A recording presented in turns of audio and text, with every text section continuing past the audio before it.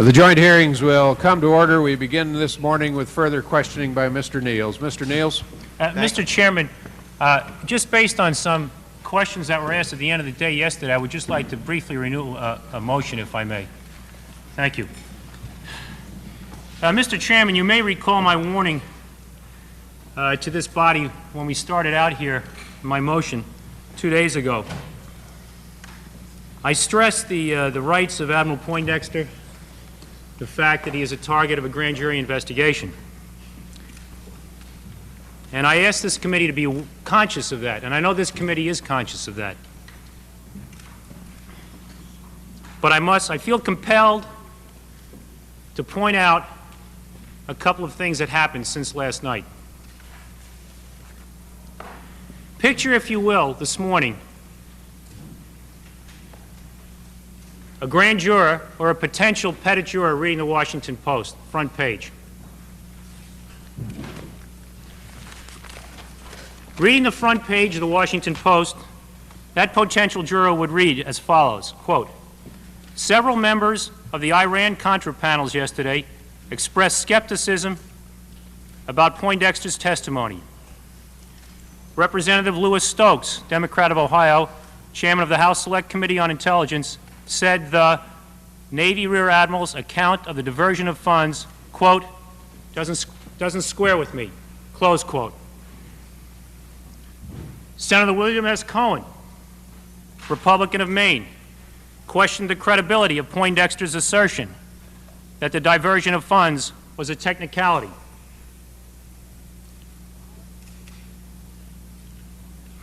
Senator George J. Mitchell, Democrat of Maine, said he was concerned about Poindexter's oft-stated inability to recall key facts. Mr. Chairman, I submit to you that this hallowed institution, the Congress, has the power to crush an individual if it wishes to, unless its members show some restraint.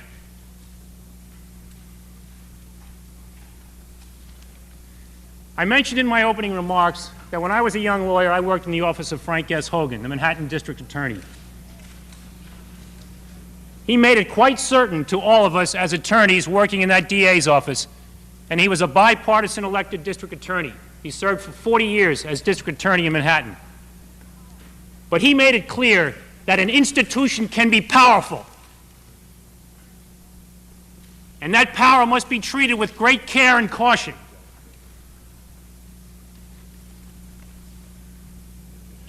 And what does that mean?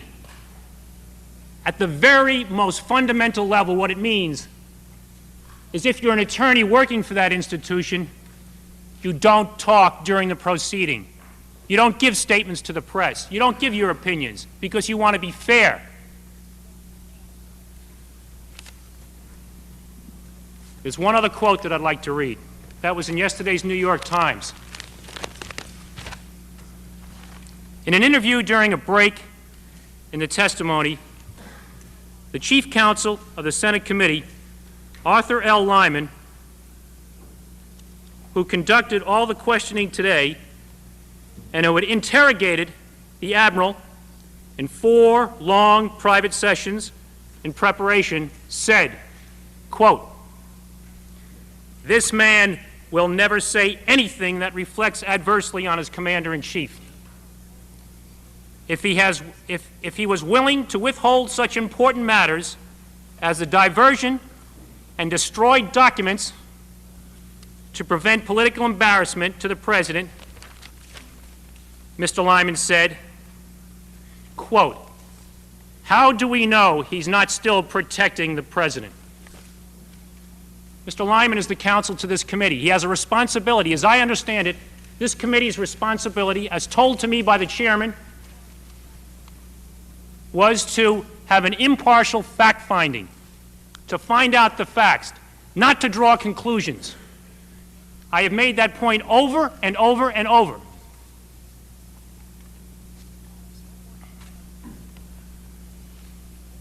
One more thing I'd like to say in closing. This Soldier, scholar, statesman John Poindexter has served this country for 30 years and served the president for 5.5 years. He worked hard at that job. He has earned, and I repeat, he deserves just treatment and fundamental fairness from this body. Thank you. Counsel, thank you very much for your observations. I take it you didn't actually make a motion of any kind. The motion, I have a continuing motion to withdraw the subpoena. All right. Well, as well as the continuing objections about the issues of credibility and going over and over the same question. So I renew that motion. I was going to treat it that way, but I wanted to be sure. Let the chair just make these observations that we approach this, of course, with a very different perspective than you do. We've indicated this before in previous comments from the chair. These committees are acting as committees of the United States Congress, and our central focus is on the policy questions raised by this set of facts, or these sets of facts that are before us in the Iran-Contra matter. We try to be sensitive to, and we certainly appreciate the individual rights of the Admiral, and we certainly respect your position as his counsel. And there are many lawyers on this committee who have some appreciation, I think, for your role. But the constitutional function of these committees is to understand what happened here and to get the facts so that we can make recommendations and judgments about the policy process. We also believe very strongly that the American people have a right to know what happened. And the only way we know to find out what happened is through this kind of a hearing, and to exercise the full powers that are available to us as congressional committees to get that information. And we intend to do that. And sometimes that's a very painful process. And it is a very painful process when you're dealing with witnesses who, by their own admission, time and again have withheld information from the United States Congress. We're now in the process of trying to draw out that information. And a lot of very tough, difficult questions have to be asked. I recognize, we all recognize, that those questions are not easy to respond to. But the witness can always say that he doesn't recall, or he can object to the manner in which questions are asked. But our purpose is to try to understand the facts. Now, your claims that you have stated very well on behalf of the witness can be asserted in a court of law. And they will be asserted, I'm sure, in a court of law if it comes to that. But they are not claims that we can recognize, and your motion is overruled again by the chair, and the chair recognizes Mr. Niels for continuation of questioning. Mr. Niels, would you suspend, please, Mr. Corder? Thank you, Mr. Chairman. Mr. Chairman, without going into any statements that were made by any of the counsels, I am well aware of some statements that I think personally were improper by the attorneys that represent these committees.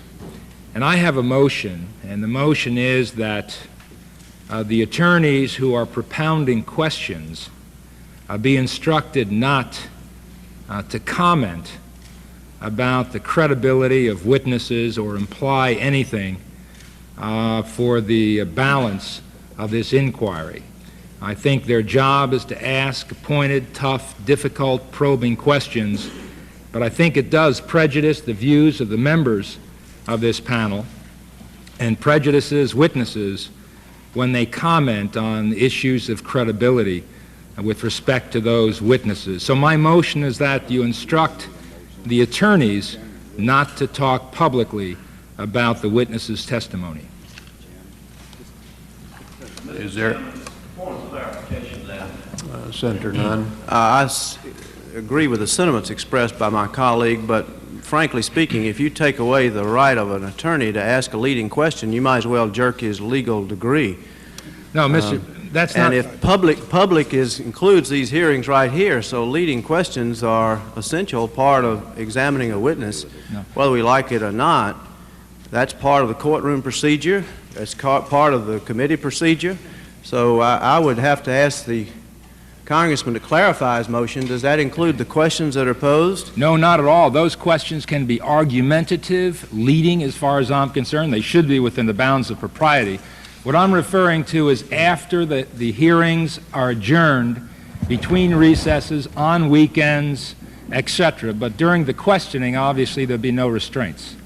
The motion only has to do with the statements made when the hearings are in recess. Mr. Chairman?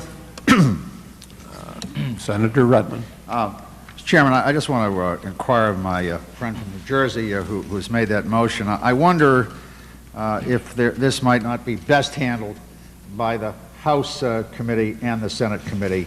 And I think we can handle it just fine. I understand the sentiments expressed. I don't think this is a matter that we have to vote on. I would make no such motion on the Senate side. If there's a perceived problem, the committee will talk about it and deal with it. I don't think we need action of the committee to deal with it. I don't necessarily disagree with what you're saying, but I just don't think we ought to have a vote about that here. I think in light of all the hard work by many people here that we can accomplish that purpose if that's the will of the committee without having a legislative action. Well, based on that, if the gentleman would yield, I yield. Based on that, I would withdraw the motion and ask that, respectfully, that the chairman on both sides instruct the attorneys according or similar to the motion. That would satisfy me. The chair appreciates the cooperation of the gentleman from New Jersey as well as the suggestion of the senator from New Hampshire, and I assure the gentleman from New Jersey that we will discuss with him the concerns that he has expressed, and if these matters are taken care of, we will proceed with questioning by Mr. Niels. Good morning, Admiral Poindexter. Thank you, Mr. Chairman. Good morning.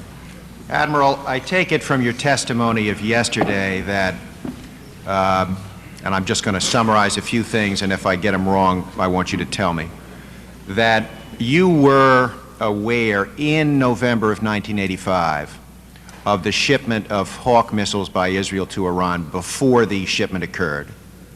You were aware that a CIA proprietary had in fact been used to carry those weapons to Iran, and you were aware that the CIA had sought a finding to cover their activities in that regard, and you eventually obtained the President's signature on that finding.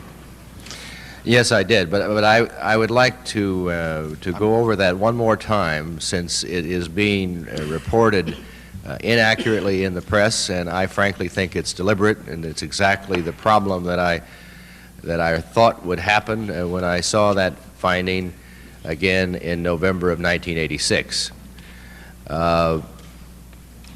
In November of 1985, Colonel North asked the CIA to help in identifying a proprietary to help the Israelis with that shipment.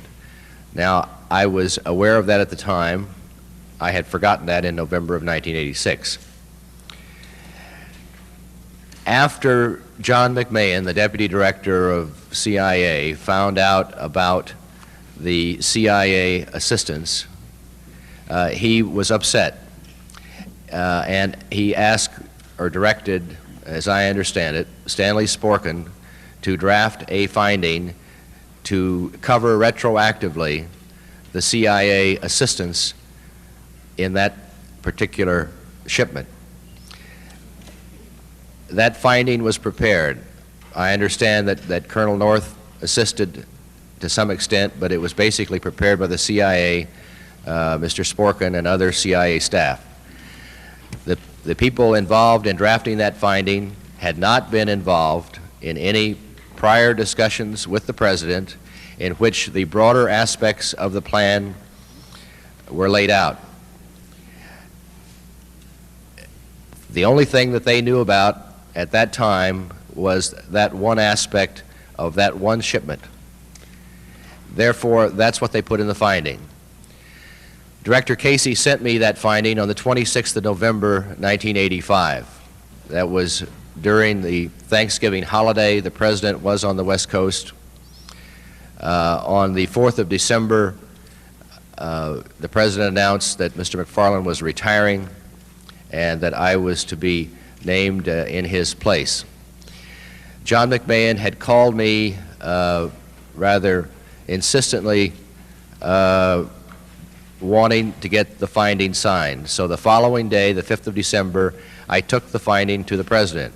The finding was not properly staffed. As I have said, I was not happy with it. The President signed the finding. In no way did that finding cover the totality of the President's thinking on the issue. It did not reflect the discussions that had taken place up to that time. It didn't cover the strategic aspects of the Israeli proposal with regard to the Iranians.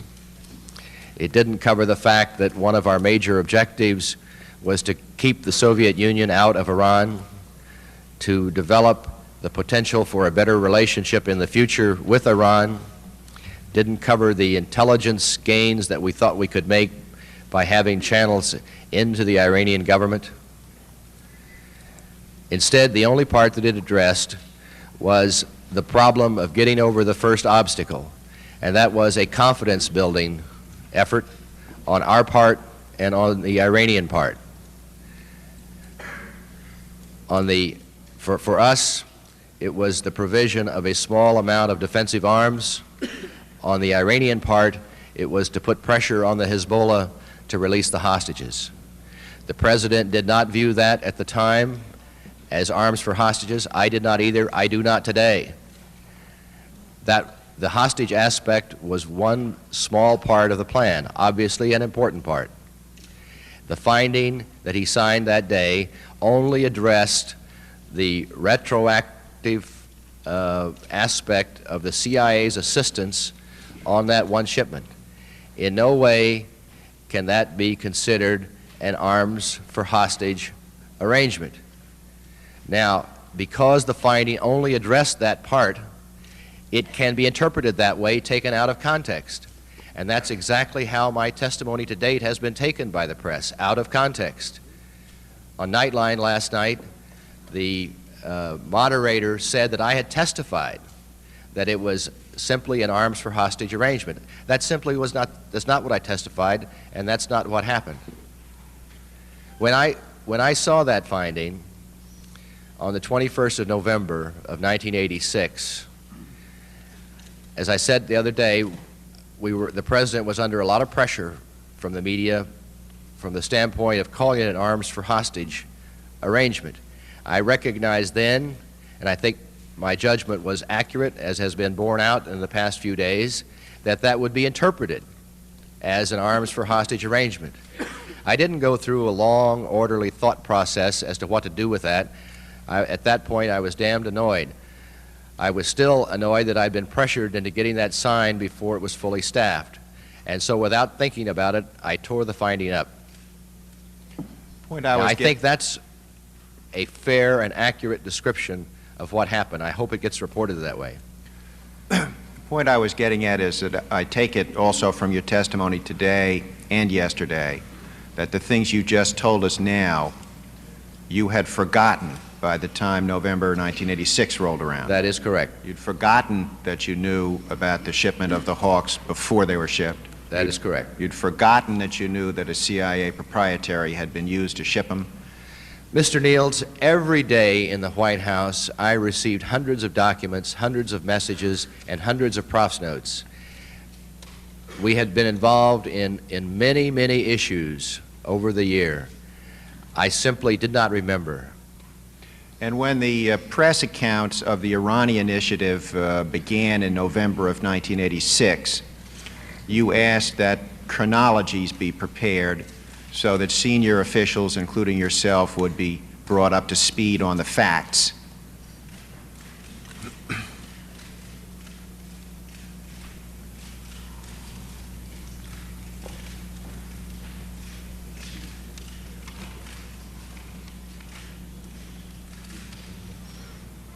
I take it that's correct.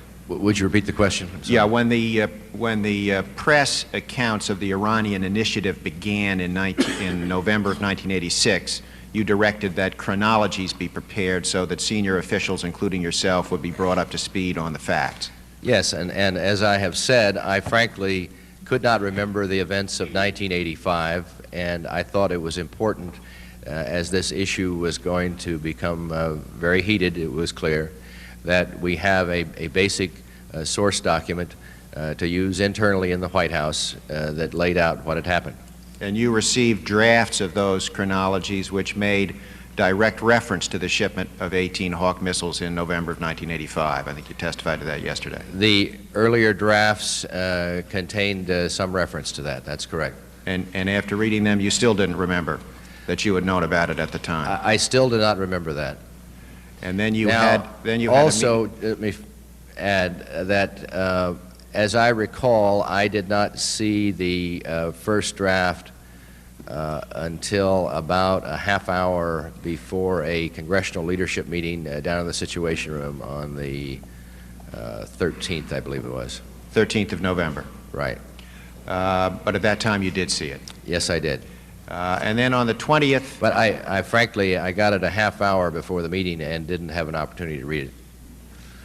And then on the 20th of November, you met with the Director of Central Intelligence and some other people, including the Attorney General in your office, to talk about the fact that you were going to brief the intelligence committees the next day, and so was the Director of Central Intelligence. Yes, that's right. And as I said yesterday, I had asked Director Casey to come back from Central America early, and I understand that that tape recording of that conversation has been declassified now. And I take it one of the purposes, in fact, for these chronologies was to put you and Director Casey in a position accurately to brief the congressional committees that had an interest in the matter. That's correct. I think the transcript of that conversation indicates the objective was to get all of the facts collected as best we could and to lay these issues to rest in fully discussing the matter with the committees.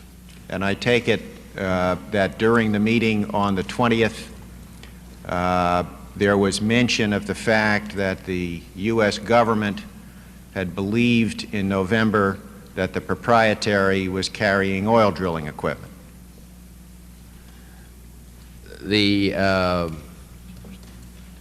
No, I don't think I really understood for sure. Well, I think you testified yesterday that at that meeting with the Director Casey on the 20th, there was discussion of the fact that the United States government had believed in November of '85 that the CIA proprietary was carrying oil drilling equipment, and that you recognized that that was incorrect. Yes, my recollection was that there was some connection, as I could vaguely recall, with oil drilling equipment, but I was reasonably confident that we knew that it wasn't that was somehow involved in the issue, but my memory of that period of time a year before was very vague. But you still didn't remember, even on the 20th, after all the discussion of oil drilling equipment, you still didn't remember that you had known in November 1985 at the time that it was Hawk missiles. That's correct. I did not remember in November of, on the 20th, it would have been Thursday, that I knew that they were Hawks. I simply had put that out of my mind. And so you went in front of the House Intelligence Committee the following morning and gave them a briefing, and I think we looked at a memorandum of that briefing yesterday. It's Exhibit 79, and I think we read from it yesterday.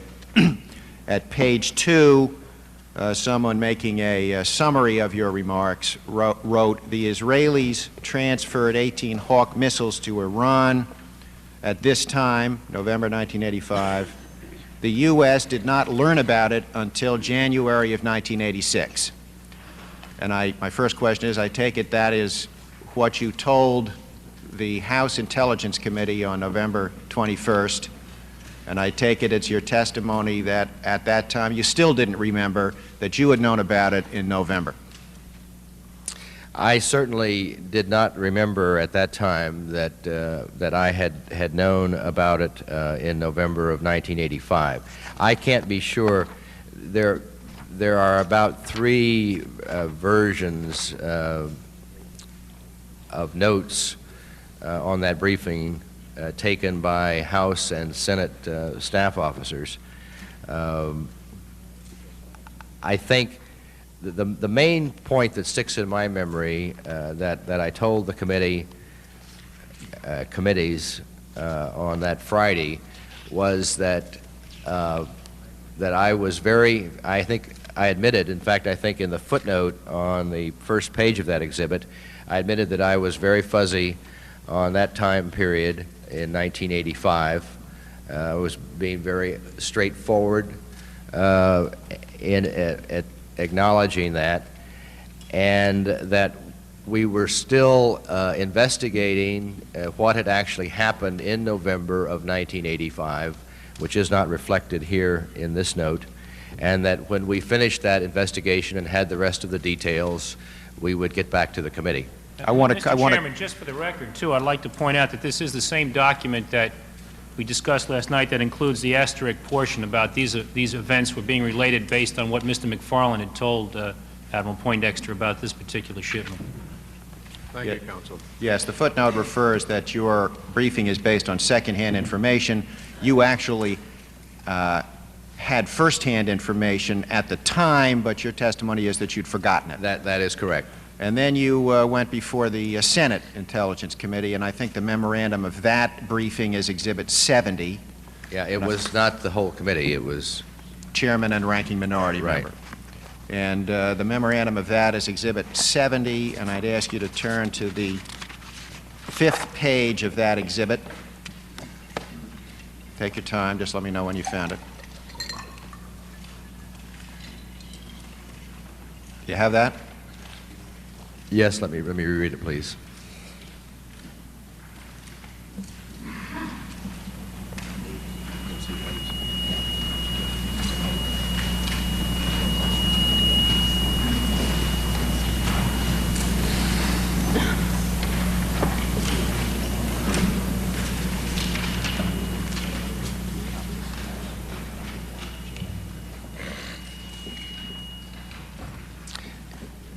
All right.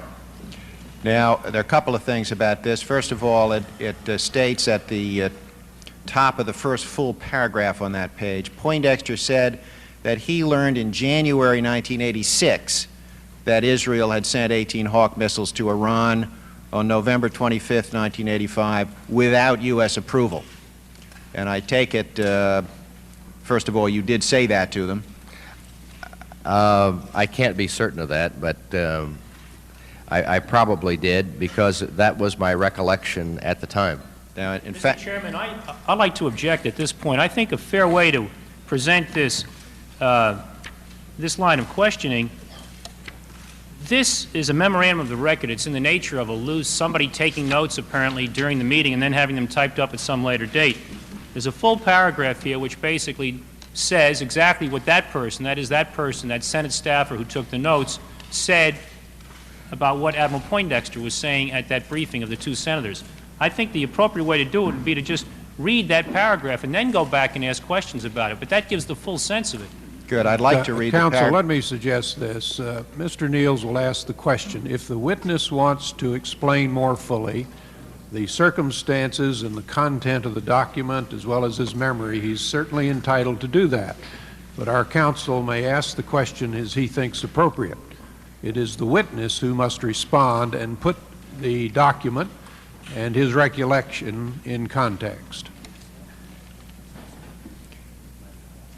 I take it, Admiral, that at that time you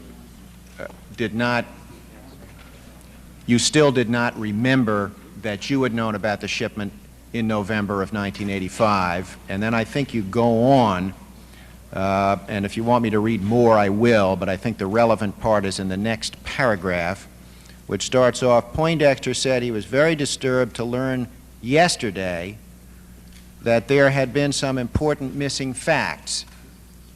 I take it that refers to the fact that you had heard that Mr. Sofair, Judge Sofair from the State Department had indicated that Secretary Shultz knew in November 1985 that Hawk missiles were being shipped. The previous day, at that point, Mr. McFarland couldn't remember anything about the discussions in Geneva. And the previous day, or maybe even before that, I can't be certain at this point, but it looks like it was on the 20th. I learned that Secretary Shultz had a different recollection and had recalled that Mr. McFarland had discussed with him in Geneva a plan for the Israelis to ship some Hawk weapons to Iran as the first stage in opening up a dialogue with the Iranians, and hopefully some hostages would come out as a result of that. I, of course, did not participate in those conversations, and I didn't have any first-hand knowledge about it. Mr. McFarland couldn't remember it, and I did not want to get further into this issue until I had those facts. And so what I told the committee was what I could remember that I knew about it at the time.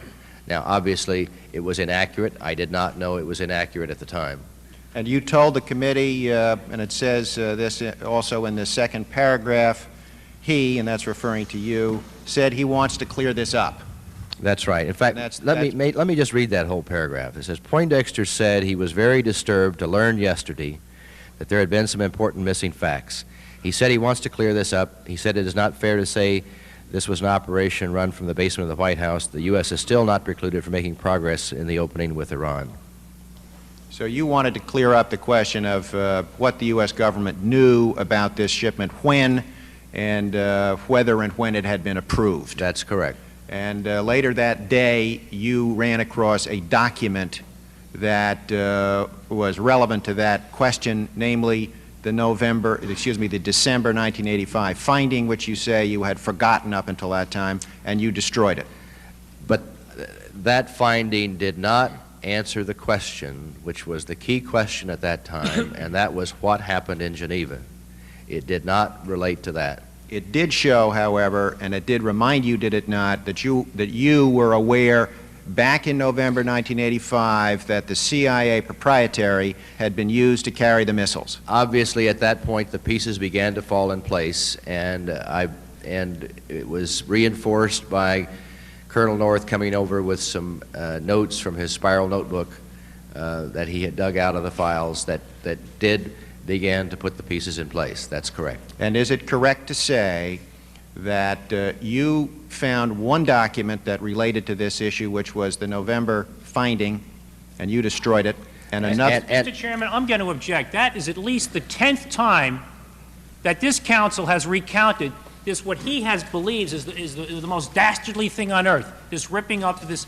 I would ask, can we move on to another subject? The objection is overruled. Council may proceed. And Colonel North had found one document that related to this subject, which was his notes, and when he left your office, it was your understanding that he was going to destroy his notes. That was my impression. So each of you had discovered one document that would be helpful to answer the question that you told the committee you were going to clear up, and it was your understanding that both of them would be destroyed.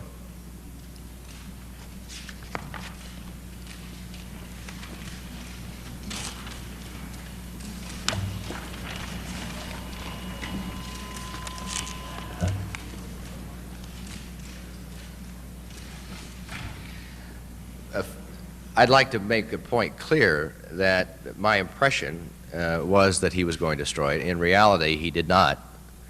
And we didn't have any discussion about the matter. Obviously, I got the wrong impression. Another main point here, though, I'd like to make is that, look, if we were trying to cover up something from the beginning, we would not have gone to all the trouble of preparing all those various drafts of the chronology. It would have been stupid to try to find out what all the facts were, which I think all of the evidence indicates we were trying to do, if we had intended to cover up something. I've explained to you why I tore up that finding. It had nothing to do with trying to cover up some hawk shipment or something like that. We had already indicated that there had been a tow shipment in which we had acquiesced. I was fuzzy on exactly when that approval had taken place because I did not remember anything about that, and based my statements on what Mr. McFarland had told me.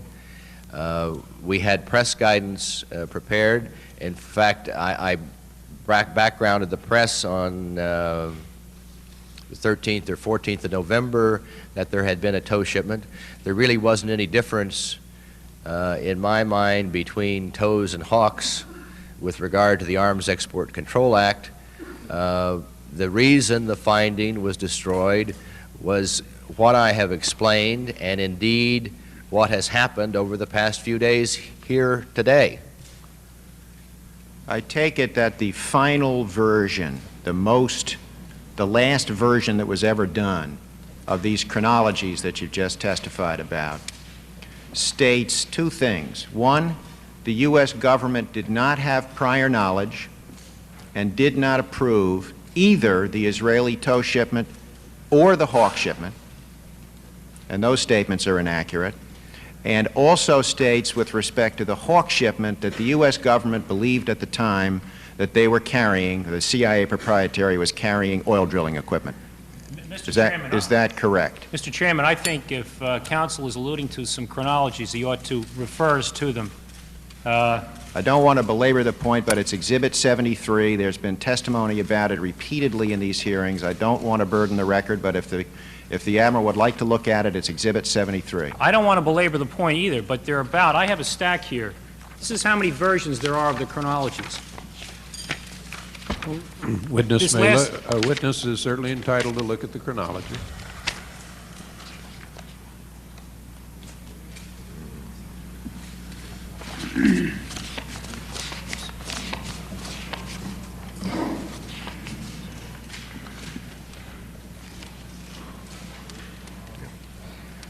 I've given the Mr. witness Niels, the wrong number. It's 76. 76?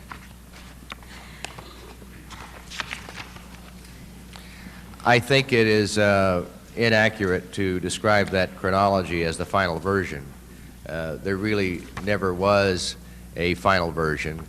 It is the last one that was prepared because Colonel North and I left the White House after that point, and the whole purpose of Ed Meese is looking into the facts and talking to Mr. McFarland and Secretary Shultz about the events in Geneva and what the discussions there were then about the plan. My intent was to wait until Mr. Meese had finished his fact-finding search, and we would eventually have produced the final version of the chronology, hopefully correct in every aspect. But on the afternoon of the 21st, as the pieces began to fall into place for me, there was nothing done to change the chronology at that point. How was an accurate version of the chronology going to be prepared if all of the critical documents relevant to the chronology had been destroyed? There's no testimony to the effect that all the critical documents of the chronology were destroyed. Unless counsel has some information that we don't know about, I know of no testimony by this witness supporting that assertion. I certainly did not consider, as I said, in a thoughtful, orderly process, the significance of that finding. I simply saw it as contributing to the story that the President's initiative was an arms for hostage arrangement, which it was not, which he did not feel it was, and in fact it was not. I'd like to move on to another topic. There's been testimony previously before this committee that, and I'm just going to take the first two transactions carried out pursuant to the finding for the sake of clarity. There's been testimony that with respect to the first two shipments of arms to Iran in 1986, that the Iranians, through Mr. Ghorbanifar, paid $25 million for the missiles and the Hawk spare parts, and that $8 million of that was then transferred to a CIA account in Switzerland. In other words, $25 million was received into accounts controlled by General Secord, and $8 million was transferred from there into a CIA account in Switzerland, with a difference of $17 million, some of which was used for expenses. My question to you is, if you know the answer to this, who in the U.S. government structured the transaction so that there would be a substantial many millions of dollars remaining in the accounts controlled by General Secord? I don't know the answer to your question.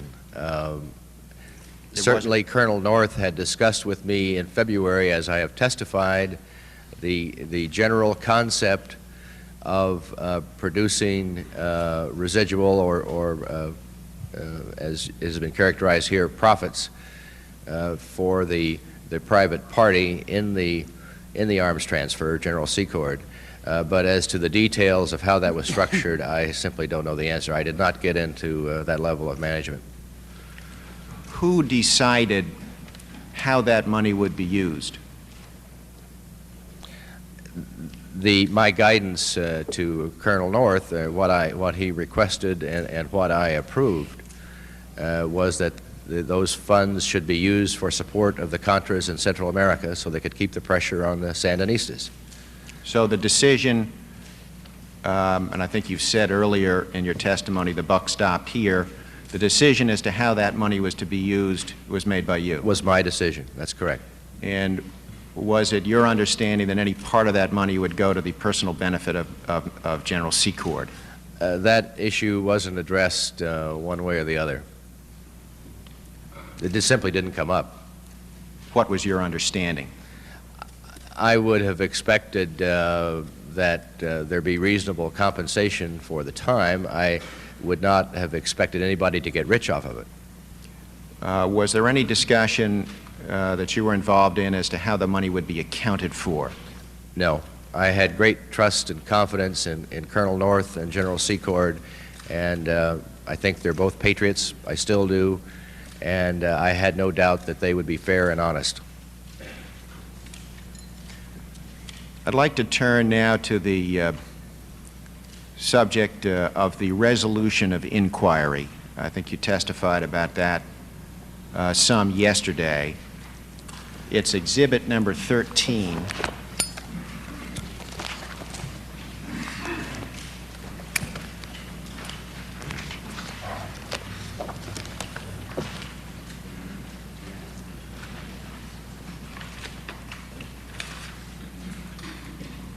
Do you have that in front of you? I do. And I take it this was a document that was brought to your attention sometime in the summer of 1986. The subject of the resolution I generally understood. I doubt if I ever actually read the resolution.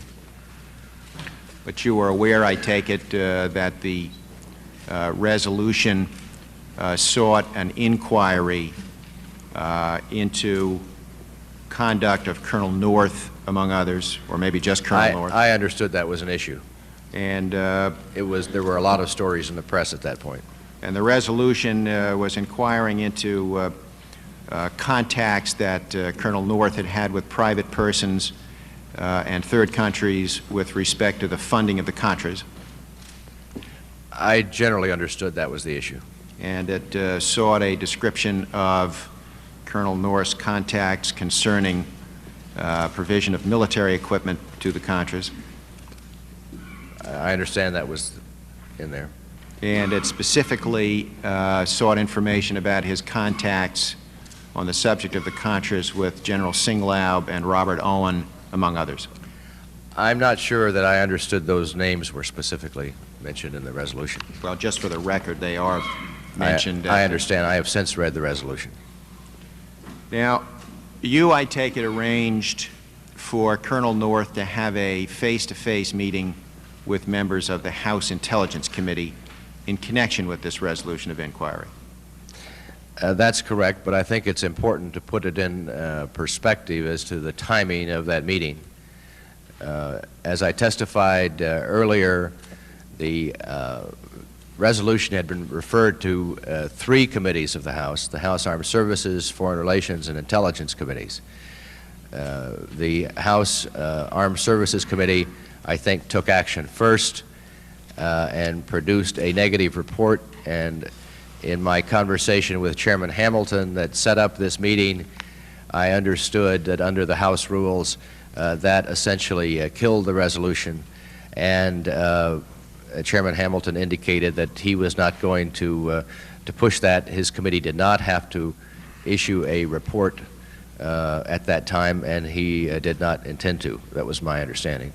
He indicated that he thought it would still be useful for at least some members of his committee to talk to Colonel North, and we discussed the method of doing that, and eventually I agreed that Colonel North could meet with the committee informally in the Situation Room in the White House, and that was agreeable to Chairman Hamilton.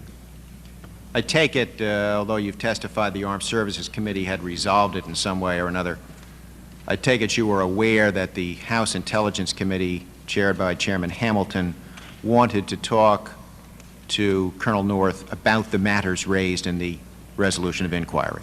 Yes, I understood that the chairman thought it would be helpful. I didn't see it as something that frankly that he was pushing, but that he did think it would be helpful. And you did arrange it. I did arrange it. Now, Colonel North, as you undoubtedly know, has testified about what he said during that face-to-face meeting. I understand. And he said this at page 225 of the transcript of last Wednesday, and I'll read it to you. He said, and this is his testimony, "I will tell you right now, counsel, and all the members here gathered, that I misled Congress.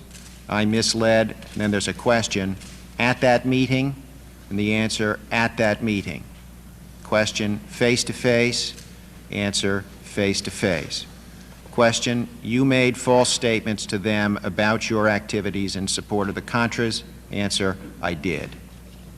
Now, my question to you is, did you authorize Colonel North to do that? I did not authorize him to make false statements. I did think that he would withhold information and be evasive, frankly, in answering questions. My objective all along was to withhold from the Congress exactly what the NSC staff was doing in carrying out the President's policy. I felt that, as I've testified before, that the Boland Amendment did not apply to the NSC staff. The government, the U.S. government, was complying with the letter and spirit of Boland, and I thought that was sufficient. Don't misunderstand me. I thought that Colonel North would withhold information. There was no doubt about that in my mind. There were a lot of stories in the press that had appeared that I had talked to Colonel North about periodically. Most of the stories were patently false and in error. I thought most of the questions would be about these rather outrageous stories in the press, and I felt that Colonel North could knock those stories down by answering the questions truthfully. My question to you is, didn't you put Colonel North in an absolutely impossible position? How could he answer the questions raised by the resolution of inquiry truthfully and still withhold information?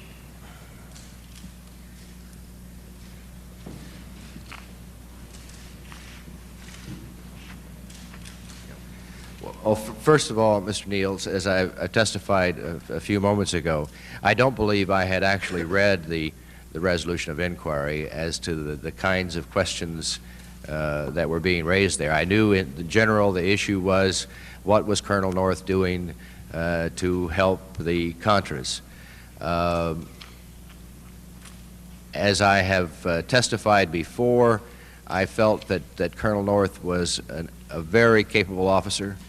I did not micromanage him, and when I called him after discussing the matter on the telephone with Chairman Hamilton, I simply told him that the House Intelligence Committee wanted to talk to him, and would he be prepared or would he be willing to talk to them. And he indicated that he would. There was no discussion then or later as to what the likely questions would be or how he would answer them. Obviously, with hindsight, it would have been prudent to have sat down and talked to him about that before he did it, to provide more detailed guidance, but that was not the manner in which I was managing and directing Colonel North at the time. You've testified that you were aware that the resolution of inquiry, among other things, wanted to know about funding. Now, how did you understand Colonel North should answer a question such as the following one? Have the Contras received money from any foreign governments in 1985 or 1986? How should he respond to that question?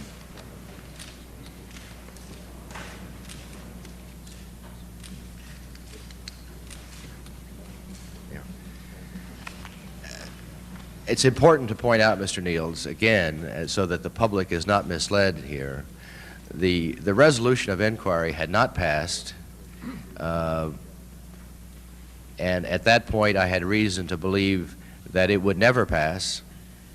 I did not know exactly what questions they were going to ask. I had not, to my knowledge, or my recollection anyway, read the resolution. I simply didn't get into that level of detail of the issue at that point. It was a general issue, one of the many I'm sure I handled that particular day. Well, that's a logical question, isn't it? And I would like to know, how did you understand Colonel North would answer a question like that? It's a hypothetical. I'm sorry, excuse me. It's a hypothetical question. Can you tell me? That was the basis of my objection, that is a hypothetical question. He followed your advice, Mr. Chairman. Let me just observe, counsel, that a moment ago the Admiral answered in the hypothetical when he talked about if we were trying to cover up. It seems appropriate that counsel may ask a hypothetical. We all recognize that it is a hypothetical, and the witness can certainly point that out, and he can respond to the extent of his own knowledge and feeling. If he does, if he cannot respond, he should so state. I think that's true, but, you know, if counsel has a record of the transcript of the questions and answers that were given in the briefing, maybe that would be helpful. I don't know if there is such a record.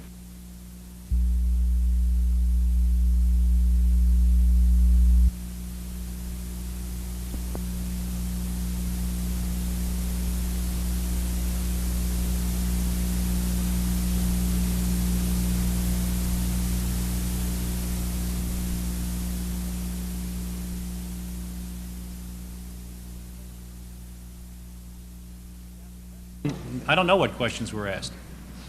As the Admiral testified, the resolution of inquiry wasn't in effect at the time that you visited with Colonel North, Mr. Counsel, Chairman. you may proceed. Okay, the Admiral has testified that he understood that Colonel North would be asked questions based on the resolution of inquiry.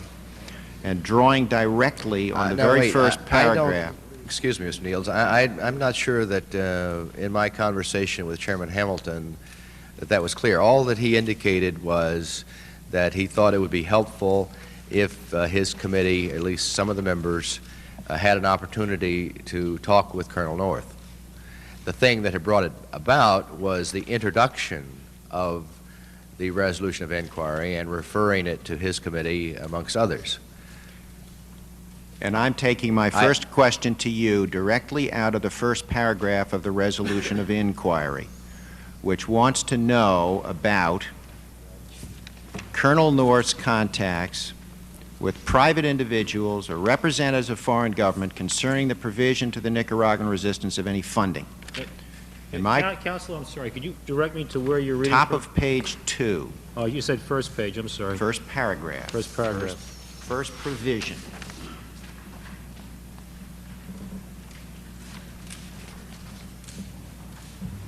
And my question to you is, how was Colonel North supposed to answer a question, have the Contras received money from any foreign governments in 1985 or 1986? I'm still not sure where you're I'm reading. still trying to find where you're reading from. Can you give me the lines? Are we on the resolution, House Resolution 485? I first read to you from the top of the second page, which makes reference to contacts between representatives of the National Security Council and any private individual or any representative of a foreign government concerning the provision to the Nicaraguan resistance of any funding. And my question to you is, how was Colonel North to answer a question, have the Contras received money from any foreign government in 1985 or 1986?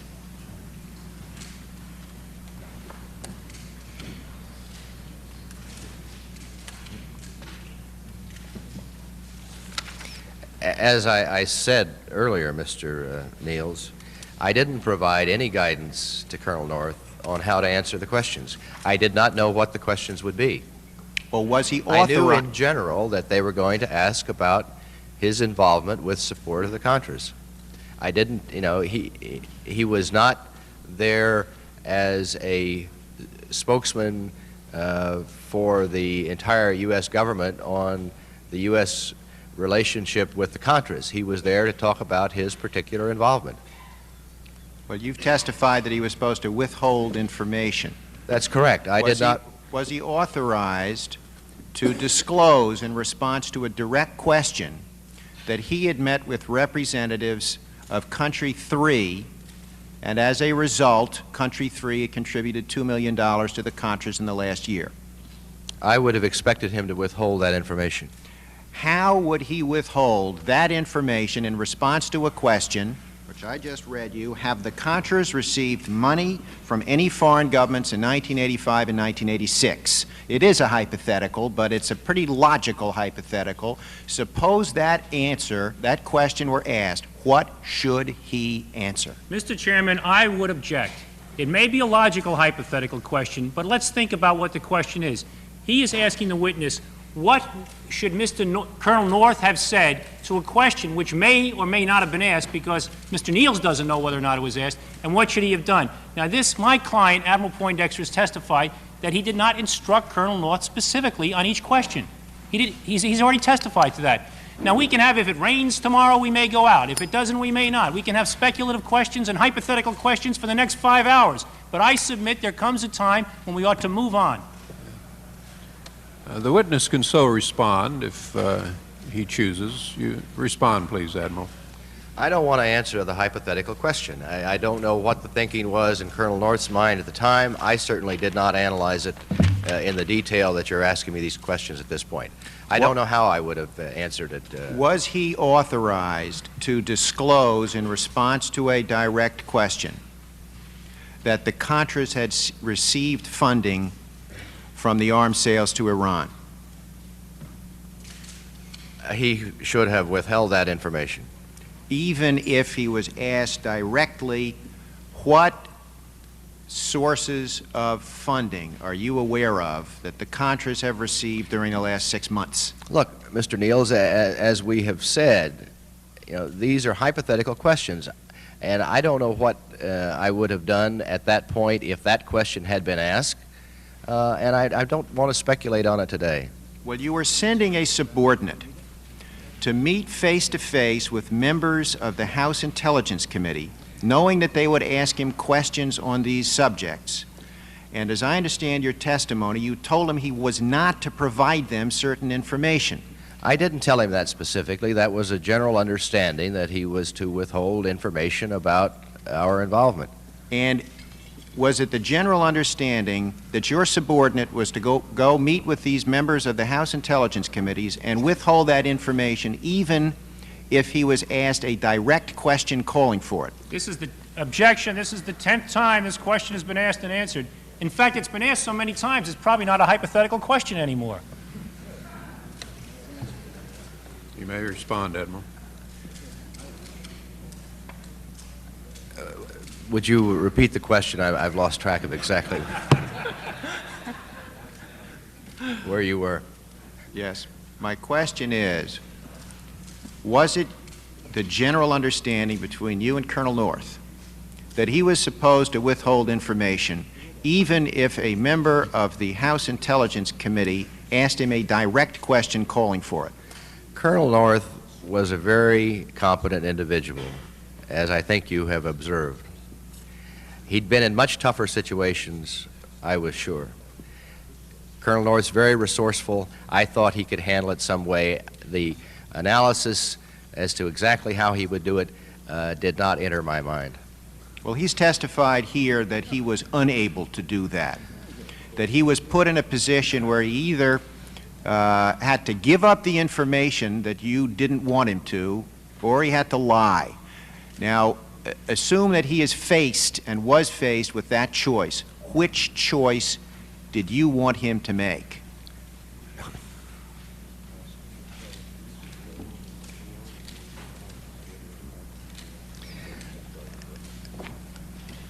As I have said before, I did not expect him to lie to the committee. I expected him to be evasive, say that he didn't want to answer the question, be uncooperative if necessary. But I rather think that with his resourcefulness, I thought he could handle it. And furthermore, I understand that there isn't one, and it's unfortunate, but I would really like to know exactly what was asked and what his answers were. I'm sure they were very carefully crafted, nuanced. The total impact, I'm sure, was one of withholding information from the Congress, but I'm still not convinced. I know he testified that he lied and made false statements, but I'm not totally convinced of that myself. Mr. Chairman, let me say at this point, I assume that counsel is trying to establish the proposition that there was a question asked and a false answer was given to it, much as it would be the case in 18 U.S. Code 1001, giving false statements to the government. If that's the proposition he's trying to establish, I think as a fundamental underpinning to that line of question, you at least ought to have some idea what the question is and what the answer is. But as I understand it, there's nothing in the record anywhere, either from Colonel North's testimony or from the actual proceeding that took place, as to what the alleged question was and what the alleged false answer was. We're just spinning around in circles here. Counsel, I don't think it's your role to comment on the question. You may make an objection to the chair, and the chair will rule on Now, it. that was an objection. I'm sorry. There is no question pending at this point. How could there be an objection? I was anticipating yet another hypothetical question. And I think that was a reasonable expectation. It was wrong, however. My next question to Thank you. Mr. Niels, would you suspend just a moment, please? Chair wants to recognize Senator Inouye. Mr. Chairman, I have sat through the witness's testimony very quietly and to some rather meekly, listening to lectures from the counsel, and incidentally he has spent nearly an hour telling us how we should question the witness, how we should pose and phrase our wording, how we're doing things wrong. He has lectured the members of the panel on the improprieties of statements made. And he has said that this has been done in the name of fairness. And in the name of fairness, I have not said anything. But I'd like to say a few words at this time, Mr. Chairman. In our rules, it says, 5.4a, a witness's counsel shall be permitted to be present during the witness's testimony at any public or closed hearing or deposition or staff interview to advise the witness of his or her rights. That's all we say about a counsel. Secondly, Admiral, I think you're extremely fortunate in having your testimony under the able, courteous, and gracious guidance of Chairman Hamilton. You can look far and wide throughout the Congress of the United States, and you will not find any person much fairer, much more just than Chairman Hamilton. He has leaned over backwards to be fair. But at the same time, when we sit here and listen to your testimony, in which you tell us that you have either withheld information from, or misled, or misinformed the Congress of the United States, that you have withheld information from the President, that you have either withheld information from, or misled, or misinformed the highest-ranking cabinet members of the United States, that you have withheld information from your most trusted deputy, Colonel North. I don't think it is improper for any member of this panel to characterize that testimony as being incredible, mind-boggling, chilling. I think they're all proper. I would hope that we can carry on the remainder of the testimony in a much more civil manner. And as my distinguished and gentle-voiced chairman has said, the PA system works well in here. We don't have to yell at each other. And I must say that it gets a little tiring to be lectured at. Thank you, Senator. Mr. Niels, you may continue. Mr. Chairman, could I say one thing in response to Senator Inouye? Yes, indeed, Admiral. Chairman Inouye, I don't think it is fair to say that I misinformed Congress or other cabinet officers. I haven't testified to that. I've testified that I withheld information from Congress. And with regard to the cabinet officers, I didn't withhold anything from them that they didn't want withheld from them. The only question I think that's come up is what Secretary Shultz said to me, and he was not aware of all the details, but that was by his choice. Admiral, I'm not an expert on semantics. I will accept your correction, sir. Mr. Niels, proceed, sir. Thank you, Mr. Chairman. Admiral Poindexter, at this same period of time, I take it you were actively seeking from Congress aid for the Contras. What time frame are you talking about? 1986. Yes, we were. And you eventually obtained it. Yes, and I'd like to make a point on that particular subject, and that is that the President requested on the 25th of February, 1986, the $100 million for the Contras. It took 8 months until October the 18th, 1986, to get that fund through. The Senate voted on it first rather promptly. The House, by legislative maneuvering, held up the passage of that appropriation for a total of 6 months. I take it you eventually got the $100 million, and Finally, in that- October of 1986. that was in a public bill, That's correct. so that the public was aware now that the United States government was going to give military aid to the Contras. Yes, that's correct. There weren't any significant restrictions in the legislation. And I take it that following the passage of that bill, the professional intelligence agencies carrying out the provision of military aid to the Contras would make periodic reports to the Congress. I believe there was a requirement for that. It's been a long time since I've looked at the legislation.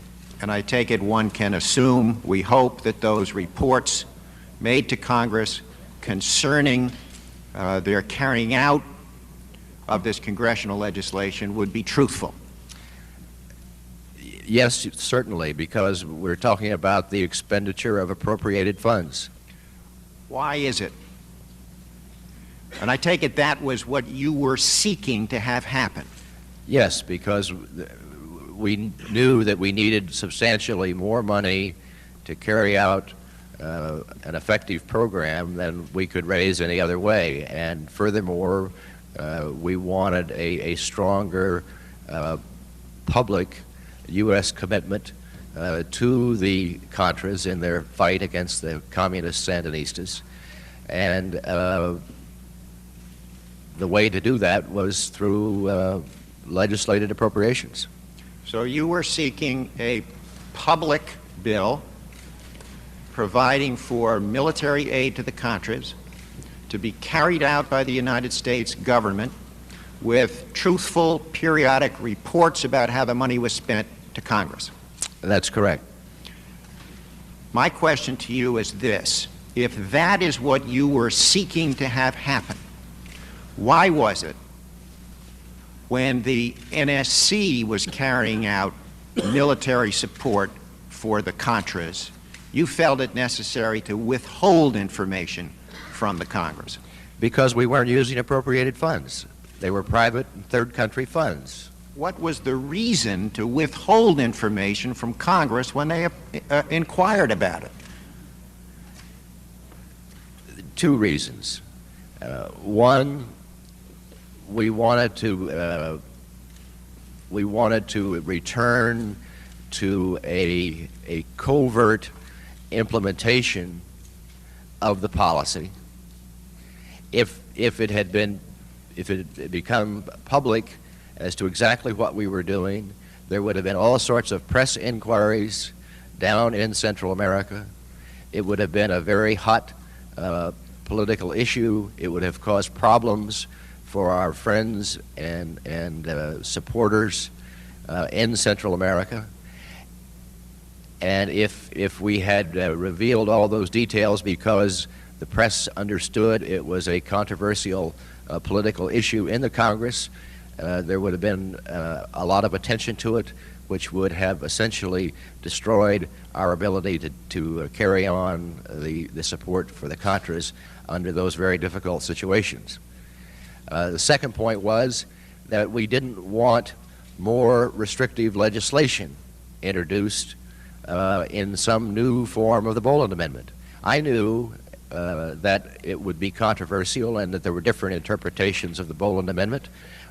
I felt that we were on strong legal ground with what we were doing, and it was consistent with the President's policy, and I simply didn't want any outside interference. The first thing you've said is that you wanted to return to a more covert way of supporting the Contras, but at the same time, you were seeking a public declaration by the United States Congress that we were supporting the Contras. But that doesn't... Followed by periodic reports by the intelligence agencies to Congress about how they were carrying it out. Isn't that true? But by that time, I mean, if we got the appropriation, we would have had a majority of Congress in favor of the appropriation, as in fact we eventually achieved. There would have been less likelihood of leaks at that point, and just because we've got a public declaration that we're going to provide $100 million does not mean that we're going to go public with exactly how we're implementing it. I frankly haven't followed the implementation of the program, and I don't have access to information in my present position, so I'm not quite sure what's happening. But I think in one of the exhibits you have a note of a meeting I had with the President sometime in 1986, in which I discussed with him the fact that even though we were going to get a public appropriation, we needed to devise a method so that the implementation of that program could remain covert. The second reason that you gave, as I understood it, was that this was a hot political issue and you didn't want any outside interference. That's correct. Now, the outside interference you're talking about was Congress. And I take it the reason they were inquiring about Colonel North's activities, the government's activities in support of the Contras, was precisely so that they could fulfill with information their constitutional function to pass legislation one way or the other. Isn't that true? Yes, I suppose that's true. And that you regarded as outside interference. The point was, and still is, that the President has the constitutional right and, in fact, the constitutional mandate to conduct foreign policy. His policy was to support the Contras. Congress had put some restrictions on the use of appropriated funds. Those restrictions didn't apply to private funds. They didn't apply to third country funds. And the restrictions in the Boland Amendment, as I've said, did not apply to the NSC staff. I take it there came a time when a plane was shot down in Nicaragua and Mr. Hassenfuss parachuted down to safety, and there were press accounts of it. Yes, in early October 1986, I believe. And statements were then put out by administration spokesmen denying any United States government connection to that airplane. I don't recall all of the statements. I do recall at one point my public affairs officer coming into me with some guidance that had been prepared in the State Department that I thought was too broad, and I asked or told him to pass to the State Department that they should delete that particular answer. We were being very cautious, I thought, in answering those questions. Well, I guess my first question is, just so the record is clear, this was one of the planes that was being run by the Contra resupply operation. Yes, a private operation, not the U.S. government. But it would be quite untrue, would it not, to say that there was no connection with the NSC? There was obviously knowledge by the NSC as to what the private organization was doing. There was a coordination. Well, this was Secord's organization. That's correct. And Colonel North has testified that every single dollar that went into the Swiss bank accounts that funded that organization went there because of him. Because of whom? Colonel North. I don't. We went through each item of financing. There was the Spitz Channel group, and money was routed that way. There was Country 3, and there was Mr. Coors, and there were the proceeds from the Iranian arms sales.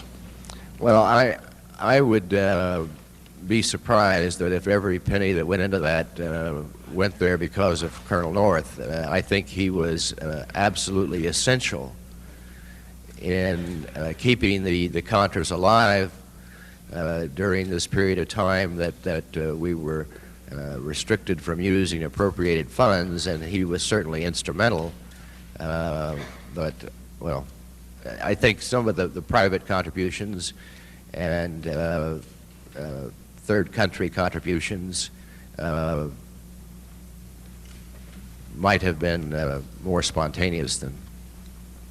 Well, perhaps I've overstated it, but I think that the record is fairly clear on the connection and relationship between Colonel North and the Seacourt operation. Colonel North clearly understood what was happening, and there was close coordination between Colonel North and General Seacourt. Now, there were, for example, statements such as the following, and you might want to turn to Exhibit 92, again, with respect to this Hassenfuss airplane. Exhibit 92 is a article in the Washington Post, October 8th, 1986, and the first paragraph reads, "Top Reagan administration officials yesterday flatly denied any U.S. government connection with a transport plane that the Sandinista government said it shot down in Nicaragua with 3 Americans and a man of Latin origin aboard."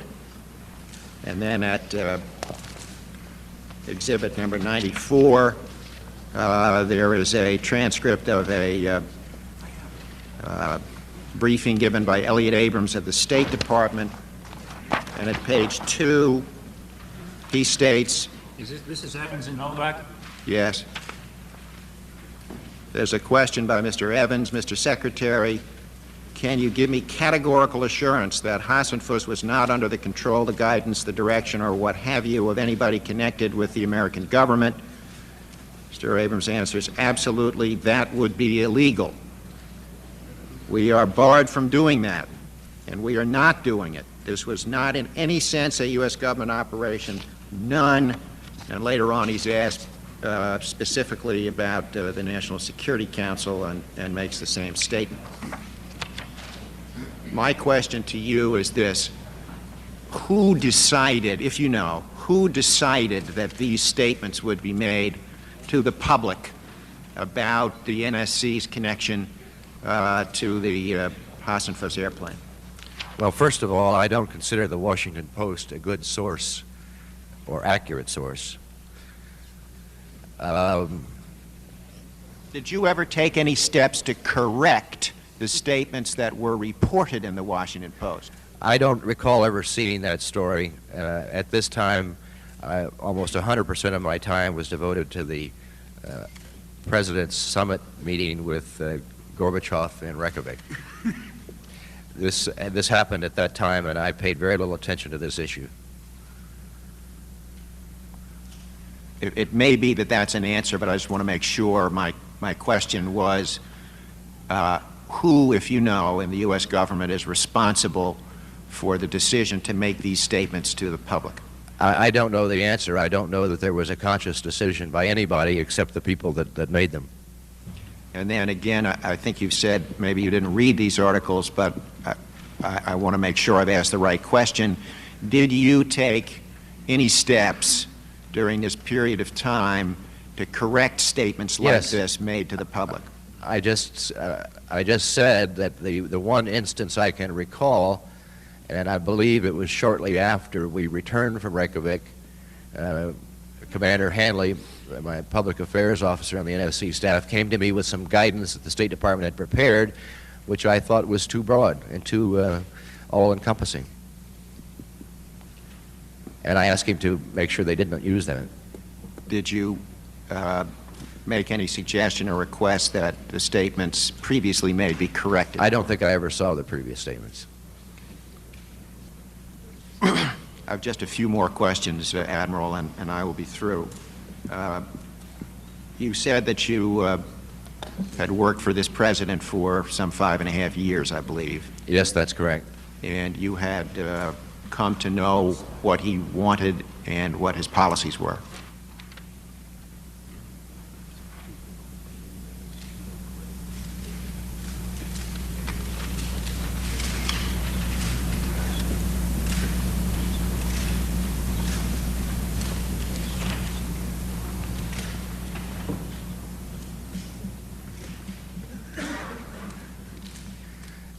Excuse me, Mr. Niels. Was there a question at this I think point? there was a question. Have you forgot? Would you repeat it, please? Yes. I think you've already testified to this, that over the 5.5 years that you worked for this president, that you came to know him and what he wanted and what his policies were. Yes, that's correct. And when the issue of what has been referred to as the diversion was brought to you, I think you've testified that based on your 5.5 years, you knew how he would want that decision to be made. Yes, that's correct. And you felt, therefore, that you could make the decision yourself without bringing it to him.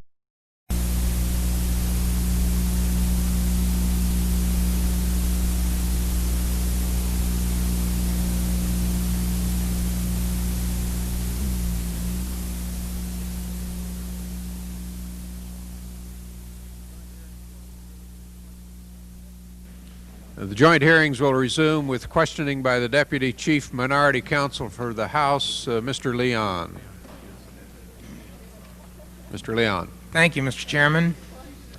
Good morning, Admiral. Good morning. Admiral, I've been listening intently to the questions you've been asked for the last 2 days, and I've been thinking back to the depositions that you went through. Right. All 4 of them. And I can't help but remember one specific section in the first deposition on May 2nd. And I'd like to start off by hearkening back to that and then asking you a follow-up question in regard to it. And bear with me if I have to read a page or so, but I'm referring back to the May 2nd deposition, about 2.5 months ago, on page 73.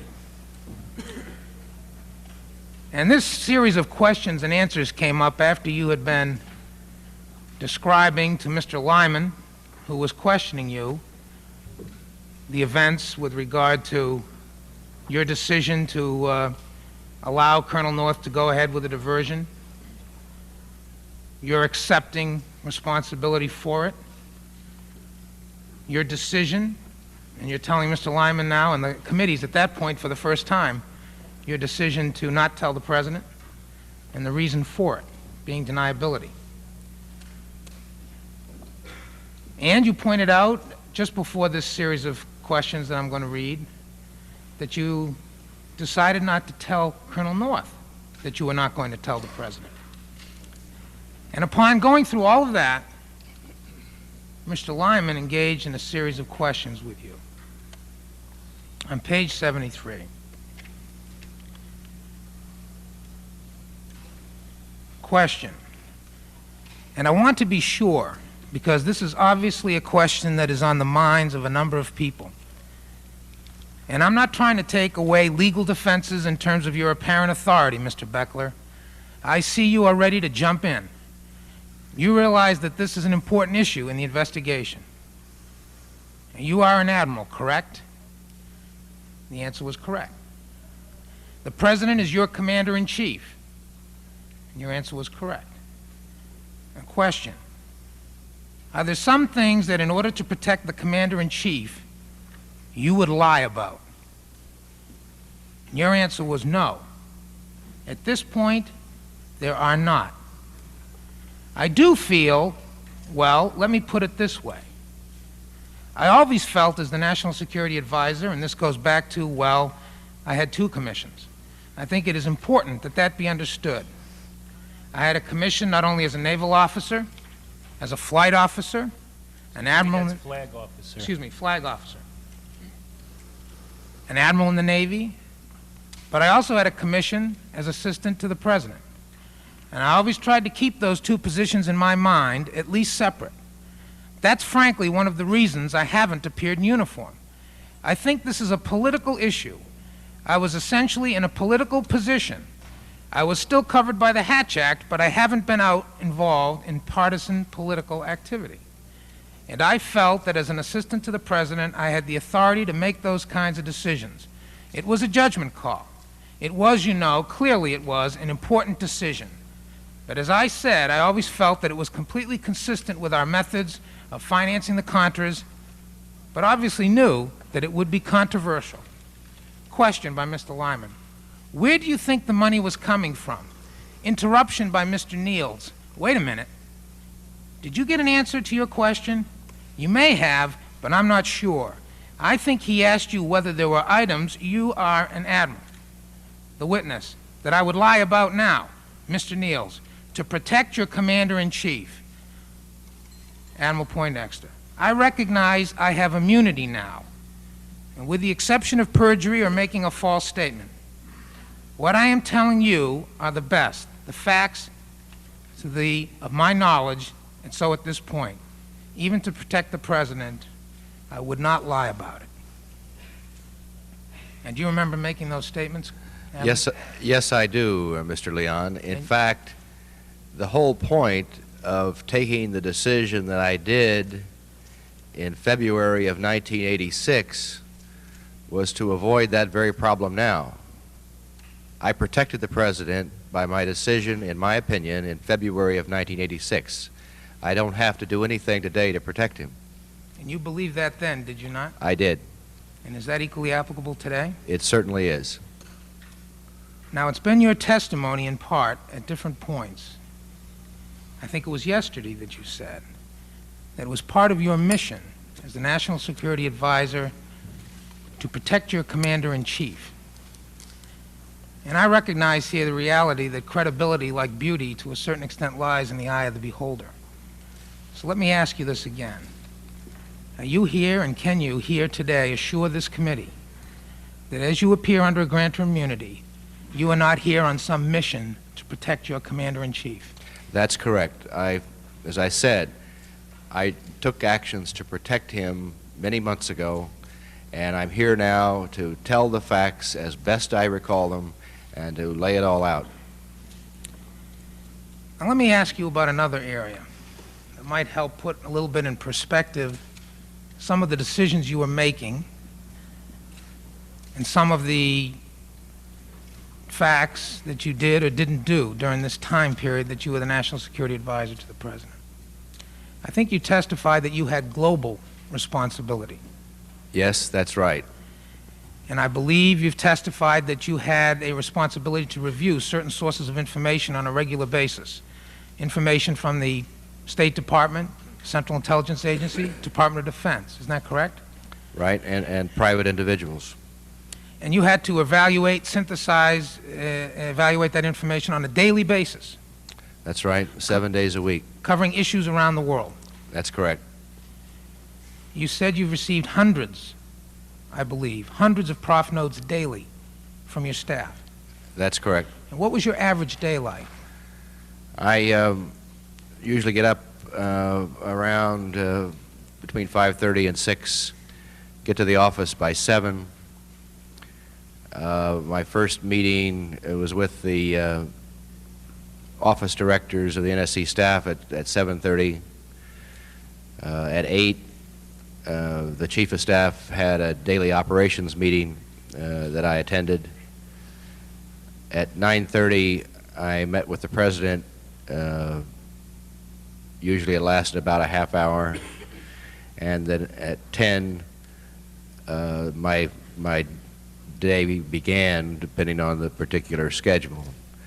Often I would spend several additional hours a day with the President in meetings that he attended on issues in my area of responsibility, national security.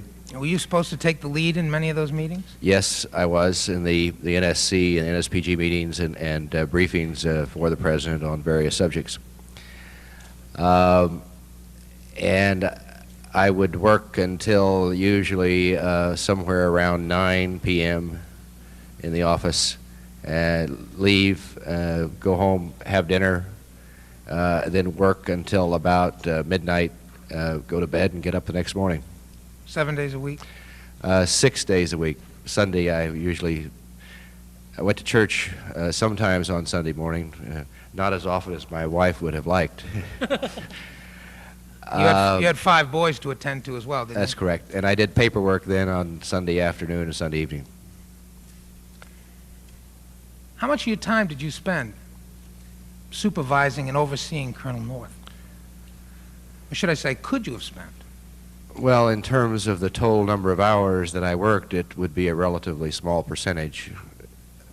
Now, during the year 1986, when you were the President's National Security Advisor, there were many serious problems that arose during the course of that year for you and the President, were there not? We had a very busy year.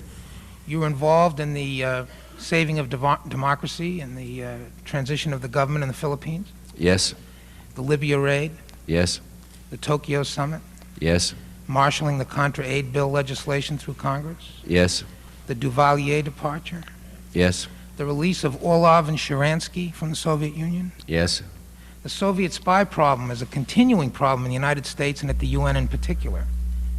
yes, The Reykjavik summit, yes, which was in October of '86. And of course, the elections in '86.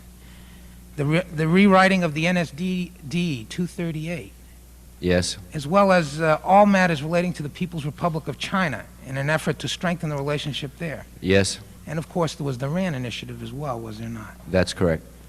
And the continuing support to Central America. And during that 12-month period, 11-month period that you were the President's National Security Advisor, your principal deputy had been basically in the hospital for treatments for 6 of those months, had he not? Yes, Mr. Fortier went into the hospital while we were at the Tokyo summit in May and never returned. So that was the context in which your supervisory roles, to the extent you could perform them, were being done with regard to Colonel North, and that was the context in which you were in a position to be focusing on the details of what he was doing in Central America. That's correct. But I think it's also important to point out that I was comfortable in doing it that way, and that I had selected a very good man to do the job. He had broad objectives. I'd given him the authority that was necessary to carry out those objectives, and I was always confident that he was doing the best that he could to reach those objectives.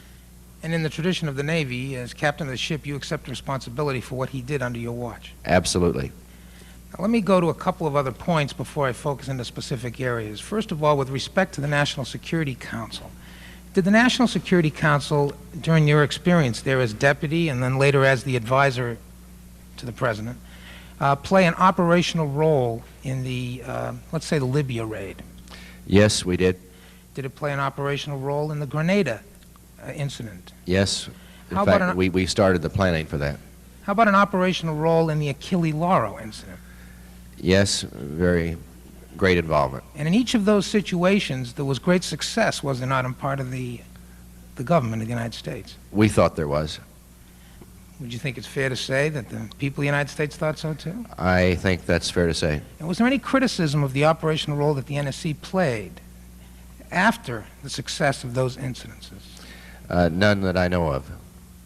I believe in your There may deposition, have been some irritation within some of the departments, but because of the cutting through of red tape, perhaps? yes, Now, I think you testified at one point in one of your depositions that you don't believe the NSC should be or is an ivory tower. that's correct. You still hold to that position? I do. Why don't you explain that? The problem is that, as I have hinted at before, but this is an opportunity to expand on it, we live in a very imperfect world. You don't always have good decisions, good options to make, and decisions are necessary. The stakes are simply too high for us not to take actions. Invariably, because you don't always have good options, there are high risks involved. The bureaucracy, and I don't mean to demean them in any way, because there are a lot of very fine, dedicated public servants out there in the bureaucracy. But the problem is that many of the options that a president has in managing foreign policy involve high risk. And because of the mechanics of our government, the bureaucracy doesn't handle risk very well, high-risk situations. They're always concerned about failure and the results of failure. This episode that we are presently involved with, I think, is a good demonstration of the costs of failure, because clearly our Iranian project failed. We didn't achieve our objectives. It was exposed before we had a chance to achieve the success that we thought was possible. Now, because the cost of failure is very high, the bureaucracy is not willing to often recommend or certainly endorse high-risk operations because of their fear of failure and the resulting harangue that comes about because of failing. Therefore, they don't make those kind of hard options available to the President. And I think one of the roles of the NSC staff has got to be to bring these options to the President. And because the bureaucracy is often not willing to push them once a decision is made, push them vigorously, I feel that in the very real world that we live in, the NSC staff has got to be the catalyst that keeps the process moving forward, keeps the President's decisions moving along, and helps to make sure that they're implemented. And that often involves an operational role for the NSC staff. Their only loyalty is to the President. Now, you've just stated that there were times that you had to bring those kind of options in certain circumstances that were high risk to the attention of the President, right? Yes, that's correct. And in this case, you made a decision, you made a judgment not to bring a high-risk option to the attention of the President with respect to diversion. Isn't that right? That's correct. Now, with respect to that decision, you've testified ad nauseum that you thought, had you brought it to the President's attention, he would have approved it. Yes, that's why I was comfortable in taking that decision. Now, the events that have transpired since it was brought to the President's attention by the Attorney General on the 24th seem to suggest, Admiral, that you guessed wrong. Well, I disagree with you, Mr. Leon. Did he not accept your resignation and have Colonel But North that was be always reassigned? Excuse me. That was always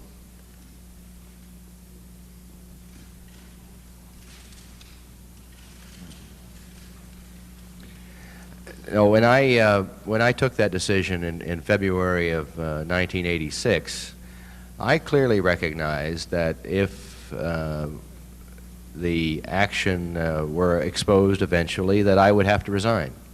I didn't talk to anybody about that. That was a personal decision on my part, a personal conclusion, and I was prepared to do that. I thought it was that important to keep the Contras alive in Central America as a fighting force until we could bring about a change in the legislation, which I was convinced we could do, because I have always felt that a majority in the Congress supported the program.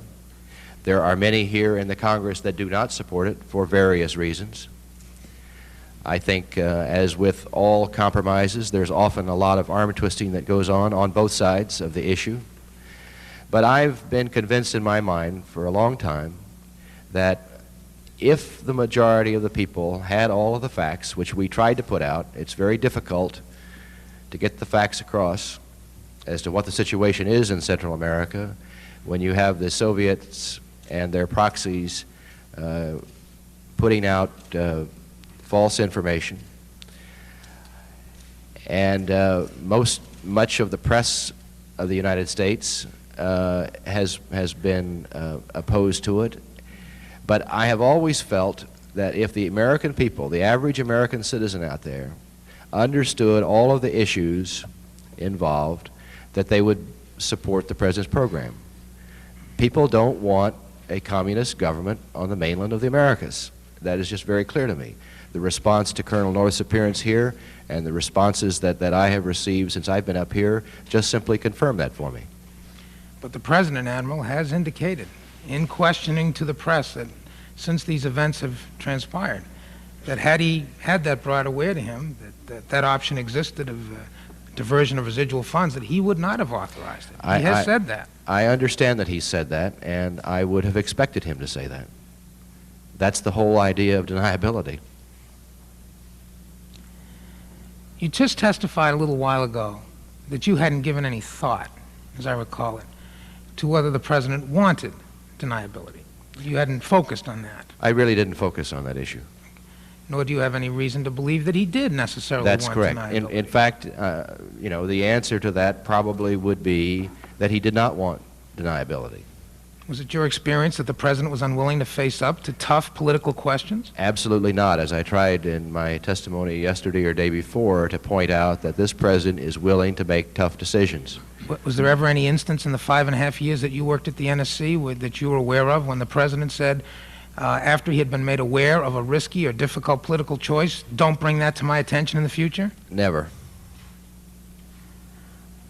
Now, with respect to Director Casey, you've testified, I believe, correct me if I'm wrong, that you believed Casey had a supervisory role or some kind of a role with respect to the Iran initiative after that January 17th finding was signed.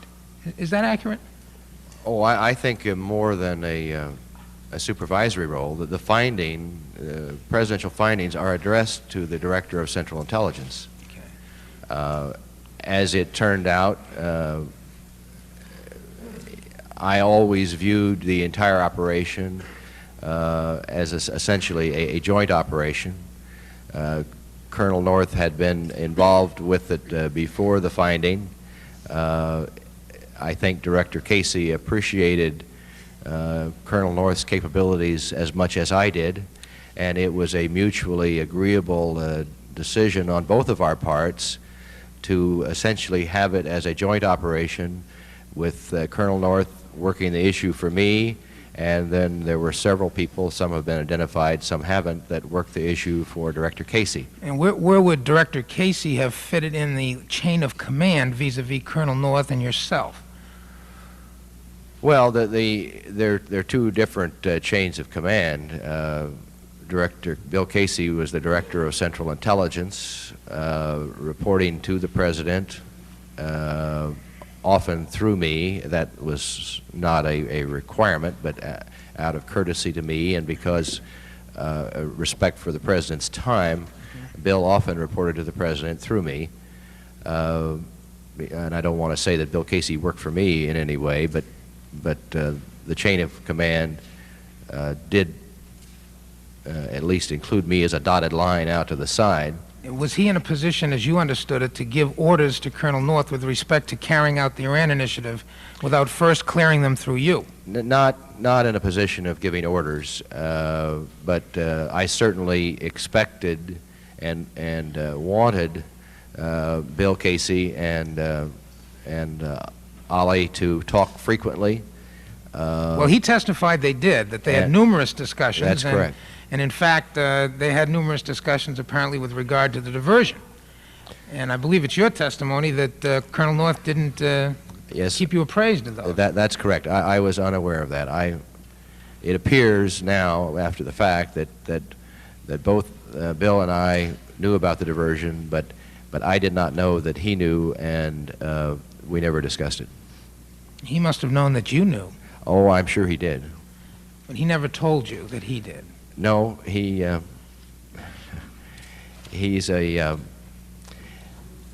probably is as a master, secretive and keeps things as compartmentalized as I do. He's a good teacher.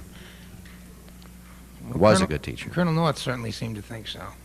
While we're on the subject of the diversion, you've testified repeatedly and again ad nauseum with regard to that, and I don't want to retrench that whole area. Thank you, Counsel. That was for you, Mr. Beckler. I would like to ask you this, though, Colonel, and I'm not sure, Admiral, I'm not sure you have answered this. Do you have any knowledge or information, or any basis to believe for that fact, that Colonel North did tell the President about the diversion? I have absolutely no reason to believe that he did. Do you have any... I would be almost willing to say absolutely he didn't. There was never an opportunity, and furthermore, Colonel North would not have done that without talking to me about it. Do you have any knowledge or reason to think that the President learned about the diversion from some other source other than Colonel North or yourself, as you've testified? I don't have any reason to believe that. Now, there's been some discussion in this, in these hearings with regard to a particular exhibit and with regard to the possibility of briefings by you of the President with regard to diverting money from the arms sales transactions to Iran for the purposes of other covert programs. I believe you've testified that you were unaware of the existence or even the prospect of such programs that Director Casey had in mind. Well, I don't think I've testified quite that way. Okay, well, let's focus your attention on that. Let me ask you to look at Exhibit before you, Exhibit 58, which is a unclassified version of the September 15th, 1986 memorandum that has received so much attention recently. And I would ask you also to look at JMPE, which is the classified version of it, so you'll have it for comparison, taking appropriate steps to ensure that the contents of it, of course, are not revealed. But I think that's letter E, Mr. Beckler. Now, I'd like to direct your attention to that particular memorandum. This was Exhibit 303 in Colonel North's testimony. You're familiar with these exhibits, are you not, Admiral? Yes, I obviously saw them at one point because I've got some notes on them, and I have read them. Okay. Well, let me ask you this. With respect to, you can use, of course, JMPE, the classified version, as an additional reference for yourself, but let's focus on the unclassified version, which is Exhibit 58, if we will. Starting with the first page of that exhibit, is there any reference that you can see on that page with respect to the prospect of diverting money from the arms sales transactions with Iran for any purpose?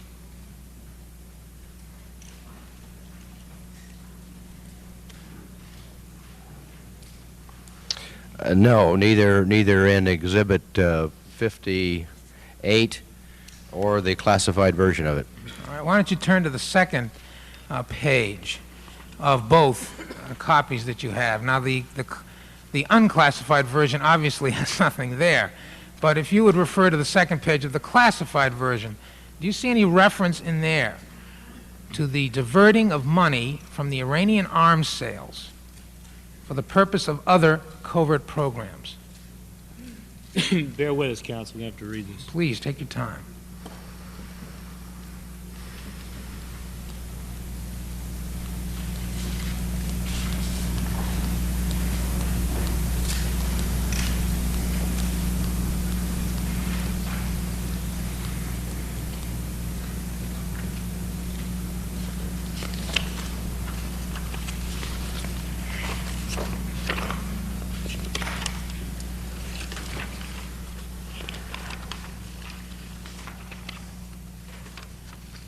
Just on that one page is the question?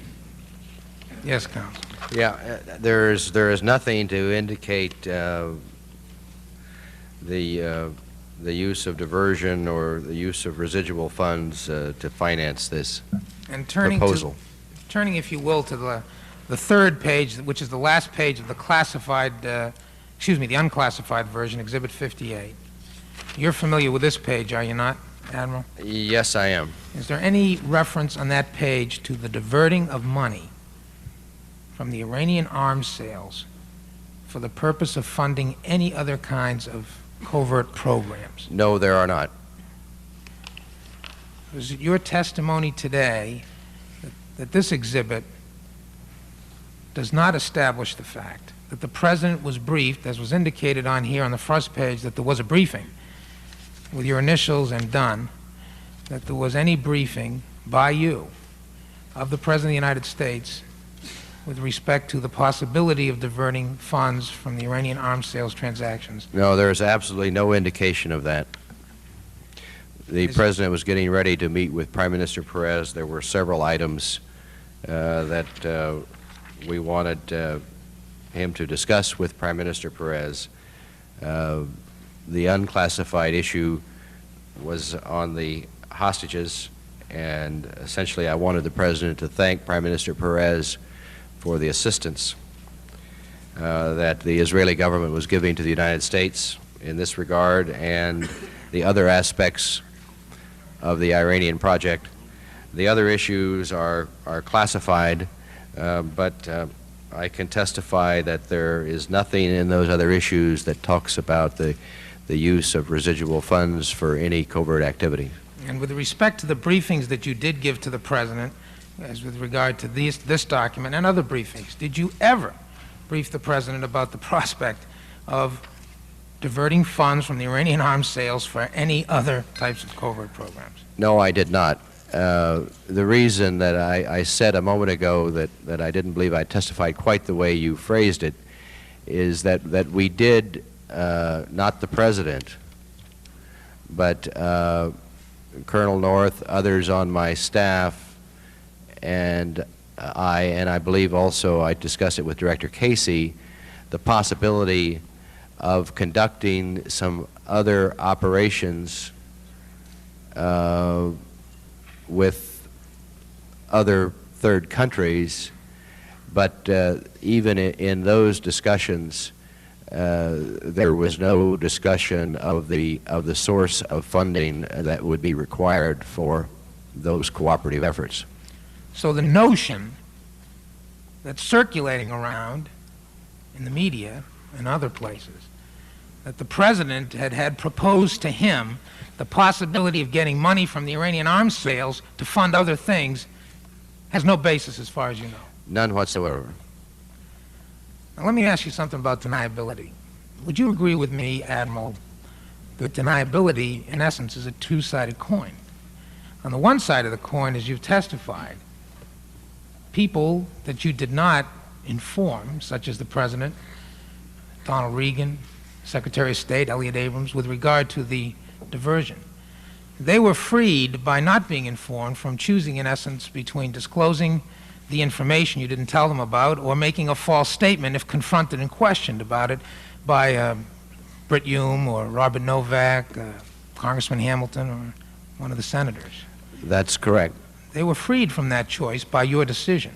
But the reverse to that coin is that you had to face that choice if you were confronted. That's correct. Now, Colonel North was faced with that dilemma, was he not, in essence, in August of 1986? Reviewing it after the fact, yes, indeed, he was faced with that problem. Now, before he went to that briefing of the House Intelligence Committee that you agreed to, that you sent him to, did you consider the possibility that there might be a diversion question to him, or some kind of a inquiry along those lines? I don't believe that thought crossed my mind, Mr. Leon. We had kept, he and I had kept this issue, I thought, very highly compartmented, and I didn't have any indication at that point that there were any leaks. Now, how about when the Hassenfuss plane went down in October of '86, and it was reported that the Southern Air Transport Company was involved in that, and of course that was the same airline that was involved in the Iranian initiative. There were connections in there, and there were all these statements out there on the record about no U.S. government involvement. Did you consider the possibility at that time that Colonel North might be questioned, or you might be questioned about a diversion link between the two? I don't think at that time the diversion link crossed my mind. We were concerned, though, because Southern Air Transport was involved in the private effort to support the Contras, and they were also I was informed, I don't think I realized it until the time, but Colonel North reported to me that Southern Air Transport was involved in the Iranian project. As a result of that, I did make a call to Ed Meese and ask him to hold up, either hold up on the investigation of Southern Air Transport or just make sure that the investigators understand that there may be some other very sensitive information that they could come upon, and he should take the necessary steps to make them aware of that possibility. As I recall, I left it up to him as to how he handled it. I just alerted him to the fact. Of course, he was aware of the Iranian project, and I felt comfortable in talking to him about it. Now, on November 25th, I don't know if you saw the testimony of Elliott Abrams, but on November 25th, he was asked, on the day of your resignation, he was asked the question by a Senate committee with regard to funding in the Brunei area, third country funding. 4 days before that, you had a briefing with the House Select Committee. Had you considered, before you met with the House and the Senate committees on the 21st, the possibility that diversion or funding of third countries might come up in your briefing? No, I don't think I had any indication or even considered that a possibility. Had you decided going in how you would handle it if you were asked about diversion or funding by third countries? I probably, it's a hypothetical question. I hate to answer those. But I think your answer is that you hadn't thought about it. That's right. I had not thought about it. Okay. Now, with respect to the Attorney General's involvement here, I believe it's been your testimony that the Attorney General was not at the December 7th meeting in 1985.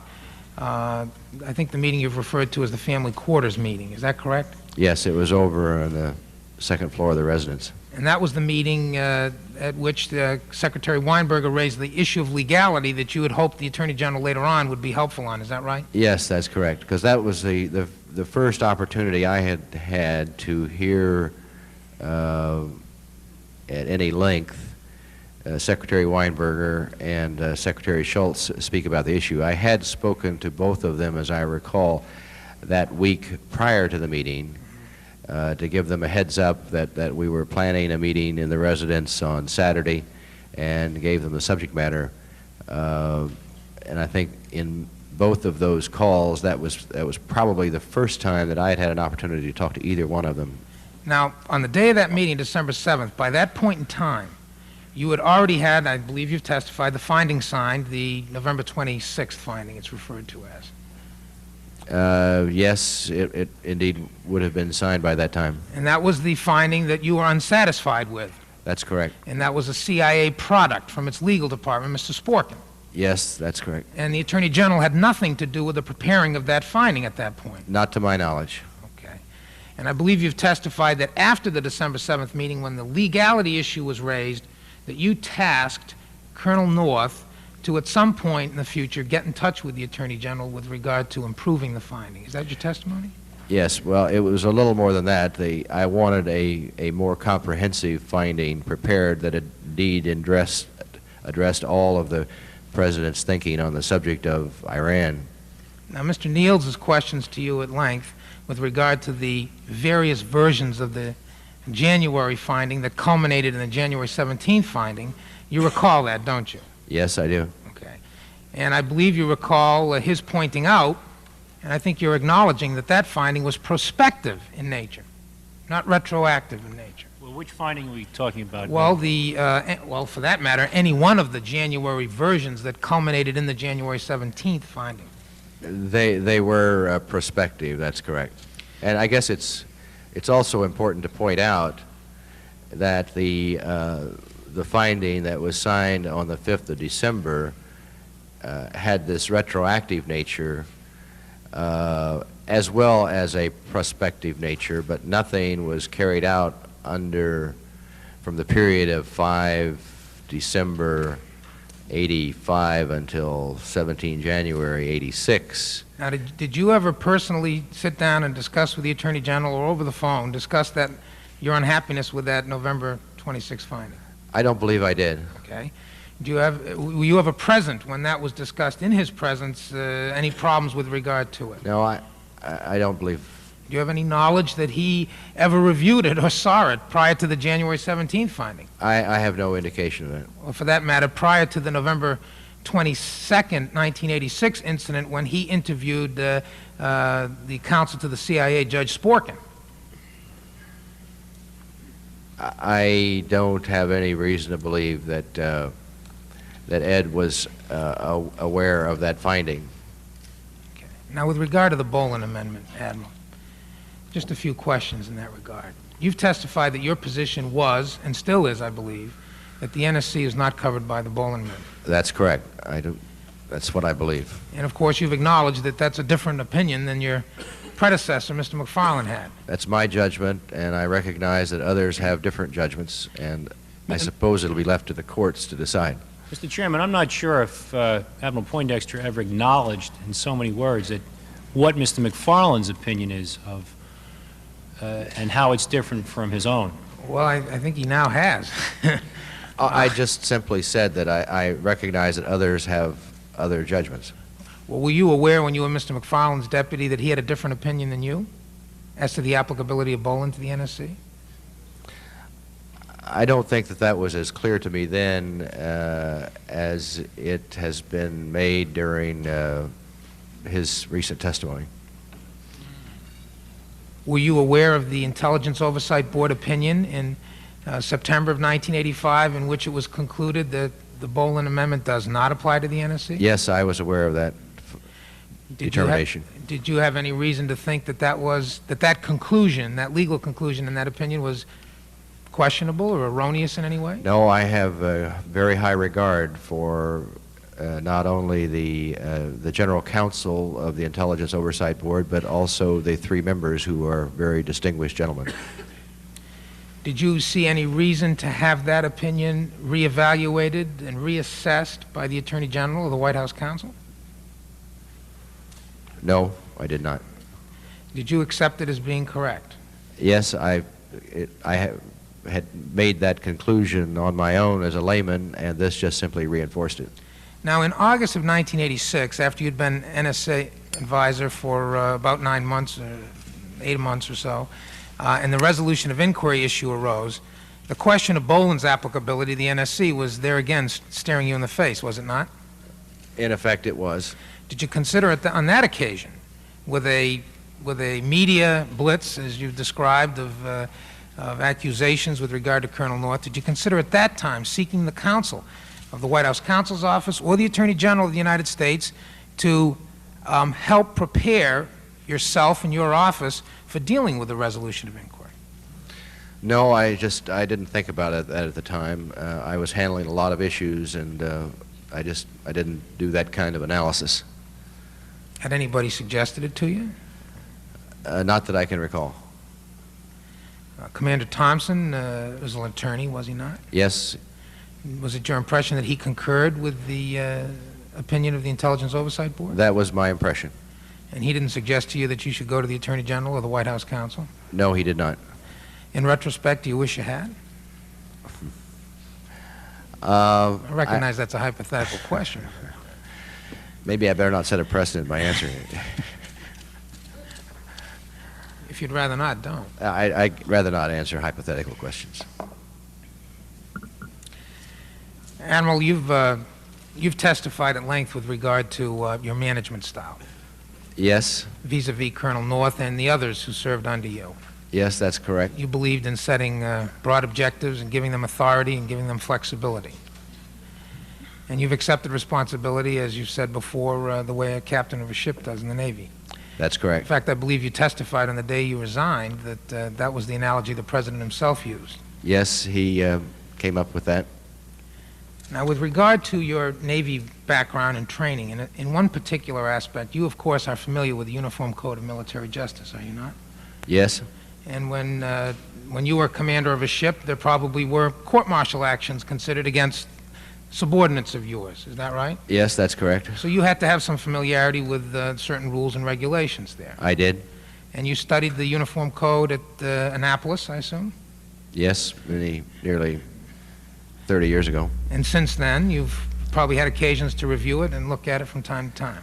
Yes, some, not a great deal. And that's the same code that your son studied at Annapolis and your other son, who's a naval officer, are familiar with, is it not? Yes, that's correct.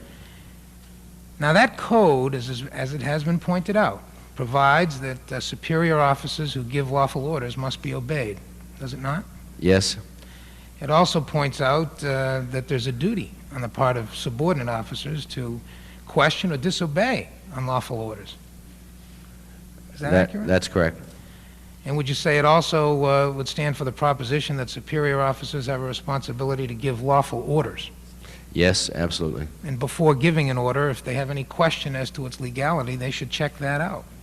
Yes, Well, you're an admiral, and you've been giving and taking orders for many years, so I assume that this is something you're familiar with. And let me ask you this question, a couple of questions. First of all, did you ever give Colonel North an order at any time that he served under you that you believed to be an unlawful order? I did not. Did you ever give Colonel North an order that he came back and challenged because he believed it might be unlawful? No. And under the military system that you're familiar with and still a part of, what is it, under what circumstances, as you understand it, are officers supposed to question the orders of their superiors if they have a doubt as to legality? What are they supposed to do? Are they supposed to go to the person who gives them the order? Yes, I think so. Frankly, the issue has never come up in my experience. I have never knowingly issued a unlawful order, and but just based on common sense, if I were confronted with that fact, I would go back to my superior and tell him my problem And with what he had directed. And before you sent Colonel North out to work on this residual transfers of funds, Right. did you have any doubt in your mind that that was something that was lawful? There was no doubt in my mind that what it was lawful. Was it ever questioned? Never questioned. And when you served, as you still do, under the President of the United States as Commander-in-Chief, did he ever ask you to give what you believe to be an unlawful order to anybody? Never. Do you have any reason to think he would ever suggest or tolerate such a thing? None whatsoever. Did you ever have an occasion to question the legality of any order that was given to you by him? No occasion. Now, with respect to the decision you ultimately made here, Admiral, you've testified you worked very closely with Colonel North over these years. Isn't that Yes, right? I did. And you testified, I believe, that you admired him. I did and still do. And he testified, you might recall, that you were an admiral that he'd follow up any hill. I imagine that he's a lieutenant colonel you'd want behind you if you were going up a hill. Absolutely. You worked on some difficult projects together, didn't you? Yes, we did. And there were difficult choices that had to be made. You sent him on a mission to Tehran with your predecessor, where his life was put in danger, did you not? Yes, we recognize that. I was asked at one point in the earlier depositions why I didn't consider an advance trip, which was being advocated by some of the members, and I frankly thought that that was more dangerous, and that if we had a more senior person there with the group, that there was less risk to the whole group, and that's why one of the reasons that I wouldn't agree to an advance trip. You've also testified about prof notes and the prof note system. Yes. I believe you've testified that there are very personal communications between you and the members of your staff. They were. Essentially, it was a method to improve the efficiency and better coordination and thus get better results on the staff rather than playing telephone tag all day long trying to talk. And I believe you testified you believed that they were gone forever from the system, or at least yours were. That's correct. Well, Admiral, you've seen a number of prof notes, and I'd like to close in focusing on one of them, if I may. I think sometimes these prof notes do provide a helpful insight, and I'd like to question you with regard to it. This is a prof note on November 24th, '86. I do not have it as an exhibit, but I do have a copy here that I can provide counsel if we could have someone hand it to counsel to follow along.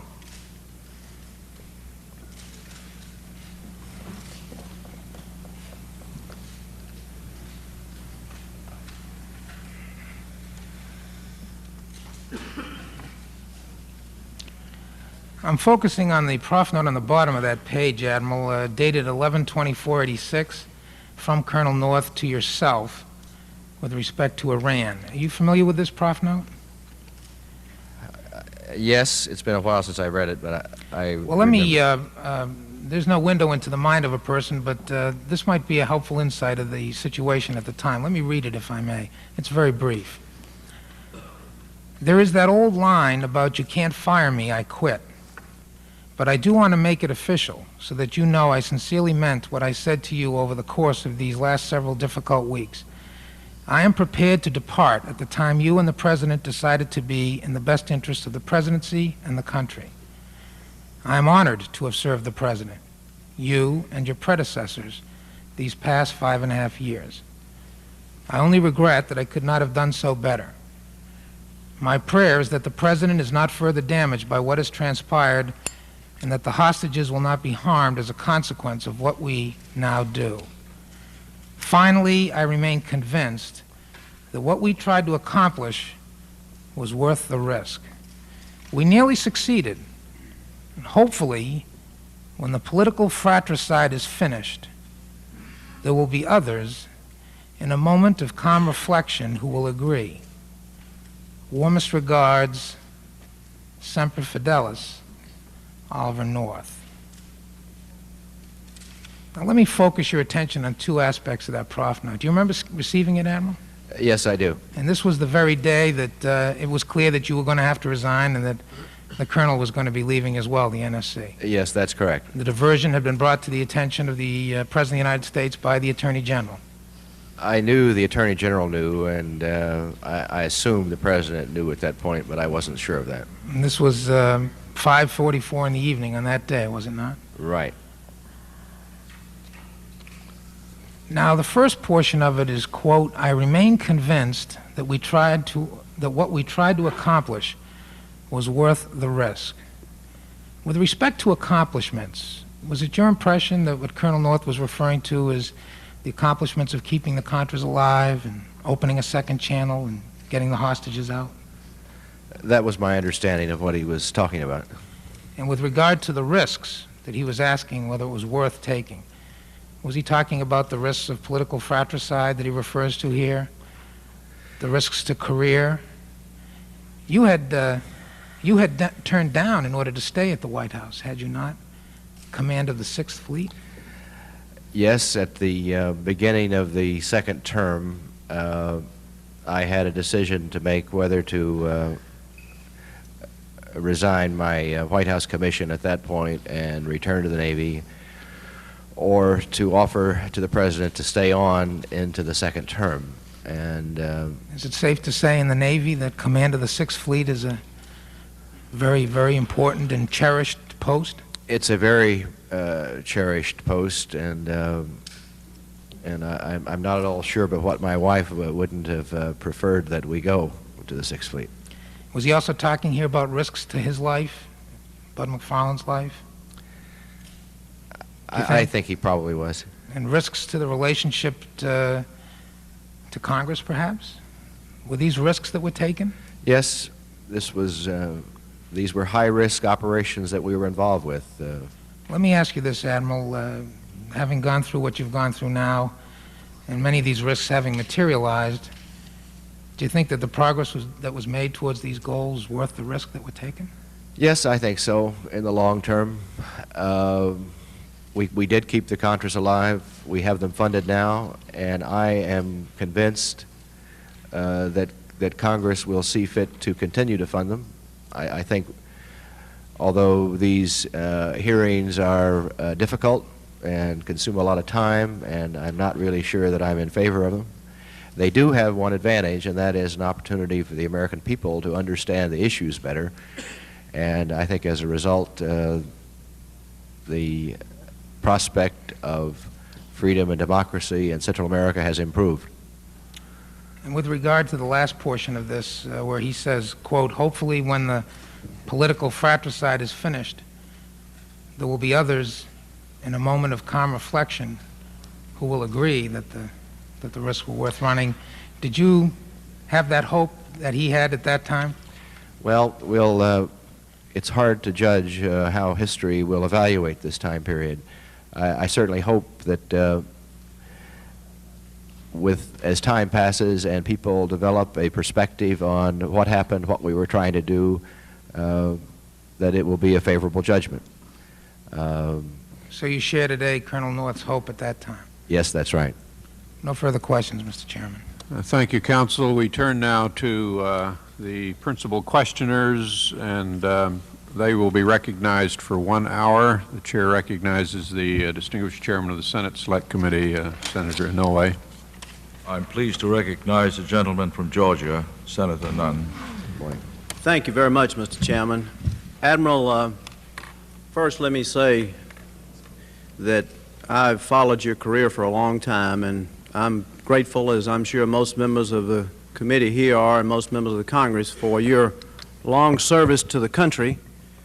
I'm particularly aware of your naval career. I know you and your wife and your family, as all service people, have had considerable sacrifice for the duty you have performed nobly for the nation.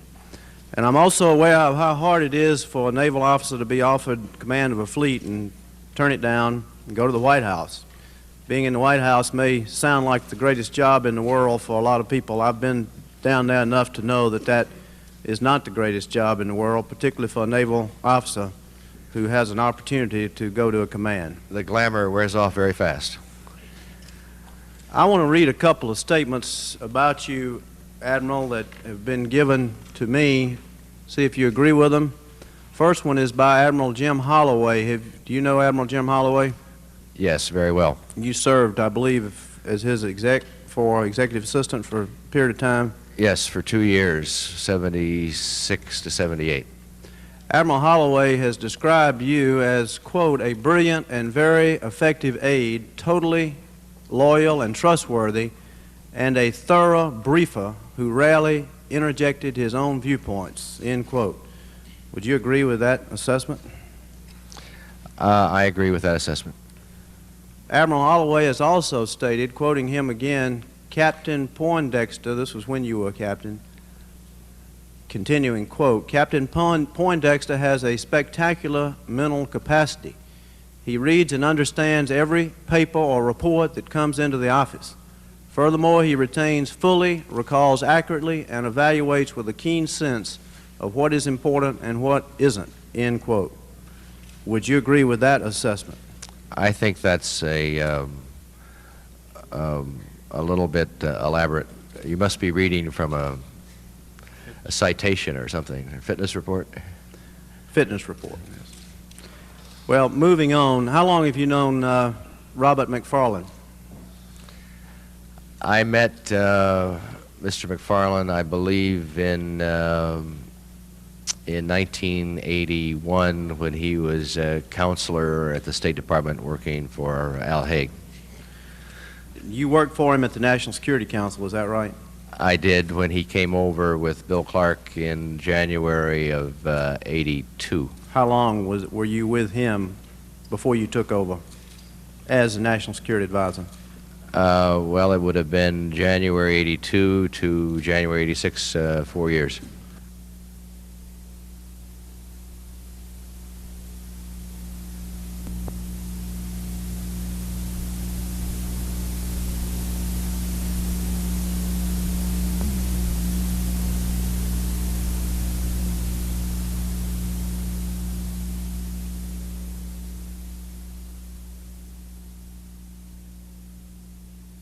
General Meese, who in the NSC was aware that this extra amount, this is in the middle of the, about in the middle of the page, the third page of the press conference. I think we have here, beginning with General Meese, who in the NSC was aware? Yes, that this extra amount of money was being transferred to the so-called Contras or under their control. Did Admiral Poindexter specifically know? And then they go on to ask about others. And in his response, General Meese said, none of us knew. When you say that Poindexter knew, do you mean he approved of it? No. This is General Meese responding. No, Admiral Poindexter knew generally that something of this nature was happening. He did not know the details. In fact, you knew more than generally, did you not? Well, as I have testified before, Ed Meese did not ask me if I had approved. It was a very short session, informal session in my office, and I told him I was generally aware. He didn't ask me any more questions. At that point, I didn't provide any more information. Well, this answer... And I didn't suggest to Mr. Meese that he say this. That you'll have to talk to him about it. Well, but on the basis of the actual facts, this is a misleading response by the Attorney General, is it not? Well,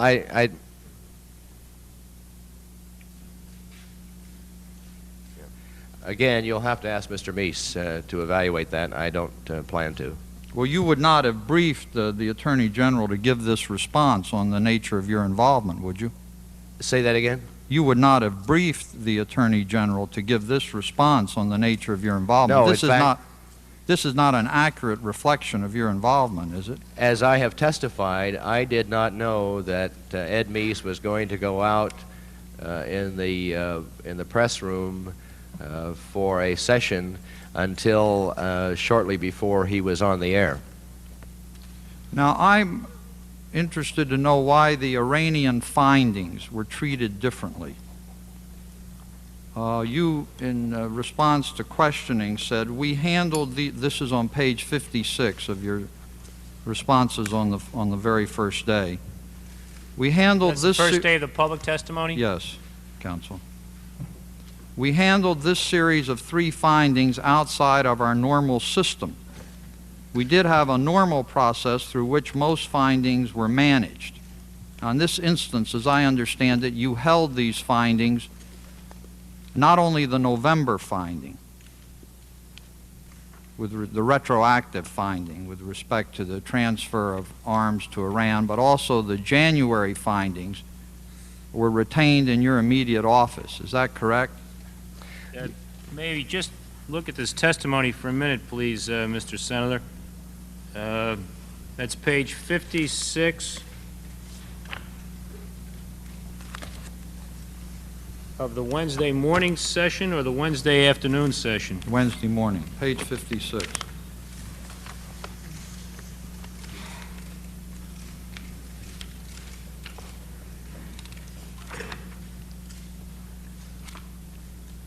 I'm sorry, but on page 56, I can't find any reference to it. I'm sorry, excuse me. These 3 findings, as I have testified, were indeed handled outside of our normal system. I've also testified that what I prefer to call the December 1985 finding, it was sent to me in November, but the President didn't actually sign it until early December. That was not properly staffed, and I regret that. It was a situation where I was being pestered by the Deputy Director of Central Intelligence to get it signed, and we simply didn't take the proper steps in staffing that. For example, it would have been good to have discussed that with the Attorney General, which was our standard procedure.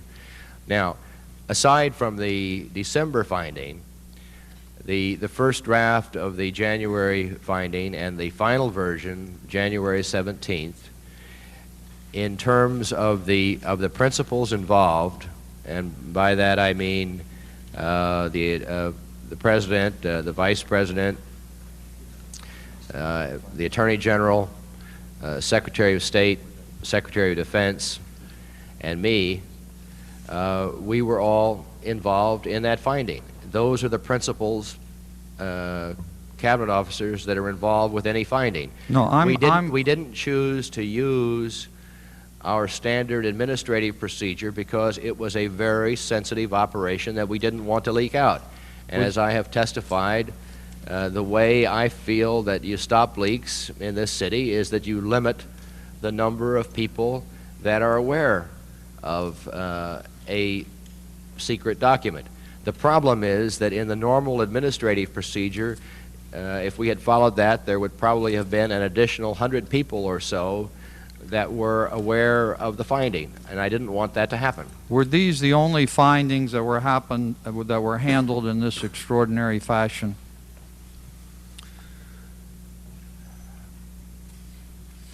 Let me think about that a moment.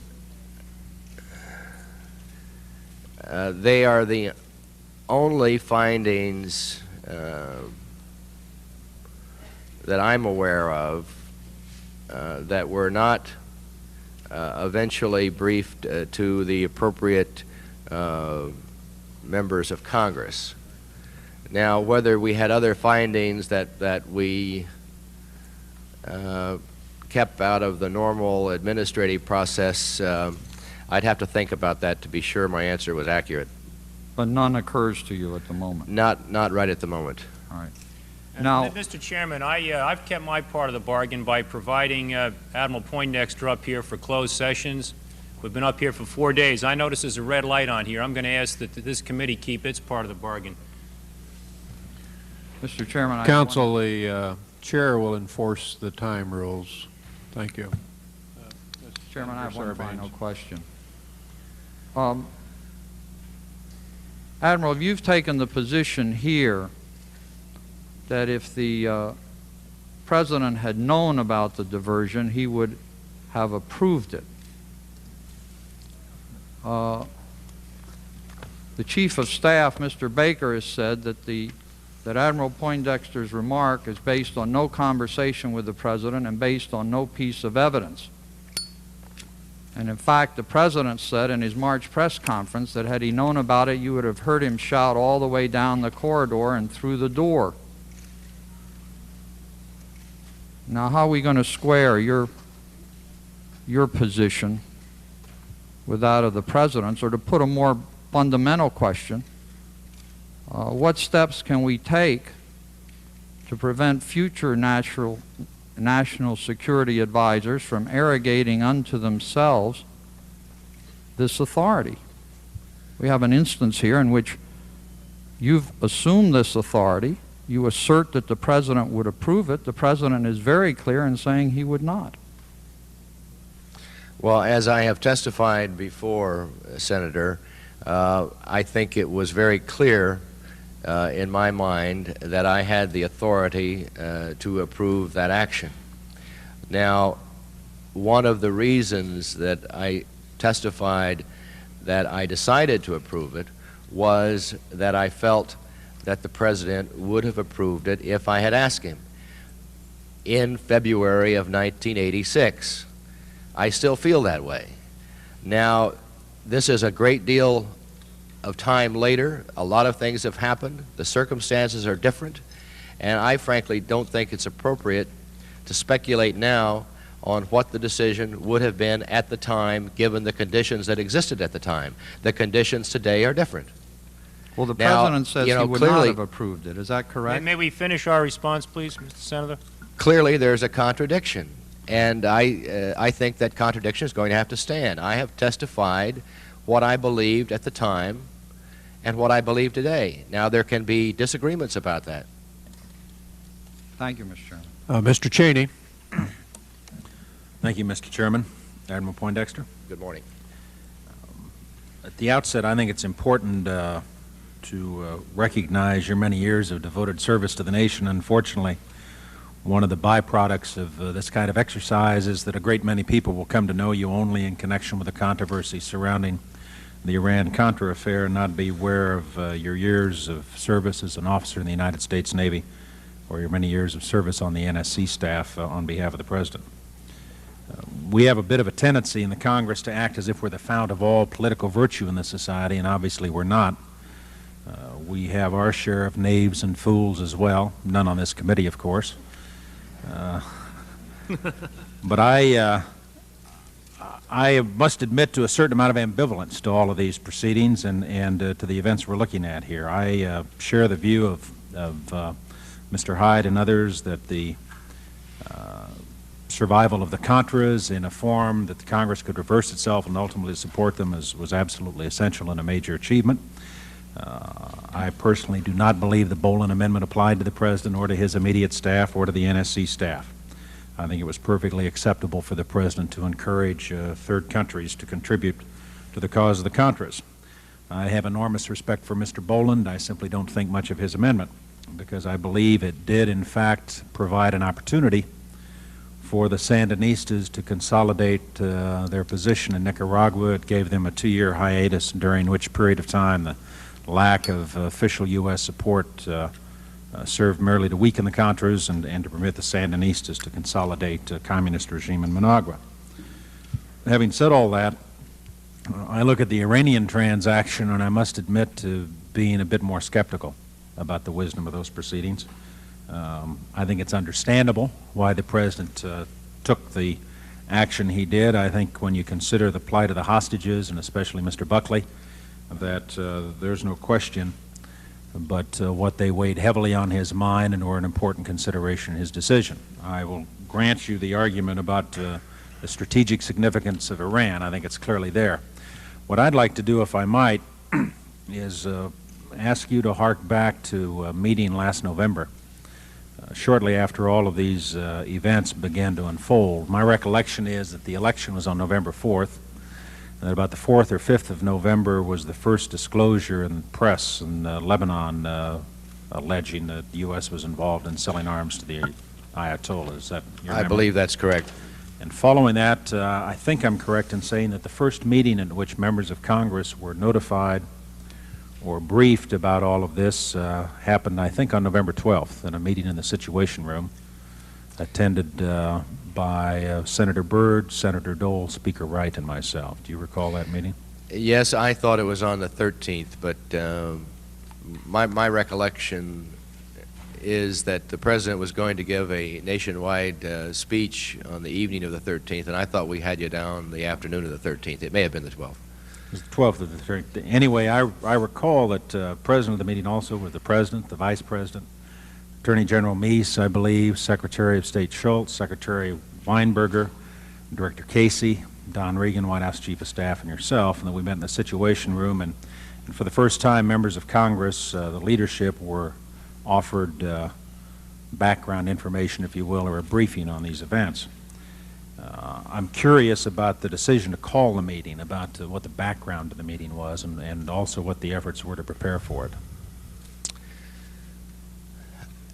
In the early days of November, I guess it would be the period of time from Election Day or the day after when we began to focus on the problem. From then until the 13th, I believe, the President felt, and I certainly agreed with him and encouraged the position that we continue to withhold as much information as possible about the project because we still felt at that point that we could salvage something out of it. We thought that there was still an opportunity to get more of the hostages back.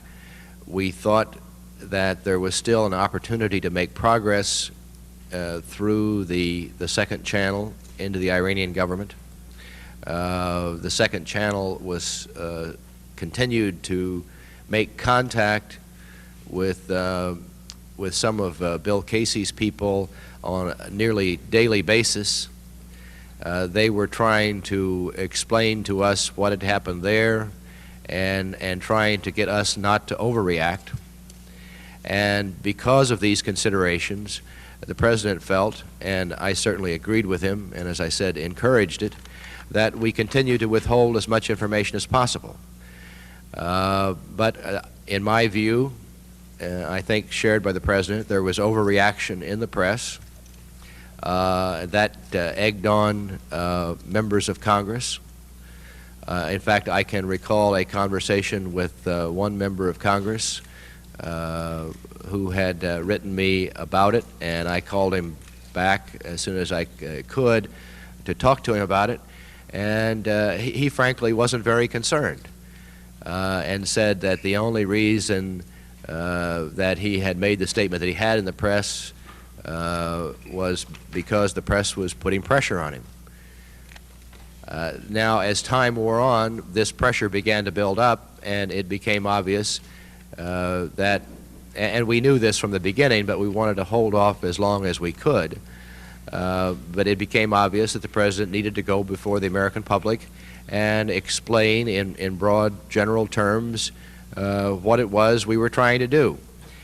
Before we did that, we obviously wanted to talk to the Congressional leadership so they would not be surprised at the content of the President's speech. My impression, Admiral, admittedly made fuzzy by many months of intervening debate over these issues, is that there was a sequence of events, of the public events, which was all we could perceive at the time, of the meeting with the four of us, the President's speech, which I believe was the following night, the subsequent press conference a week later, in which, viewed now with the benefit of hindsight, my impression still is that Congress was not given the complete story at that point. That what we saw, in effect, was, as Senator Sarbanes mentioned, we still harked back to the notion that it was only a single plane load of weapons. The President used that phrase in his speech on the 13th, I recall. And many of us went out in good faith because our President had, in effect, asked us to, and briefed our constituents, appeared on national television, enthusiastically endorsed the President's policy and tried to defend him, only to find out subsequently that we didn't have the whole story. And as Mr. Hyde mentioned the other day, puts a member of Congress in considerable difficulty when he finds himself left hanging on a limb because the story that he's been given by administration officials and that he's tried to support publicly turns out not to be true, or at least inaccurate, not complete. Do you have any concern about that at all? Well, as I have testified before, it was my plan to continue to withhold the connection with the Contras, and so I readily accept responsibility for that. But with regard to the rest of the Iranian project, I tried to present to you and the three other congressional leaders in a short period of time the general outline of what it was we were trying to do, and I think that that was accurate as I recall it now and as I recalled it at that time. Again,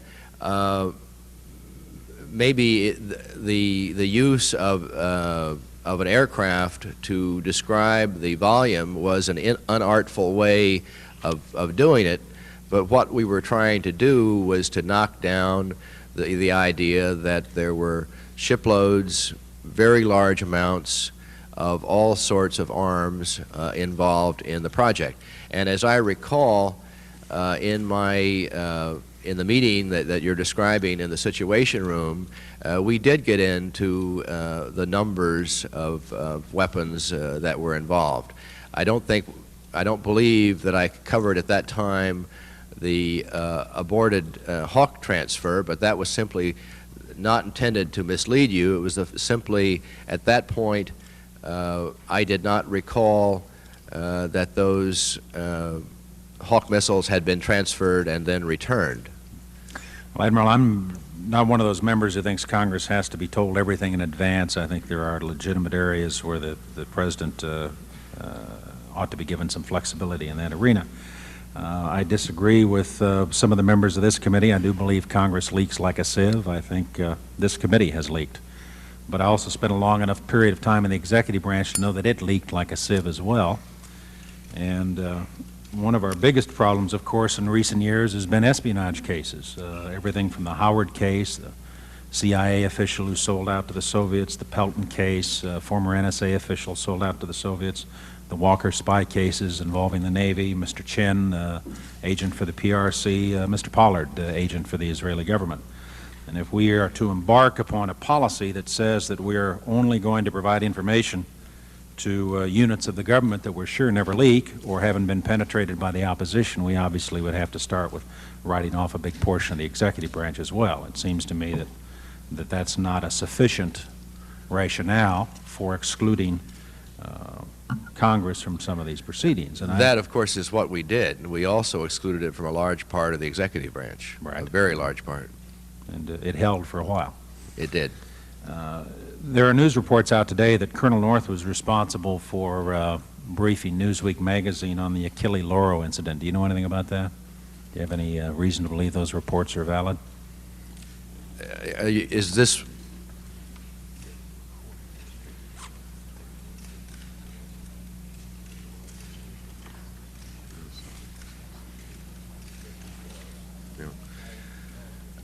I haven't seen the reference that you're making.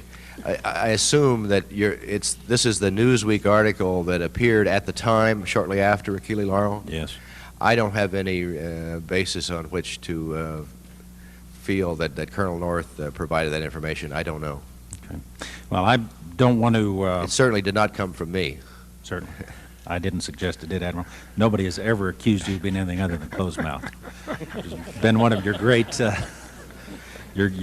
attributes. But the concern I have is that and I don't mean to moralize about not telling lies. There are a lot of people who will do that. There have been plenty of expressions of moral indignation and outrage over some of these events, and I think a lot of it's unjustified or excessive, if you will. The reason for not misleading the Congress is a very practical one. It's stupid. It's self-defeating, because while it may in fact allow you to prevail in the problem of the moment, eventually you destroy the President's credibility. And the President's powers are, for the most part, the powers to persuade. He can't compel anybody to do much of anything. He has to rely upon his capacity to persuade the Congress to support difficult policies, to persuade the public to make difficult decisions and support difficult policies. And every time actions taken by the President or his subordinates that raises questions about his credibility, it's just that much more difficult the next time around to argue that in fact the President's telling the truth, that he has solid information. I look back at the events of the Reagan administration. I can think of several incidents where the President's credibility was absolutely essential to having the American people understand and support what it was he wanted to do. I think of the shoot down of the Korean airliner and the charges the Soviets made that somehow this was an espionage mission, or the Grenada operation, where there were charges that this was just a willful use of power and there was no justification to take the action that was taken.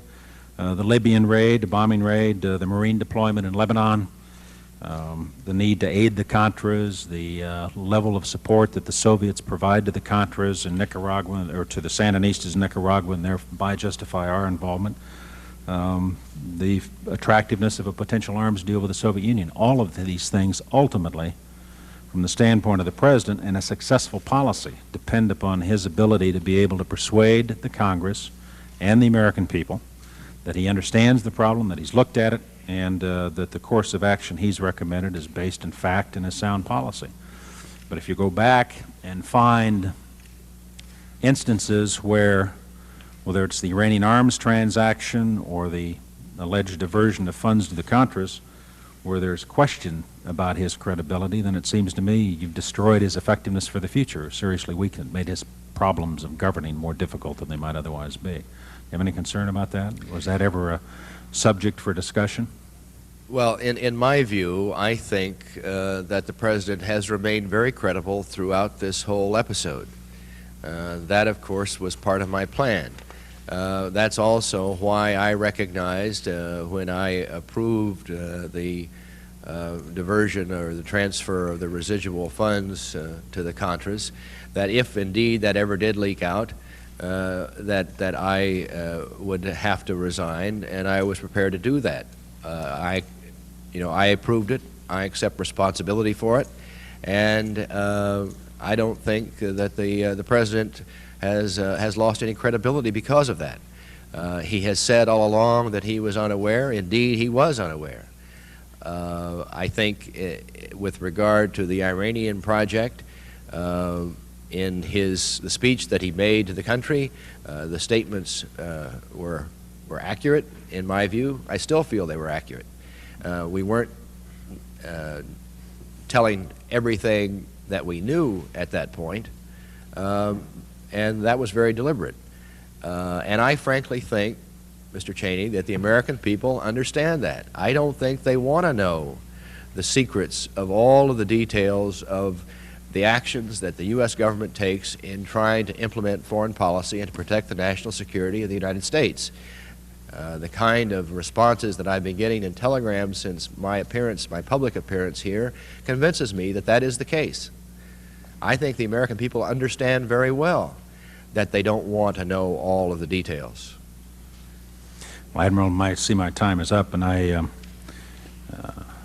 not suggesting that there's any obligation on the part of the President to tell the American people all the details about sensitive operations. I don't think that's the point. The point is that if the relationship's going to work long term, there have to be a handful of members of Congress who have enough knowledge about policy to be able to do whatever needs to be done on the Hill to support and sustain the President's efforts downtown. And my concern is that as I look at this whole series of events, speaking as a strong partisan of the Contras and I think a strong supporter of yours and the President's currently, that's one of the most disturbing aspects of this exercise, that in the effort to win the struggle of the moment, damage may have been done long term. Now, to the President's credit, I think eventually he got it squared away. He did begin very aggressively to help cooperate to lay out the facts so that we could in fact get to the bottom of it. He supported the work of the committee. He's cooperated with us in every instance, appointed the Tower Commission, etc. And I think we did eventually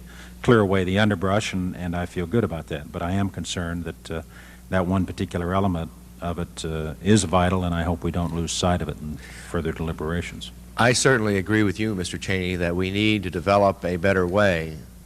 The problem, of course, I think, as you recognize and as you have alluded to, with the environment that has existed in recent history and may even still exist today, I don't think that it is possible to brief a limited number of members of Congress and then have them be willing to take the necessary actions to preclude members that are unaware from asking questions that then again put the administration in a very difficult position. I think there needs to be a greater acceptance of the fact that the President's power under the Constitution makes him the primary architect of foreign policy. And the American people have a chance every 4 years to confirm or deny that particular foreign policy. And the President ought to be given an opportunity to carry out the foreign policy that he has campaigned on. And if there's greater acceptance of that, then I think there will be more willingness to talk to limited numbers of members of Congress that Congress decides are the appropriate ones, and then other people in the Congress ought to stay out of the issue. That's my personal view. I've used up my time. Thank you, Admiral. The committees will take a 10-minute recess.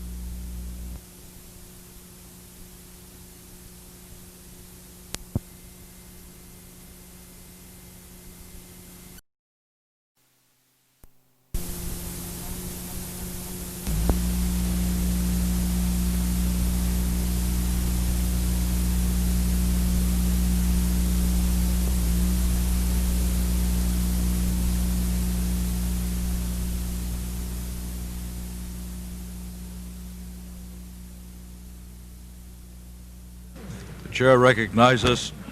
Excuse me, Mr. Chairman, if let me make an announcement. The joint hearings will come to order. I've been informed that some of our television cameramen are focusing on classified documents when they are being used in questioning, and I would respectfully like to request that that not be done for obvious reasons.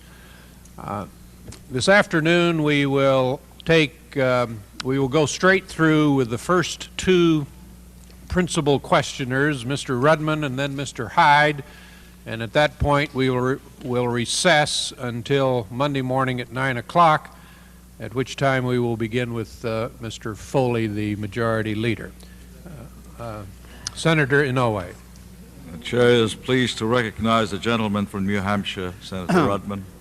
Thank you, Mr. Chairman, Admiral Poindexter, counsel. Let me start out by my questioning by simply joining my good friend from Georgia, the chairman of the Armed Services Committee, Senator Nunn, and saying that I've always had high regard for you, Admiral. I've had the opportunity to work with you on many occasions, and none of us find this process pleasant. We believe it is necessary. To your counsel, I would say that I hope you had a good lunch, Mr. Beckler. I think you can sit back in your chair and relax a bit, because I don't intend to try to use any prior statements or depositions or anything like that to impeach the Admiral's testimony. I appreciate that. I intend to have a series of questions on things that I truly don't understand about his testimony, and to try to get a better understanding of that process. I don't think I will use the hour, Mr. Chairman. I will probably reserve the time. I want to start out just by, I think, cleaning up a few matters that remain from Colonel North's testimony. It's my understanding, and I'm going to try to fairly summarize your testimony before us, and if I don't, please immediately say so. But I think these matters, I think we can pretty much agree on. I believe it is your testimony that Colonel North did come to you with notification of a threat of some kind. We are aware of what that was. You turned it over to one of your staff, did not follow it up after that. You expressed your regret for that and said that if you could do it over, you would. Is that a fair characterization? That's a fair characterization. And when Colonel North was before us, he was somewhat agitated about that and made a statement to the committee that thought the law ought to be changed. I just, for the record, Mr. Chairman, I'm not going to read the whole letter, I just want to put in the record a letter from the Secretary of Navy, Mr. Webb, dated 9 July, at my request and the Chairman's request, a letter addressed to us from the Commandant of the Marine Corps by his legal counsel, setting forth that, as I'm sure the Admiral recognizes, as we stated earlier in these hearings, that any United States government employee, military or otherwise, who has a legitimate threat against himself or his family, has available to him adequate resources for protection. And the Colonel had reason to think that he didn't, but I just want to put that in the record, and counsel, your counsel, will have copies of these, of course, and so I would ask consent that these be placed in the record. Without objection, so ordered. Second question on Colonel North. Colonel North testified that he handled fairly large sums of money, some traveler's checks, some cash. We thought it was in the vicinity of $90,000 or $100,000. I don't recollect his exact testimony. I believe it was $150,000 or $175,000. It was certainly a great deal more. And he said that there were times when it ran out and that he had to use his own funds to pay for some of his expenses in relation to that. Question number one, were you aware from the beginning as his superior, when you became his superior, that he was put in the position of spending his own funds to defray some of his expenses? I have a recollection of, at various times, where there was last-minute arrangements, were being made after the White House Administrative Office would be closed, or however the tickets were prepared and so forth, that I can recall his saying that he would go ahead and pay with his credit card and be reimbursed later. Well, this, of course, was not reimbursement from the United States government. This was reimbursement from these funds. You were aware of that? I believe I was. You know, it's a detail that I wouldn't have been heavily involved with. You were aware of the fact that there was a ledger being kept of all of these funds? I don't believe I was aware of that. And were you aware of the fact that Director Casey told him that the ledger ought to be destroyed? I was unaware of that. And I understand your testimony that when you learned of these funds, you asked Colonel North to return them to whoever, whatever the source. We know the source of some was Mr. Calero, and he advised you that he did return them at that point? Yes, that is correct. I have a policy question for you on Colonel North. The findings related to the CIA in terms of this operation, and yet Colonel North ended up in operational control of the Iran initiative, certainly. If you disagree with that characterization, feel free to state it in your answer, but I would say from all of the documents we have, he ended up in operational control of the Iran initiative in your behalf, not anyone at the CIA. I'm not talking about the diversion now. I'm talking about the finding which was authorized under law, finding whether it was timely, retroactive, whatever. There was at least some attempt to comply.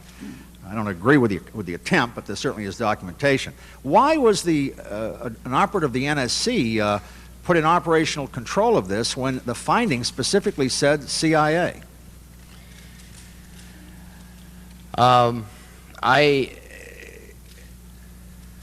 don't recall a detailed conversation with Bill Casey in coming to that decision. I would rather describe it as the situation evolved that way. As I think I testified this morning, Bill Casey held Colonel North in very high regard, as did I. And after the 17 January finding was signed, Bill agreed that Colonel North ought to continue with in the role that he had started in November. Bill assigned some of his other people to the situation, and eventually brought back an Iranian expert. I guess he's been identified in these hearings, but George Cave and George and Ali and one other CIA employee that I don't think has been identified were heavily involved. But I would agree with you that Colonel North took probably the most active role, and since he was representing me, I'm sure that the other members who worked for Bill Casey deferred to him often in carrying out the operations. Since Colonel North was more than just involved in it, but in fact was directing all these people, would it not have been appropriate, Admiral, to have that finding include specified NSC personnel for the record? The thought never crossed my mind. All right. Now, you said in your testimony that you had given the task to Commander Thompson to assemble some documents that had been, you had a request from the Attorney General to assemble some documents, and you had tasked him, to use your words, to do that. You said that you called Colonel North, and I'm quoting you now, because he was, quote, very protective of his documents, unquote, and you wanted him to know, Colonel North, that Thompson had been properly tasked to assemble those documents. Yes. Do you believe that it is possible or probable that Colonel North might have misconstrued what you were saying to him, and that you were really telling him that some documents ought to be destroyed? That thought didn't cross my mind either. To be very frank, there had been some friction between Commander Thompson and Colonel North over the years on the staff, and I wanted to be sure that Colonel North understood that I had asked Commander Thompson to do this. So you believe that the message was clear? I think so. Do you believe it was proper?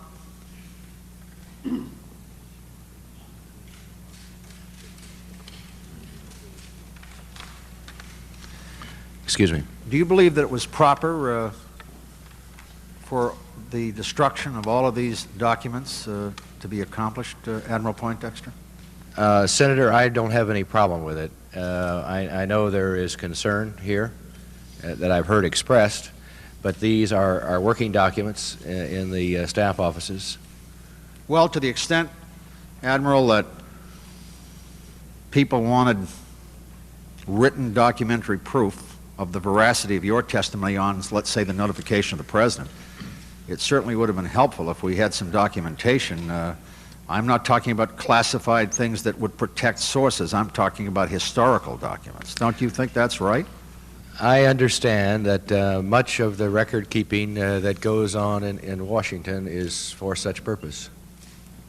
I want to turn to another subject. I want to talk about the diversion itself, and just ask you a few questions about that to see if we have a correct understanding of these. I believe what I'm going to state to you is our impression of this committee from all the witnesses. I want to see if you agree with these. I've read your deposition, so I will just ask you these questions. Do you think it's correct to state that, to your knowledge, each transaction that involved a sale of arms to Iran in 1986 was specifically approved by an official of the United States government and was an extension of official United States government policy? Clearly, the finding expressed U.S. government policy. All right. And indeed, the President did specifically approve each of those transactions. The finding also gave deliberately the Director of Central Intelligence the flexibility to use private parties in carrying out the plan. Well, I think that answers my question. I have some follow-ups.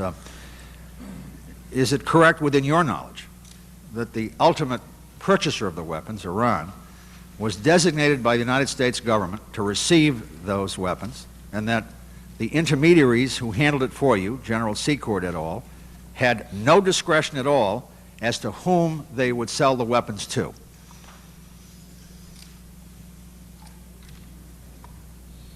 That's probably requires a legal analysis to answer, and I'm not sure I... Well, I'm not asking for a legal opinion. I just want to know, is that your view that General Secord could not have sold them to Korea or West Germany or Libya, that he had to sell them to Iran? That's what he was tasked to do. That's my question, not whether he had a legal obligation to do it.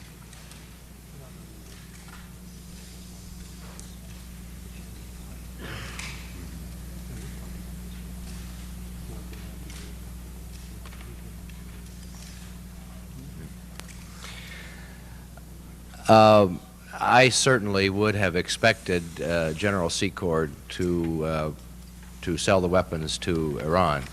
The exact legal issues involved in terms of the title to the equipment and what he might have legally been entitled to, I don't know the answer to. I understand your lawyer's concern. I want to make it very clear that I do not hold you that was liable my concern, for legal Senator. opinions, and we'll get to that in a while.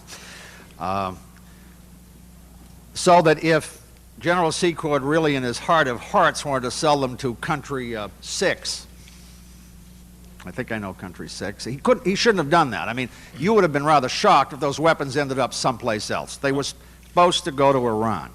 Do we know country 6? I don't know. Does it make any difference? Does it make any difference? Not really. All right. I just thought that since we use code quite often in these hearings, we do not let a day go by without using it today. Is it correct that in each instance, to your knowledge, U.S. government officials were aware of the approximate selling price of the weapons to Iran? By selling price, Senator, you mean the amount the Iranians were paying? Yes. And whether a U.S. official would have been aware? Yes, Colonel North in Yes, particular. I'm sure Yes. Colonel North would have Right. been. That's his testimony, I believe. That's right. I was not necessarily aware. No, I wasn't asking whether you, I said to your knowledge, and I'm trying to be careful about that because I know I have observed your counsel's sensitivity, and I'm trying to be mindful of that. Is it correct, sir, that to your knowledge, that all non-financial conditions of the arms sales were approved by U.S. officials in advance of each transaction? Yes, that is correct. So I guess summarizing those four answers, I think it would be fair to conclude, and I have, and you may disagree, and this is my question, that General Secord didn't have any flexibility in the handling of the transaction in terms of how many, how much, when, and to whom. He could arrange logistics, but in terms of the delivery of these weapons and the reimbursement, that was tightly controlled by the U.S. Certainly, we gave the President approved very specific arrangements and conditions. Those were passed to Colonel North, who in turn, I think, passed them to General Secord for the logistics aspects of it. Again, what he was legally entitled to do, I'm not qualified to answer. Well, again, I'm not asking for your legal opinion because I don't think it's justified to ask you for that. I guess my question then after those four questions is this, Admiral. Answering those questions as you did, and I believe those are in fact the uncontroverted facts of this entire transaction, I don't understand on what basis that you stated on Wednesday that General Secord was not an agent of the United States government for the purposes of these transactions. When I don't use the word agent in any legal sense, Admiral. I just mean that since he was so tightly controlled, he either had to be an agent or he had to be a kind of a free entrepreneur. And I don't understand your testimony that he was not an agent, so I'd like your answer. Well, I guess, and I thought I made it clear, that agent was not being used in any sort of legal sense. He was not a government employee. He was a private businessman who was doing things that we were asking him to do. So he, just as other businessmen periodically do things that the U.S. government asked them to do. Well, I would point out, Admiral, that I don't have a problem with your answer because it doesn't contradict with my understanding, but I would point out that we have to rely on the written record for something, even though I would agree with you that some written records are more important than others.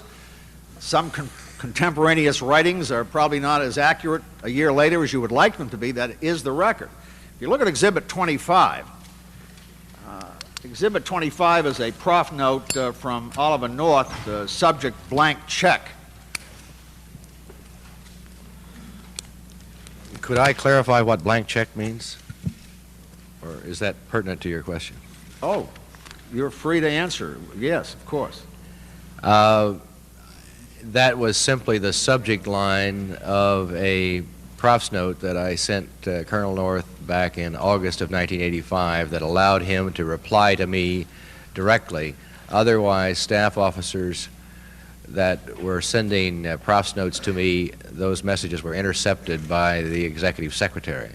Would you agree with me in retrospect that was probably a poor choice of names? It was a poor choice of names. On that note, on that prof note, about 6 or 7 lines down appears this sentence, or 7 or 8 lines down. He did not see any particular problem with asking COP, that was Secord, an agent for the CIA in this endeavor, but he is concerned that CAP, et cetera, et cetera. And I mean, here, Secord is described in a prof note as an agent of the CIA. And after you look at that one, turn to Exhibit 28, page 2.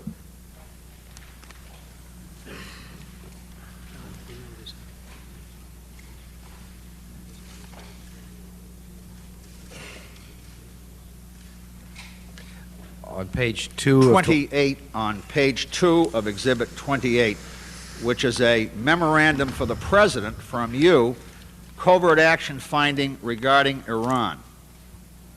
Page 2. And at the first paragraph at page 2, about the middle, the objectives of the Israeli plan could be met if the CIA, using an authorized agent as necessary, purchased arms from DOD under the Economy Act and then transferred them to Iran directly after receiving appropriate payment from Iran. Again, describing an agent of the government, which, of course, as we all know, without violating classified information, is the way in many covert operations things are carried out. Is that not correct, Admiral? Yes, that's correct. All right. Now, the reason I ask these questions is because I want your view about something. And obviously, you cannot be held accountable for what people did without your specific authority. I will ask you flat out that I assume that you never intended for anybody to profit from this transaction. I've testified to that already, sir. Yes, you have, sir. And I am not alleging now that anybody did or didn't. That's not up to us. Somebody else will determine that sometime. But my point is that we do have some interesting statutes on the books about U.S. assets and the proceeds from. And I don't want to get engaged in them because your counsel will have to read them to make sure that I'm construing them right, so we don't have to waste time with, miscellaneous legal issues. But it seems to me, and I want to ask whether or not you agree with this or not, that since Secord was described as an agent in every document that I have found reference to him, since your understanding in answer to my first questions is the same as other witnesses' understanding as to his flexibility, that whatever proceeds remained from that, only one entity has a right to determine their disposition, and that is the United States government. Is that your understanding? I think that I certainly felt that that we had a significant say-so as to where those proceeds or residuals would go. Again, whether General Secord could legally have done something else with them, I think is another matter. All right, I would just say parenthetically that in terms, and I'm not talking about criminal statutes, I'm talking about general statutes of the United States, that for the record, Mr. Chairman, that 31 U.S. Code 3302B, which is miscellaneous receipt of money statute, and the Anti-Deficiency Act, which is 13 U.S. Code 1341, are rather specific on what happens to money that flows from the use of United States assets. And I say that for the record because I think your answer is the answer that I had hoped for and an answer that I agree with. I want to talk about the diversion just very briefly. I listened to your testimony very carefully, Admiral, and it seems to me that what you said, and I think I'm quoting one part of you verbatim, was that the diversion did not establish a new policy. It was merely an implementation of a present policy, i.e., the President's strong commitment to supporting the Contras. Is that correct? That's correct, Senator. Did I understand you to say that this was would not, in your view, was like an individual making a contribution, or did I incorrectly understand you? I think I described it as my thinking at the time was that it could be considered as a contribution from a private individual, or we could have considered it as funds from a third country. Well, that was my next question, because I thought I heard you say that. I did. I just want to see if I could point out there's some distinction here. It seems to me that, I won't talk about the individual because I just don't understand that, but maybe if I think about it I will. But as far as the country, a donation from a third country, like countries 1, 2, 3, 4, 5, and 6, I think Counsel, we beyond 6 now, or are we? 111. Counsel, we're up to 111, so we'll say. I wish there had been that many, Mr. Lyon. Counsel says 1 through 6. Now, in terms of Iran, which we don't have to call by number, it would be a very unique third country donation in this sense. It would be the only third country donation in which the donor was unaware of the identity of the donee. Isn't that correct? Well, I wish that I understood better and knew exactly what the Iranian officials were thinking.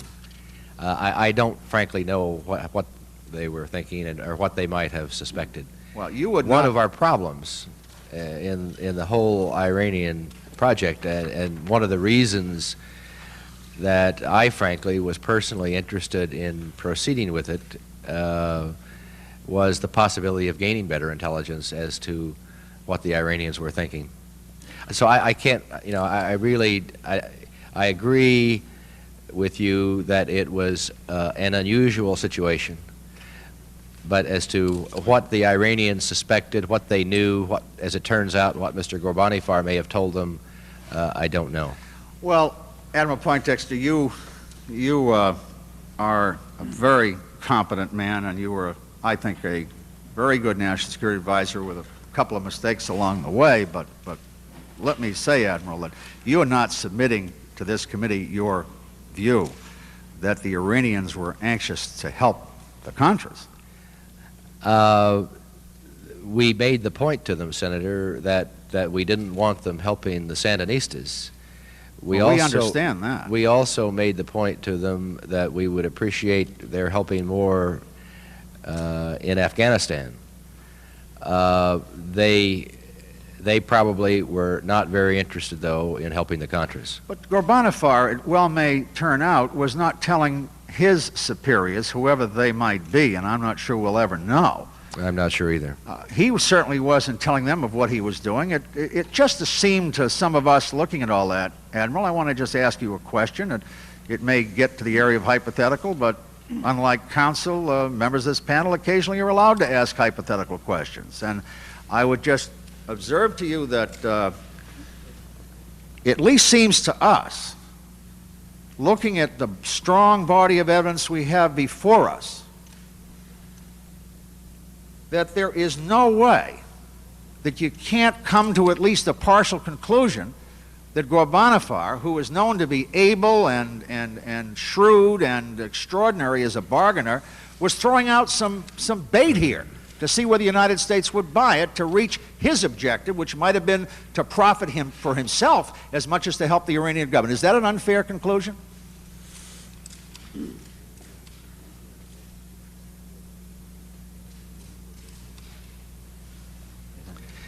Yeah, clearly Ghorbanifar, Mr. Ghorbanifar, has a very poor reputation with people in this government. We'll stipulate to that, Admiral.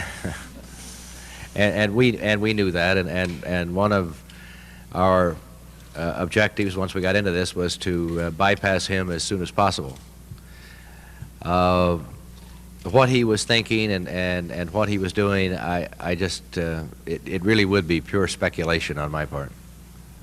Well, it's speculation, but certainly knowing Ghorbanifar and knowing that he badly wanted to get into this act for one reason or another, certainly it's not knowing Ghorbanifar as you knew him from reports. It would not be unusual to think that he would do all he could to give us incentives to do what he wanted done. Is that not correct? I mean, that's not unreasonable. It's not even hypothetical. I think Mr. Ghorbanifar was clearly anxious for us to get into the project and clearly anxious for us to continue. And I think in the process of bypassing him, that, although I think was a good objective, it did create problems of its own. I want to now turn to Boland, and I want to start out by saying that I don't want to debate whether Boland applied or didn't apply. That really will serve no useful purpose here. I'm more interested in process and how our government works, because I must tell you that I found your testimony on that and how the conclusion was reached somewhat surprising, or I could say astounding. I would point out that my friend from Georgia and I have consistently supported aid to the Contras, and neither one of us liked the Boland Amendment. We liked Eddie Boland, but we didn't like the Boland Amendment. And I don't think we have to talk about whether it was good or bad. I want to talk about how this all came about. We have testimony before us that Mr. McFarland believed that it applied. We have testimony, I believe, from Mr. Gates before the Intelligence Committee, indicating that the general view was that it applied, and I believe to the NSC. I want to make sure I'm right on Well, I'll get back to that. I'll have someone check that part of the deposition. But you are a highly trained naval officer with a master's and a PhD, I believe, in physics. Am I correct? Yes, nuclear physics. Nuclear physics. And I would not want to discuss nuclear physics with you, Admiral, I can assure you. But neither you, nor Bud McFarland, nor Oliver North, all bright people, graduate of the United States Naval Academy, an advanced degree in your case, had any substantive legal training whatsoever. Am I correct? That's correct. As a matter of fact, as far as I can see, no one in that entire operation, including those who had law degrees, had what I would call extensive experience with legislative law and intent of Congress. Would you say that's correct?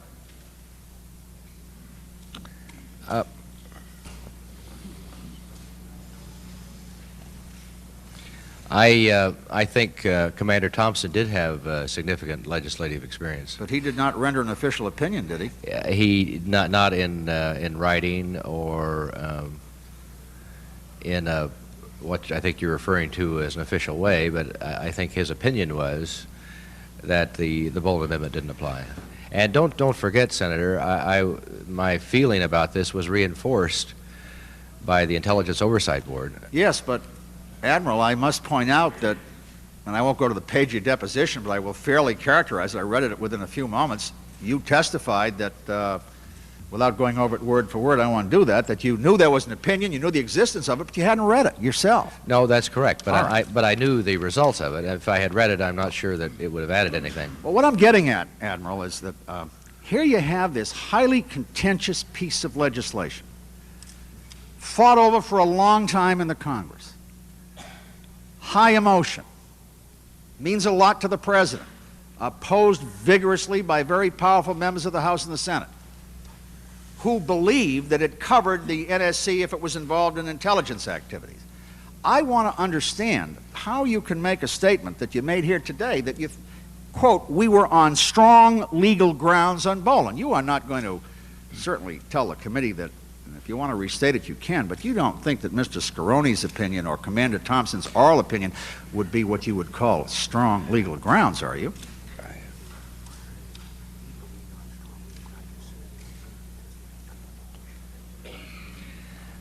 I did not consider that. I mean, I recognized that the opinion or the determination from the Intelligence Oversight Board was not just Mr. Scaroni's determination, so I don't think it's fair to characterize it as his.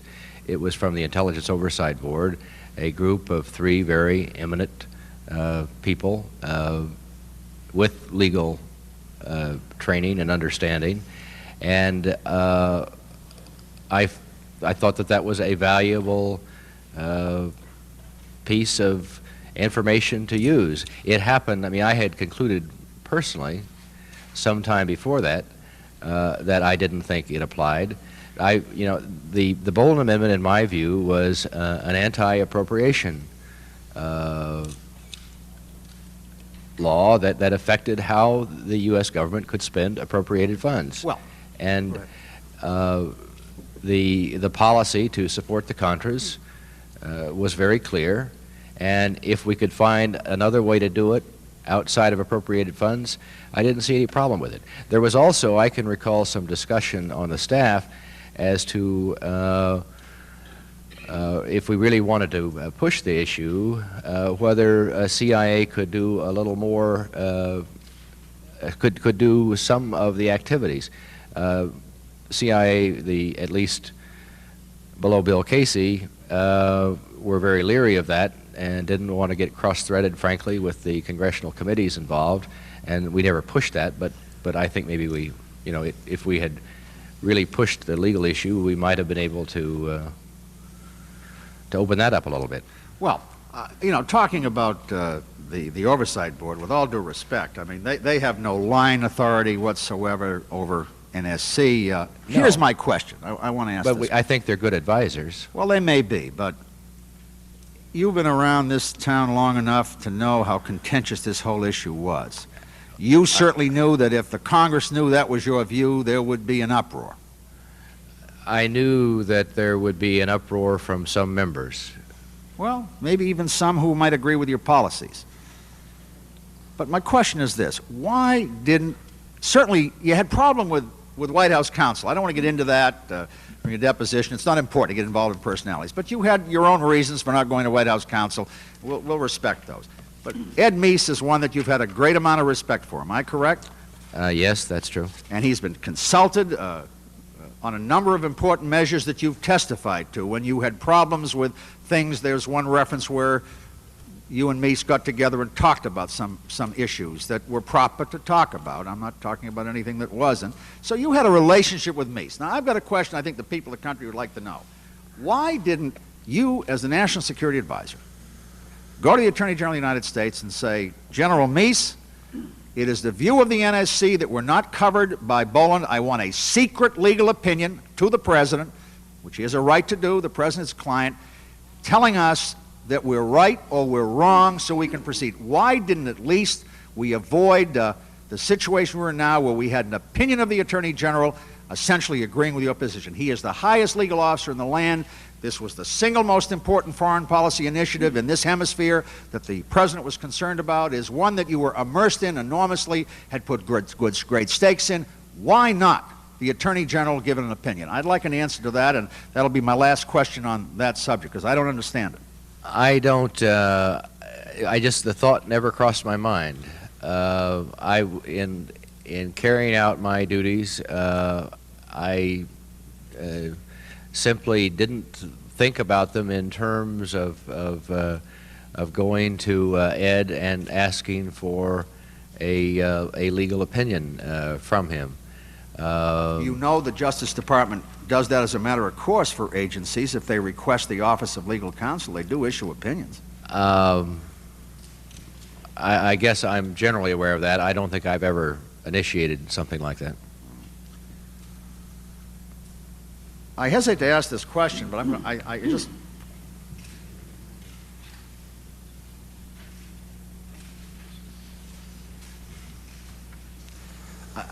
to ask this question.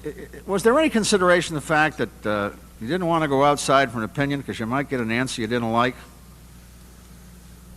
I don't think that that crossed my mind. And that was never discussed amongst your staff? No, not that I initiated or participated in. Well, except your answer, Admiral. You know, I don't mean to make light of this, but it's almost like a book that was written a few years ago. It's like everything we always wanted to know about Boland, but we're afraid to ask. I mean, you know, it doesn't make any sense to me how we're in this mess without getting an opinion from a valid lawyer. If we had an opinion of Office of Legal Counsel here today that said you could do it, a lot of people might disagree with it, but nobody would get into the process. I think an important point here in terms of my thinking in these legalistic ways that you're describing.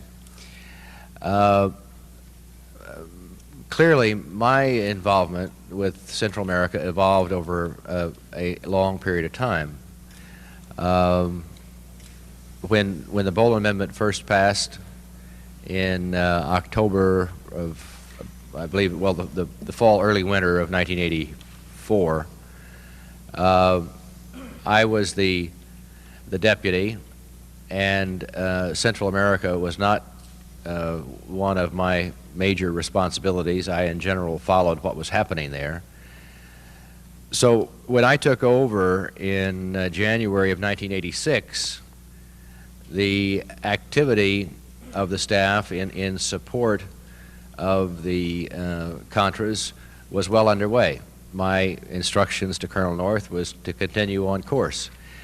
So I don't mean by that statement to pass the buck to anybody else. I'm just telling you that accounts to some extent, in my mind, for not going through a very thorough analysis of all these considerations that you've raised. Well, I would just point out Exhibit GMP 8, which is a memo from North, and you know, I don't think you have to get it out, Counsel. I'll read it to you. It's very short. Note from North, and it says in part, shares my concern, not the Admiral, that our legal fellow is going to create unhelpful speculation re our intentions on this matter as he proceeds around town asking questions about the Boland Amendment and its legal legislative intent. And so there was there was almost a nervousness with some of your staff to go ask because you were afraid you'd get the wrong answer. At least that's how I read other memos. But that was not your intent. No, it wasn't my memo, and I've seen that exhibit in my preparation for these hearings. I'm not sure even who he was talking about. All right. Last question on this. You testified, one-party testimony, really I have a hard time understanding. And you said that you could say that you were complying with the spirit and the letter of Boland because you knew in your heart that it didn't apply to you. Is that basically what you said? Yes, that's correct. All right. Well, on another law that I'm interested in, is that like if I had come down to you a year ago and said to you, Admiral, are you complying with the spirit and the letter of Graham Rudman Hollings, would you have said to me, yes, sir, I am, because in your heart of hearts you thought it was unconstitutional? That's what you're saying, Admiral. I have some problems with your piece of legislation. Lots of people do. Join a lot of folks, Admiral. I'm simply saying to you that I don't understand it, and I'll tell you why I don't understand it. In all of the dealings that I had with you heretofore in committee, I believe you would agree with me that government must operate in good faith. I agree. And it is the trust that we put in each other in government that makes it work. You would agree with that? I would agree with it.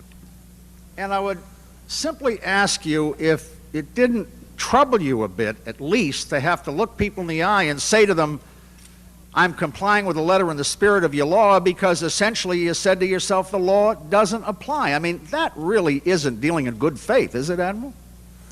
As I have testified before, I was clearly withholding information. Unless it's for a very good reason, I think that that's a difficult thing to do. I would much preferred if we had had another way to do it. As I've testified before, often you don't have good options or solutions. You've got to make to do with what you have. I did the best that I thought I could under the circumstances. I have just a couple more brief lines of questioning, and I will be finished before that hour. Very briefly about the investigation itself. I just want to make sure I understand your answers completely. I think they've only been asked once, which is unusual. A lot of these questions are asked a number of times. They may be asked again, but I was going to say we're not through. But we'll ask this one for a second time. Is it your testimony that Attorney General Meese at no time asked you about the source of your authority for the diversion? He did not ask me that question. Is it also your testimony that he never asked you specifically whether the President knew of the diversion? I don't believe that he asked me that. I certainly don't recall it. Did he discuss with you at all any discussions he had had with the late Director Casey in the last 72 hours on the issue? He did not. The meeting that he had with me on Monday the 24th was a very short meeting. What was the concern that he was expressing? He was there on a fact-finding mission for the President, is that correct? That's correct. He was going to go public with the diversion memo. You knew that, I assume. I did not know that. You knew it shortly after? I guess I would have had to concluded that on Tuesday morning, the 25th, after my meeting with him in his office, but I didn't know when they were going to go public. I don't believe until I heard from my staff that he was going down to the press room at whatever hour it was. I think that was really the first indication that I had that they were going to go public. But when he was in your office, and on any occasion that you spoke to him after the diversion memo was discovered, which was on a Saturday, at any time until, from that point until the time that you resigned and left your post, did you have any discussions with Attorney General Meese that would give you some indication of what his concerns were about this diversion memo that he had found? The only thing that comes close to that is that in the meeting with him in his office at around 7:30 on the 25th, he indicated to me that he didn't think that there were any criminal problems. He did say that his people were still looking into it, but at that point he didn't see any problem. And we really didn't have any other discussion. I knew from my own assessment that it was going to be a politically volatile issue, and I was going to receive a lot of criticism. And the reason that I decided what I did at the time in February '86 was that I hoped that most of the criticism would be deflected on me. Do you know who recommended to the President that Oliver North be fired? I don't know that. I was surprised and disappointed that that came out the way it did. Did you think that Mr. Meese and his public statements overreacted to this whole matter, or do you think that he underreacted? Well, as I think I testified yesterday, since that time, with hindsight, I think I made an error in agreeing to resign so soon. It would have probably been better if I had not, and if we had resisted the temptation to go public so quickly until we had many more facts sorted out and our rationale, my rationale for doing what I did, and by our there I meant Colonel North and me, not anybody else. That would have made things simpler, I believe. Admiral, the last questions I want to ask are difficult questions. They're not meant to be, but we are looking at policy, and I expect some people will be looking at this as a matter of history, and maybe somebody will learn something from it. And I pick up off your last answer, which you answered a few days ago. Maybe it was yesterday. It seems like a few days ago. I have a clear picture of the President of the United States during this period. I think it might have been the weekend after you were fired, or I'm sorry, North was fired, you resigned, walking out of the White House to board Marine One to go to Camp David, and somebody in the press yelling to him across the area, "Mr. President, won't you tell us what has happened and who's involved and whose idea it was," and all sorts. I remember the President standing in front of the cameras there, holding his hands up and shrugging his shoulders with a very plaintive look and saying, "I wish somebody would tell me."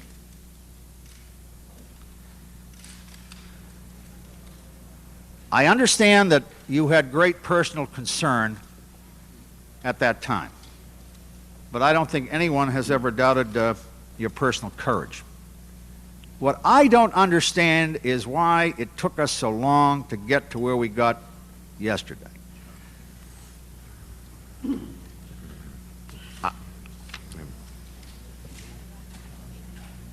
I want to know, as the National Security Advisor to the President of the United States, as one who did not feel he was acting as a criminal, as one who was carrying out the policies that he believed his Commander-in-Chief wanted, why, before you left your assignment, you did not say to the President, "Mr. President, I may get in trouble about this, but I want you to know, and you may say, that what I did, you did not authorize me to do, and I take responsibility for it, and thus not have had the agony that we've had for the last 8 months, because I happen to believe your testimony. I believe you when you say you did not tell the President." Senator, there is one thing that you said that you did not authorize me to do. There's never been any testimony by Admiral Poindexter that he was not authorized to do. Well, I'll testified rephrase clearly that, he had Counsel. What I authority. meant to say was that the President, you did this on your own, you authorized it and you did not notify him, and you did it on your own based on what you perceived to be your general authority from the President, which is your testimony. Why wasn't that done, Admiral? That is something that baffles many people in America. Well, this was a very difficult time in November. I was very tired, as I have testified. I think if I had thought about the whole issue more rationally at that point, I should not have agreed to resign right away. In fact, the events of November the 25th snowballed very rapidly. I frankly had no idea that Ed Meese was going to go out at whatever time it was, 11:30 or whatever, to make this announcement. My meeting with the President at 9:30, as I recall, I thought was the first opportunity to tell him that I wished to resign because of the transfer, and it was going to be a difficult issue. If I can interrupt, you didn't have any pressure to resign at that point, if I understood your Well, testimony, or did you? I want to know that. No, I think I did. In other words, when I talked to Ed Meese on Monday the 24th, I told him that I was prepared to resign, but I would leave it up to him. And I don't think I said this, but my intent was to him and the President as to the timing of when I resigned. And so, frankly, on the morning of the 25th, when I got the call from Ed in my car, I was surprised that he wanted me to come right over. So the unusual method of setting up that meeting and my diverting from going into the White House to go over to his office, and his telling me that I think you should resign today, I assumed that was also coming from the President at that point, and so I didn't really think I had any options at that point. But with hindsight, I probably should have objected and made a case for slowing it down. But by your previous answer, I think if I understand your previous answer, the one about delaying your departure, you believe that had you stayed, at least the President would have had all the facts and would not have made some of the statements that he made based on erroneous information. Well, I'm not sure, Senator, what erroneous statements he's made. Well, we don't have to get into that, but I'll tell you that the President has been in a position of having to correct a number of statements since he himself has become aware of some of this information, and certainly he was not, everybody who could help him who was directly involved was gone. Isn't that correct? That's correct. And you were not in the mood to talk to people down there? I assume you'd retained counsel. I assume counsel had said to you, look, from this point on, you take advice from me. Is that correct? That's correct. And of course, the problem was that there was pressure in the media and from the Congress to establish an independent counsel. I don't think I had anticipated that. That put the whole situation in a different light, and was one of the talk of that made me realize that I really should retain counsel, and after that I did take their advice. Well, I understand your answer. I have used actually more time than I thought I would. I would just say, Admiral Poindexter, that you've been helpful to the committee. I must say that I just don't understand how that Boland decision was made, and we'll disagree about that. I will not get into the question of whether the President should have been notified or not, except with this last observation that it's my view, you acted in good faith, it's my view that presidents ought to be allowed to create their own political disasters, that nobody else ought to do it for them. That was not your intention. Unfortunately, that's the way it's turned out. And I thank you for your testimony. Mr. Chairman, I have no other questions. The Senator has 8 minutes remaining in his time, which we will reserve for him, and the Chair recognizes Mr. Hyde for 1 hour. Thank you, Mr. Chairman. Good afternoon, Admiral. Good afternoon, sir. We'll wait till all the major media leaves.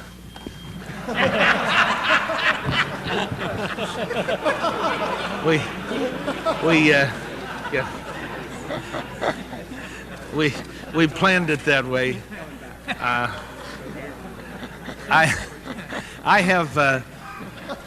have a limited time, Admiral, and so I won't tarry too long on the almost obligatory but nonetheless sincere condemnations of some of the things that went on here. I want a more comprehensive record than otherwise we might have, and so I have several issues I want to discuss with you, but I do want the record to be clear that I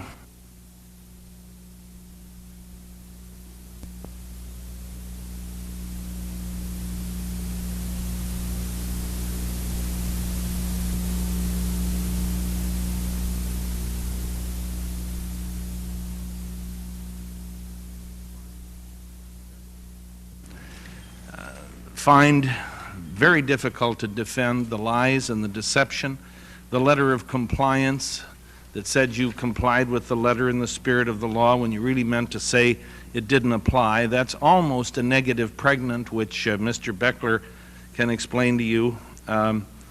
The weapons in one plane, I don't see, I've been keeping track, Admiral. You once told me these weapons could get in one plane, and we're talking 1,000 tows. Hawk parts in May and 500 tows in October, and I'm told if they could ever find a plane that those could fit in, it would never fly. The Hassenfuss matter, and a form of hubris, mild, benign, but nonetheless hubris that permitted you, a nuclear scientist, to make what was essentially a political decision. Not a legal decision, not a strategic decision, but a political decision, and that raised the question of political competency, competency to govern, the question as to who's in charge. It produced a political calamity, not just for you and for Colonel North and Mr. McFarland, but the President and our party as well. And worst of all, I think it might damage the causes that you and I so passionately believe in. What has happened as a result of this calamity has been the throwing of raw meat to the Reagan haters that abound, at least inside the Beltway, and I'm very sorry that it happened. I know you're very sorry that it happened. The problem with deceiving Congress is that your friends get deceived and they go out and talk to the media and do television programs and insist that what you have told us is true, and it can be very embarrassing. It affects our credibility. I was very insistent with Charles Krauthammer on a television show that these were just a small little piddling group of weapons to show our bona fides, to coin a phrase, and he insisted it was arms for hostages, and while I'm not convinced it was arms for hostages in its starkest terms, I think he may have been more correct than I was, and so if Mr. Krauthammer is listening, I apologize to him for being so strident. I shall be a trifle more cynical than I have been heretofore, and I'm one who doesn't like to be cynical. Putting that all to one side now, I have purged myself of all of those negative thoughts. I want to supply a little context, a word I've come to love, to this situation. Now, there's nothing more deadly dull. Oh, I can think of a couple of things, but I won't. Nothing more deadly dull than reading from a book. However, I think you'll find this utterly fascinating, as I did. And it's a book written by Bill Gully with Mary Ellen Reese called Breaking Cover.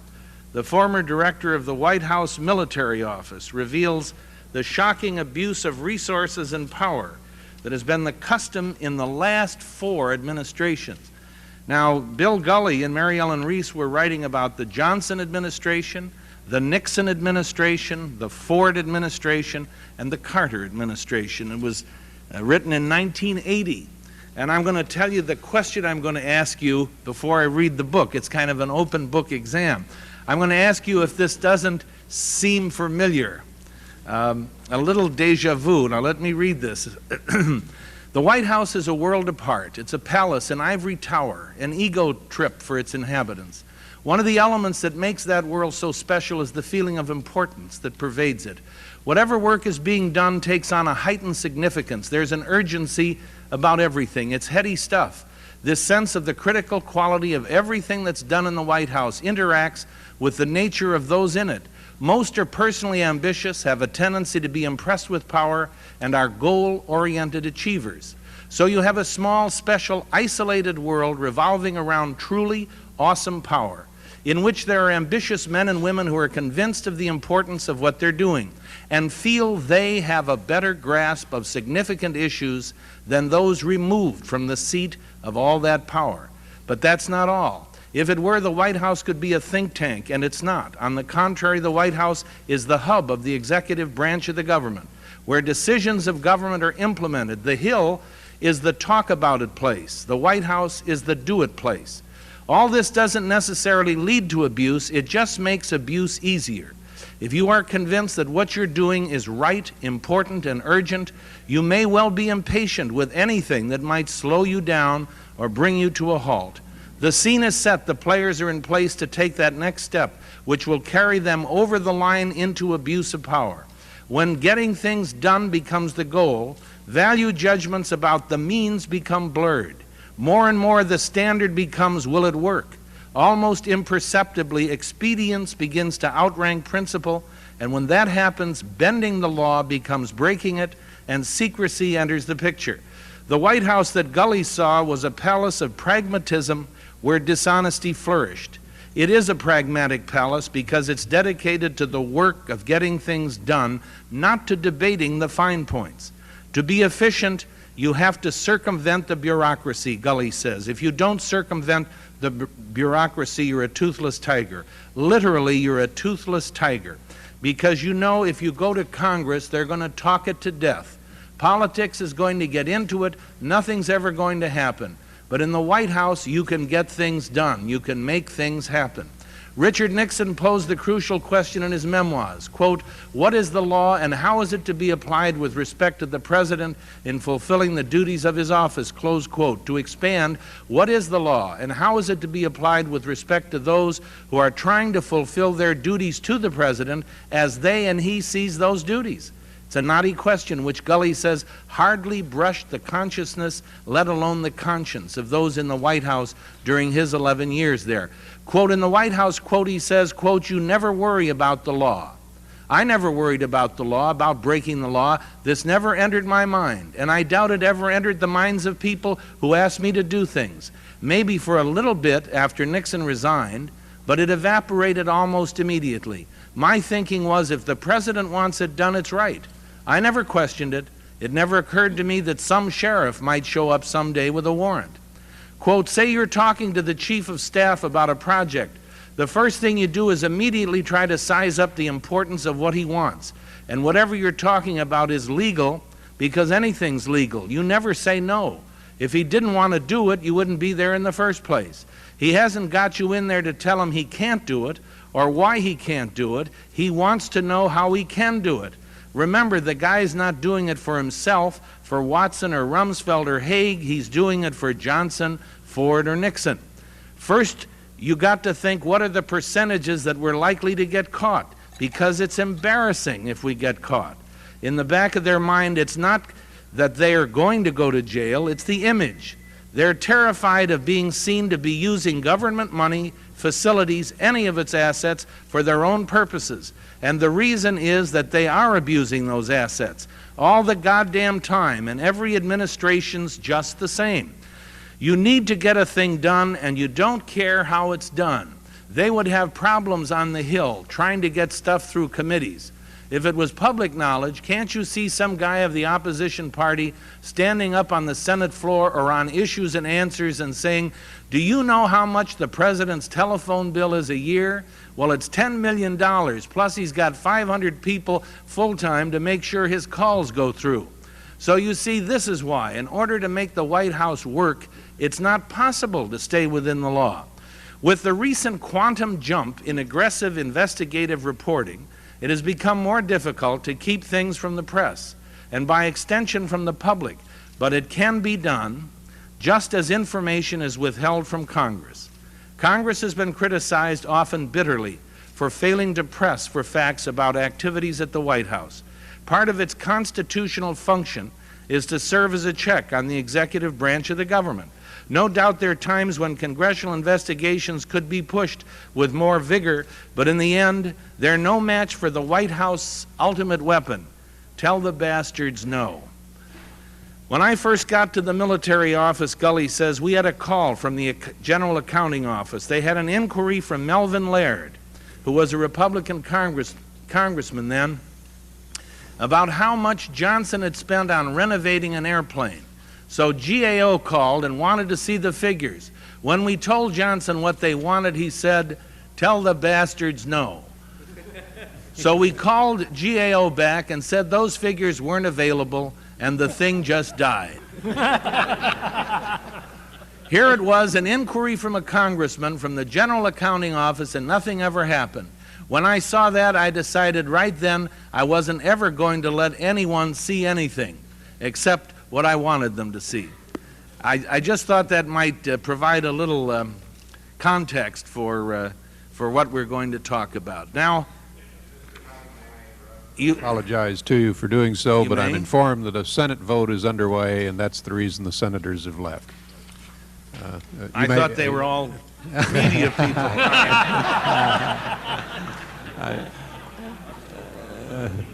Don't let them back in, Mr. Chairman.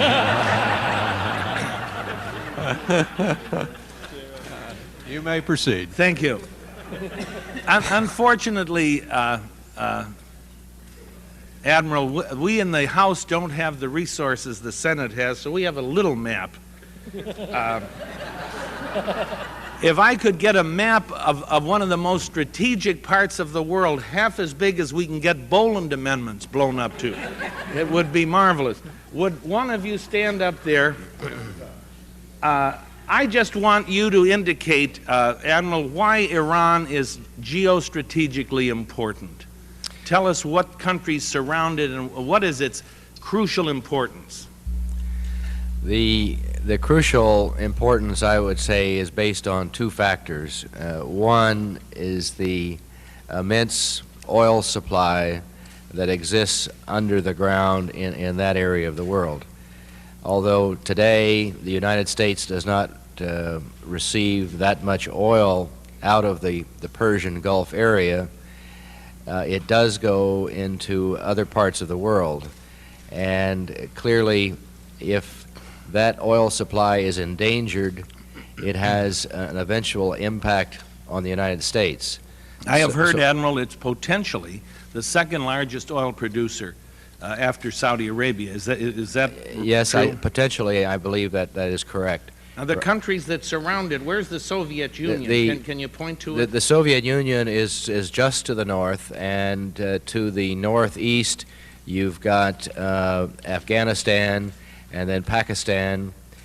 The Soviet Union... It has a large border with the Soviet Union, does it not? A very large border, which is essentially the area he's marking right there. And are there not Soviet divisions in place there? There are a large number of Soviet divisions on the border, and the Soviets go through periodic exercises as to how they would cross that border and move into Iran.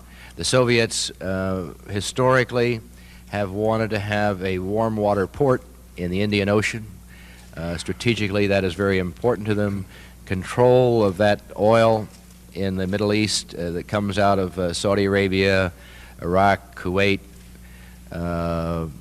Iran, Oman, and the Arab Emirates along the western side of the Gulf would be very valuable to the Soviets. Certainly just from the standpoint of being able to control the flow of that oil to the west. And of course, there's a shooting war going on in Afghanistan, which has a long border with Iran, and some 110 to 20,000 Soviet troops in there fighting. Is that correct? That's exactly right. And are there not 1 million refugees in Iran from Afghanistan? There are a large number. I'm not certain of the number. I'm told 1 million in Iran and 3 million in Pakistan. Does that that would be, I sound know reasonable? there are more, I think, in Pakistan than Iran. I have felt, and I think supported by much of the intelligence community, that the Soviet move into Afghanistan is an attempt to push on through eventually to the Indian Ocean. A Soviet Iran or a Soviet-dominated Iran would be a catastrophe for the West, would it not? It absolutely would be. And it would dominate the rest of the Middle East as well if that happened, would it not? That's correct, Mr. Hyde. All right, now let's talk about moderate Iranians. That's a great joke around town. They say the only moderate Iranian is someone who's run out of ammunition. Are there moderate Iranians? I think probably a more accurate term is pragmatic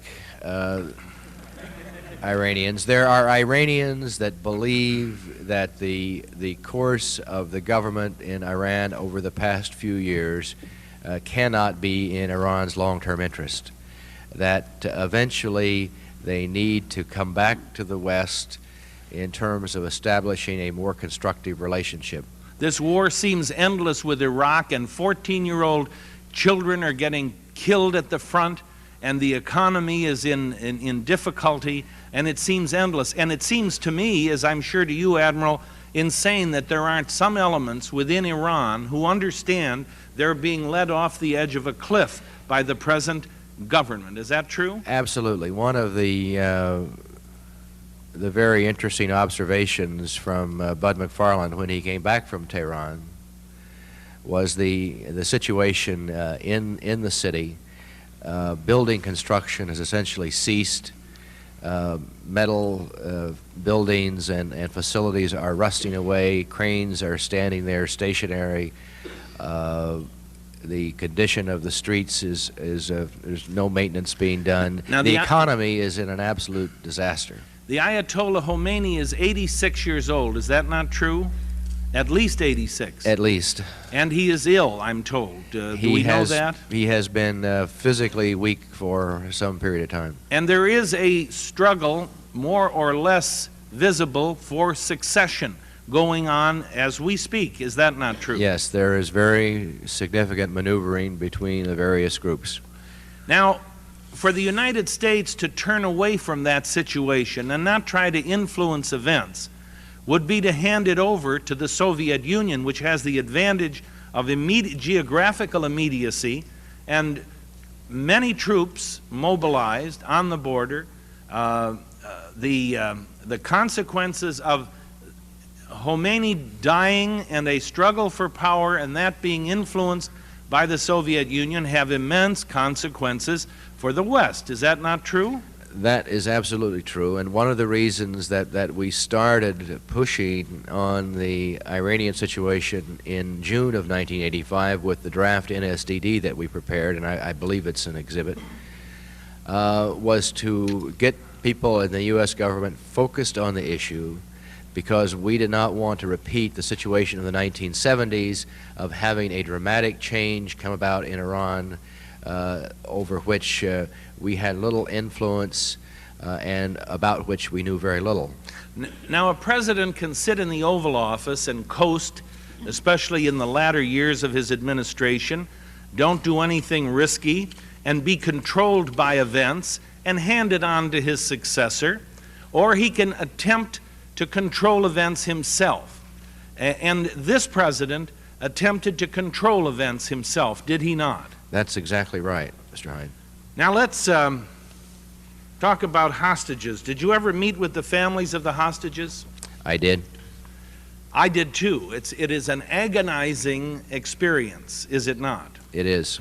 You cannot even speak to these people because you don't know what to say. They say, you don't care about my husband, you don't care about my brother, you care more about an empty policy written on a piece of paper, and that's the sort of thing, and entirely understandable. You have to weep for these people because they're hurting, they're in pain, and they're crying out for help, and it's impossible to tell them what you're trying to do. Isn't that so? I was going to say that's the hardest thing, is meeting with them and not being able to tell them what you're doing to get their loved ones back. It's very difficult, and fortunately, most of the families, although very grieved, are understanding. They believe in the U.S. government. They believe it when the President says that he's working as hard as he can to get them back. But there's still, I'm sure, a flicker of doubt in their minds, and you would like to be able to put that at rest, but you're not able to because of the dangers involved. The book on Ronald Reagan during his first term was he had no compassion. Now the book on Reagan during his second term is he suffers from an excess of compassion. But I would suggest having the President interview these families, and there's no way it can be avoided. They're entitled to see the President, and they did. But that created a situation that I can honestly say you have to be there to really understand. Now, as an example of the bone-crushing pressure brought on a president and an administration that cares about human life, I have collected just a fraction of the press that was written about the hostage crisis. One of the interesting ones was Newsweek magazine, 10/20/86, America's Forgotten Hostages. And they have things like the Daniloff deal, then her brother's haggard look and pained videotaped call for help were the last straws. It is now possible to piece together a wrenching study in human misery. We've said in every way we can, publicly, privately, on the street, that we're ready to talk to these people about the safety and release of the hostages, and we're willing to do it any place, any time, with anyone. But so far, according to the administration, all leads have proved tenuous, imprecise, and contradictory. It's a maddening situation. There's no place to vent one's rage. You simply have to keep plugging away at it. Given the lack of results, however, the argument leaves most hostage relatives cold. The President keeps saying there is no comparison with Daniloff, says blank son blank, a cardiac researcher from Huntington Beach, California. He's right. In our case, I see a complete lack of commitment, a lack of urgency, and a prolonging of his suffering. If nothing is done to break the impasse, the plight of the captives will grow worse. And with the families breaking silence, an administration that has so successfully avoided the fate of Jimmy Carter in Iran could finally face its own hostage crisis. William Buckley, a diplomat and the kidnappers took to be a CIA agent, apparently did not survive. Privately, administration officials believe after 19 months of sustained torture, he suffered pneumonia and other complications as a result of one especially brutal session and died early in October. Buckley was the CIA station chief there, had been the CIA station chief in Islamabad, and when they got him, they got a whole network of people that took years and years to develop, human intelligence sources in the whole Middle East.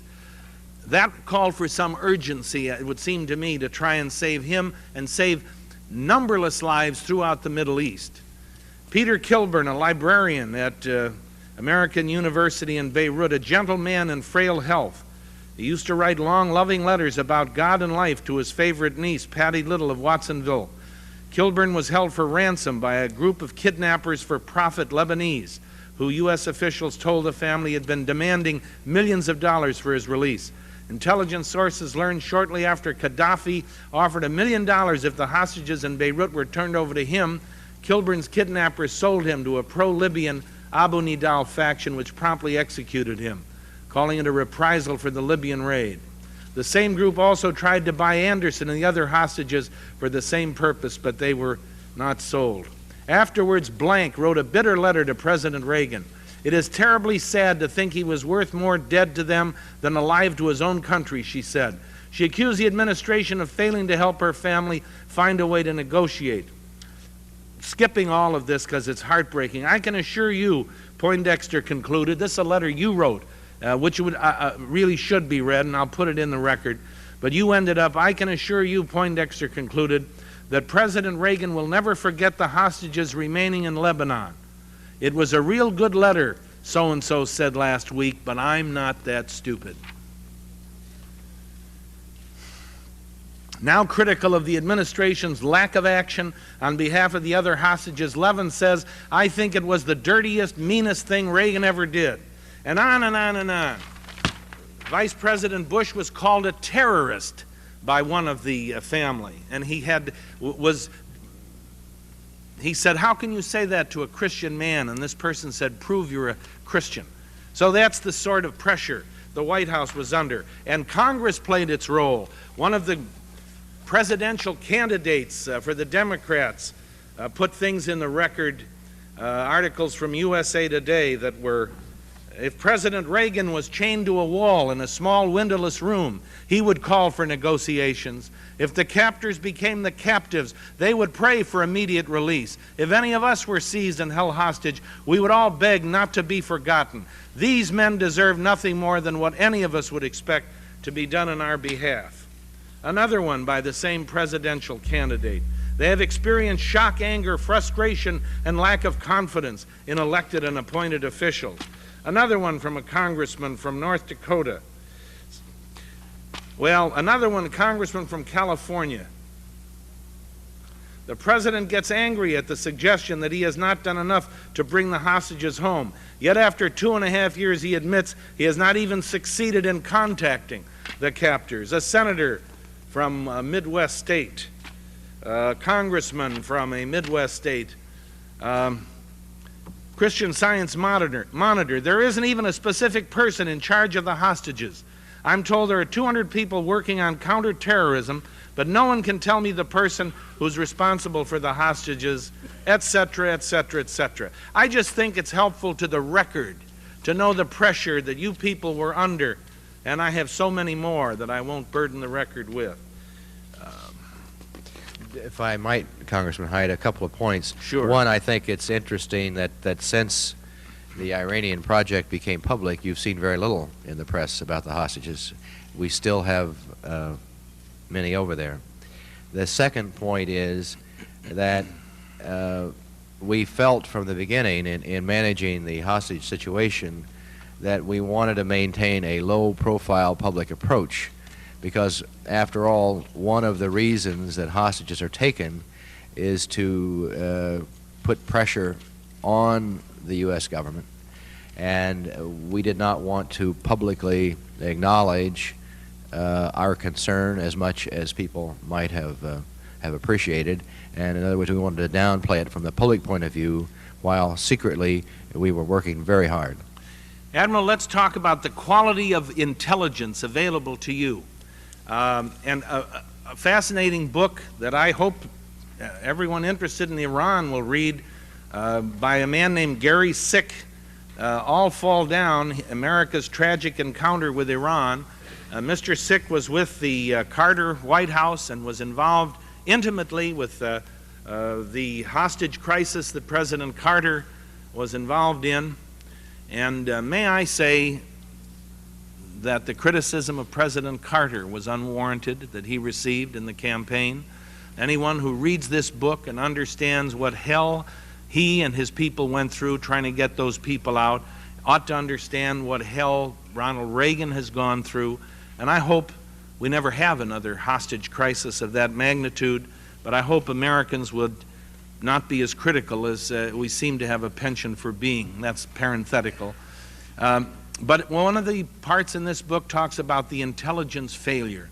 And Mr. Sick says, I had written a briefing paper for Brzezinski noting that the most fundamental problem at the moment is the astonishing lack of hard information we're getting about developments in Iran. I commented that this has been an intelligence disaster of the first order. Our information has been extremely meager. Our resources were not positioned to report accurately on the activities of the opposition forces, on external penetration, the strike demands, the political organization of the strikers, or the basic objectives and political orientation of the demonstrators. I won't read more, but it goes on to say that our intelligence strategy apparently was not to get the Shah mad by talking to the mullahs and to the opposition for fear he'd think we were cutting a deal with them, so we didn't go near them.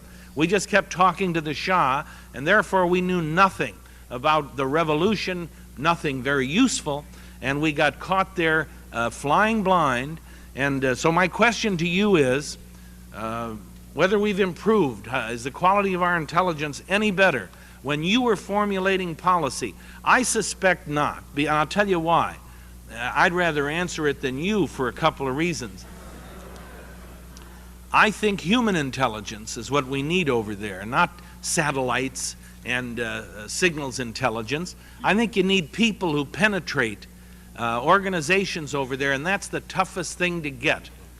And it takes years to develop, and we lost that capability somewhere along the line, and it's hellish to rebuild it. Is that true? That's absolutely true, Congressman Hyde. The problem is that with technical means of collection, there is no way that you can find out about intent as to what people are planning on doing. The only way you can get that is through human intelligence. A satellite will tell you how many divisions or how many tanks or how many airplanes, but it won't tell you what they're planning on doing with that. To do that, you've got to have good human intelligence. The problem is human intelligence is messy because you've got to deal with people. You don't always know whether they're telling you the truth or not. A Boy Scout can't penetrate the Hezbollah. An Eagle Scout would have a tougher time, I suppose, than a tenderfoot, but the Boy Scouts aren't admitted to the company of assassins and kidnappers, are they? You have to deal with murderers and dope dealers, and some people think that's beneath an That's intelligence correct. service. You have to deal with some pretty despicable characters if you're going to get penetration of some of these organizations. Now, the succession struggle was on in Iran. The Ayatollah, elderly and ill, although, again, parenthetically, I'm told he has an older brother who is 96. I don't think that gives him an awful lot of encouragement. And to make it even worse, I'm told his father died at 106 under interesting circumstances, which I shall not... Well, I shouldn't leave it that way. He fell out of a tree while picking an apple. But in any event, the succession struggle was underway, and if you were going to have any influence, you had to move. Is that not so? That's absolutely true. And so we relied on Israeli intelligence, which has for years had people over there and had a successful intelligence system, at least far better than anything we had. Is that not true? That's correct. They had been working on the problem for some period of time for their own reasons, and we thought that they had a beginning that we could take advantage of. Admiral, weren't you inclined to shut down this Iran operation during the spring and summer of 1986 when the February arms shipment failed to get a hostage released and it looked like we were being strung along? Yes, we were, and we did go through a period of time there where we were essentially standing down, and well, who kept reviving the operation? Did Colonel North get Director Casey to help relight the fire? Well, at the time, I would have said that Bill Casey was anxious to continue. I did, as I recall, got a memo from him that recommended that we push ahead. Well, was it the Israelis? Did they have an interest in keeping this thing going, and did they come back with new information and additional spins on this to give encouragement to continue? Yes, the Israelis were anxious to continue. They felt that the long-term gains were significant enough that they wanted us to continue participating, and I frankly was torn. We were discouraged after the February shipment and the fact that we didn't get the hostages back, and I sensed bad faith. But on the other hand, we had so few other options in terms of gaining a decent channel into Iran, and and getting the hostages back. In for a penny, in for a pound. You started down the Well, slippery again, slope, and It's as I said earlier today, I believe, is that you don't always have good options. You've got to make do with what you have. let me ask you this. The conventional wisdom is that the Iran overture was a policy disaster. Is that not too precipitous a judgment? I mean, shouldn't the jury still be out on that? Because we do lack good intelligence, we don't really know whether we were getting somewhere or not on the hostage issue or the strategic opening. Would that be a fair statement? I think that's a very fair statement. I think that it is possible if the present people working this problem in government go about it properly. I think it is still possible. One of the interesting things is that we maintained contact with the second channel right up until the day I left the White House. And we were alerting the channel as to what we were getting ready to do so that the president's speech, so that his press conference didn't surprise them. We got the Iranian government to have their ambassador at the UN make a statement which referred to the United States in terms that are more favorable than had ever been made public by this particular Iranian government. Because I truly believe that with the second channel that we had established, we were in contact with some people that really wanted to bring about some changes in the Iranian government that would be much to the benefit of the United States. I'm not talking about returning to a situation in Iran that was the same as when the Shah was there, but turning the government around to a direction where we could indeed have a constructive relationship with them.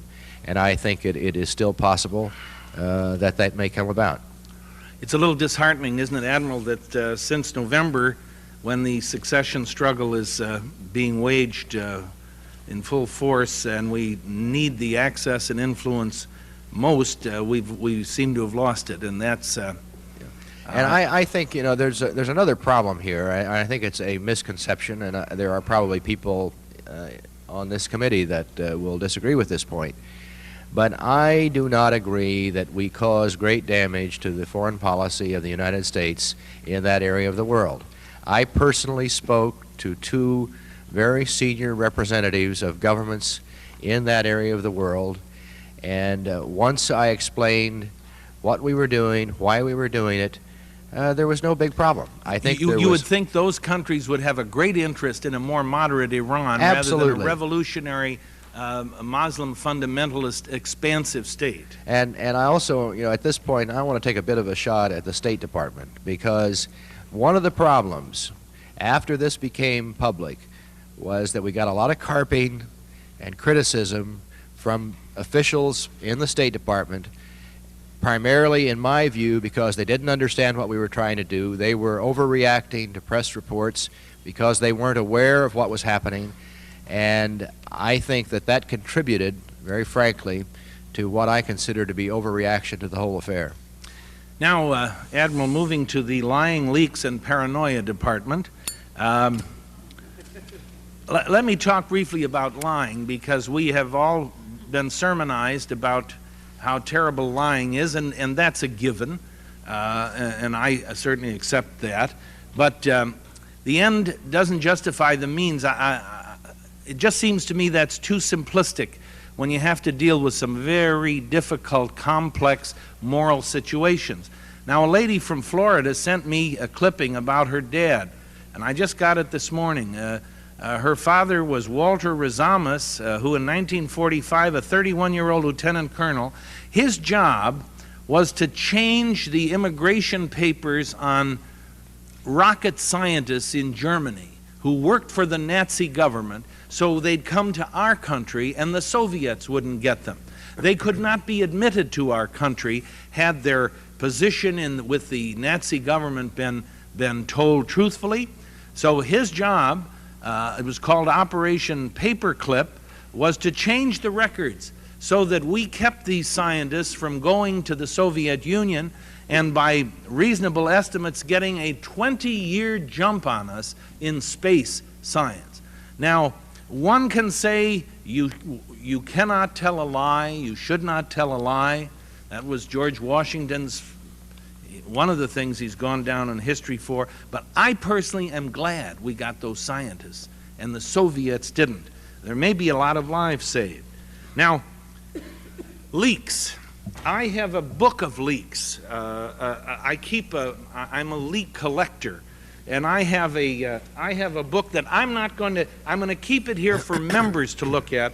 I don't want the media to look at them because I don't want to confirm the accuracy of some of the things that have been disclosed. But if anybody doesn't think it is a major critical problem, they are not paying attention. And this book will be here for any members to look at, and it has quotations, it has leaks from the Hill, from the committees, even as we sit on this one, from the White House, from the CIA, and I think it's very important to know that human nature is the same.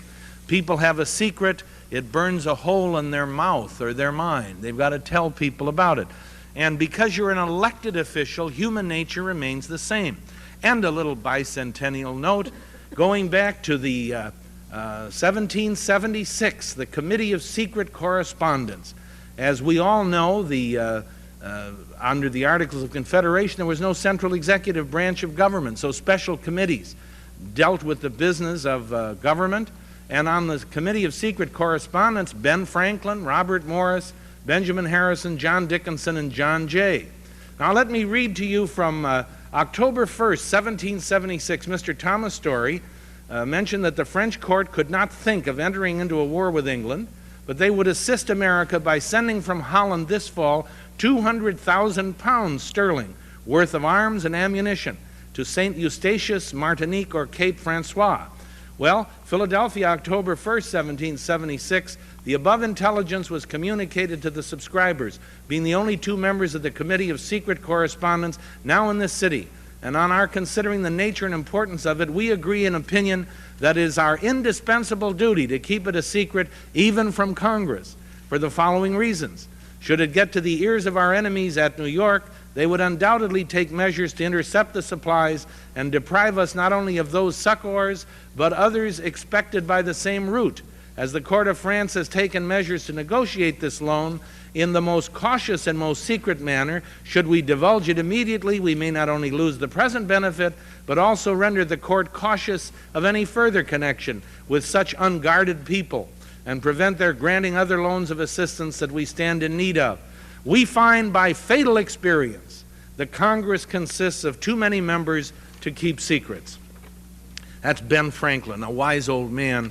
I think everyone will agree. And there are more here too. And my point is not to be historical, but to point out that human nature has been the same. And when you're a congressman, by the way, Thomas Paine was fired as secretary of the Secret Correspondence Committee for revealing information from the committee's file. I just thought I would mention that. He was a journalist, wasn't he? Yes, he was. By the way, when you were Mr. McFarland's deputy, do you recall an occasion when there were 7 unauthorized disclosures within 10 days, each of which damaged U.S. foreign policy interests?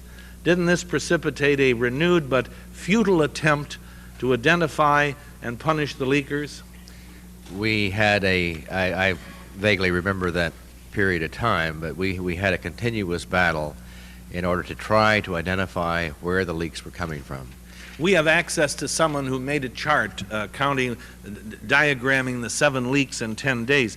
Let me just add a little paragraph from William Colby's memoirs, Honorable Men, My Life in the CIA.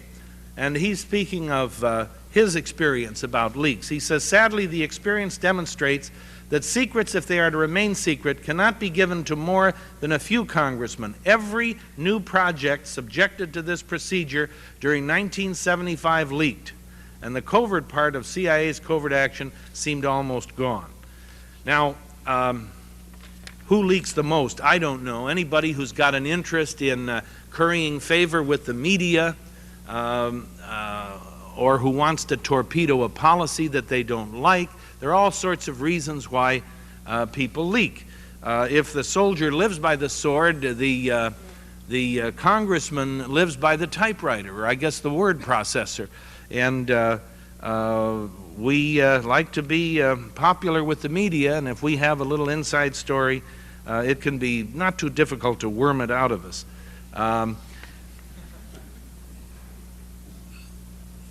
Admiral, when you have other people's lives dependent on what you say or what you do, it's quite a burden, isn't it? In other words, the secrecy to protect people's lives, those words come off very easily, but as a lawyer, I had one capital case, and I remember worrying myself sick that if I did the wrong thing, my client would be executed. And I'm sure Mr. Beckler, Mr. Lyman, Mr. Van Cleve, Dick Leon, understand that representing somebody whose liberty or whose life is at stake if you do the wrong thing, it's a heavy responsibility. And you, I assume, having covert operations that involve people's lives and the hostages' lives were moved by the same consideration, weren't you? Yes, I certainly was. That was, amongst other reasons, was one of the reasons that I did not like to speak out publicly. Privatizing foreign policy. I hate to sound like the broken record, but my classic example is March 20th, 1984, when some of the most distinguished members of Congress wrote to the president of Nicaragua telling them that they didn't agree with our foreign policy. We have been and remain opposed to U.S. support for military action directed against the people or government of Nicaragua, et cetera, and they wind up saying, we reaffirm to you our continuing respect and friendship for the Nicaraguan people and pledge our willingness to discuss these or other matters of concern with you or officials of your government at any time. They had their own little State Department going, and they were ready, first announcing to the president of Nicaragua they don't agree with this government's policy. We stand ready to talk to you. But I have another such example that I add to my little example book. January 11th, 1985, Congress of the United States to Prime Minister Wilfred Martens, care of the Embassy of Belgium. In 1985, Belgium is in a unique position to undertake new initiatives to further your government's stated goal of making the further deployment of theater nuclear weapons unnecessary. We strongly endorse the recent announcement by your government to delay the initial deployment of cruise missiles in your country. And we now ask that you seriously consider formally extending this pause during the course of the bilateral negotiations to be undertaken as a result of the Geneva meetings earlier this week, signed by, the copy I have is signed by 5 members of Congress, but there are names here for another 7. And what they were doing is writing the Prime Minister of Belgium saying, don't deploy the cruise missiles and the Pershing IIs. That was our policy. That was the policy of Europe. But these folks had their own foreign policy, and they were sort of privatizing things. Well, history, if anybody cares anymore about history, shows that every president has used private citizens for important missions. Washington used Governor Morris in 1791 to negotiate with the British on the Treaty of Peace. David Humphreys negotiated at Washington's instance and request with Spain. James Polk had John Slidell in 1846 negotiate with Mexico. Grover Cleveland, 1893, had a man named Blount take over Hawaii. Woodrow Wilson had his peripatetic Colonel House. FDR had Eleanor. And Jimmy Carter had Ramsey Clark. Not to mention William Miller, who was staff director of the Senate Committee on Intelligence, tried to negotiate, and it was a patriotic, dangerous work with the Iranians. And my Lord, Ronald Reagan had Bud McFarland, after he left office, go over to in a life-threatening position. So it's not unusual to see that. Let me close very briefly by making a couple of points. We haven't talked too much about Nicaragua. I'm looking for my...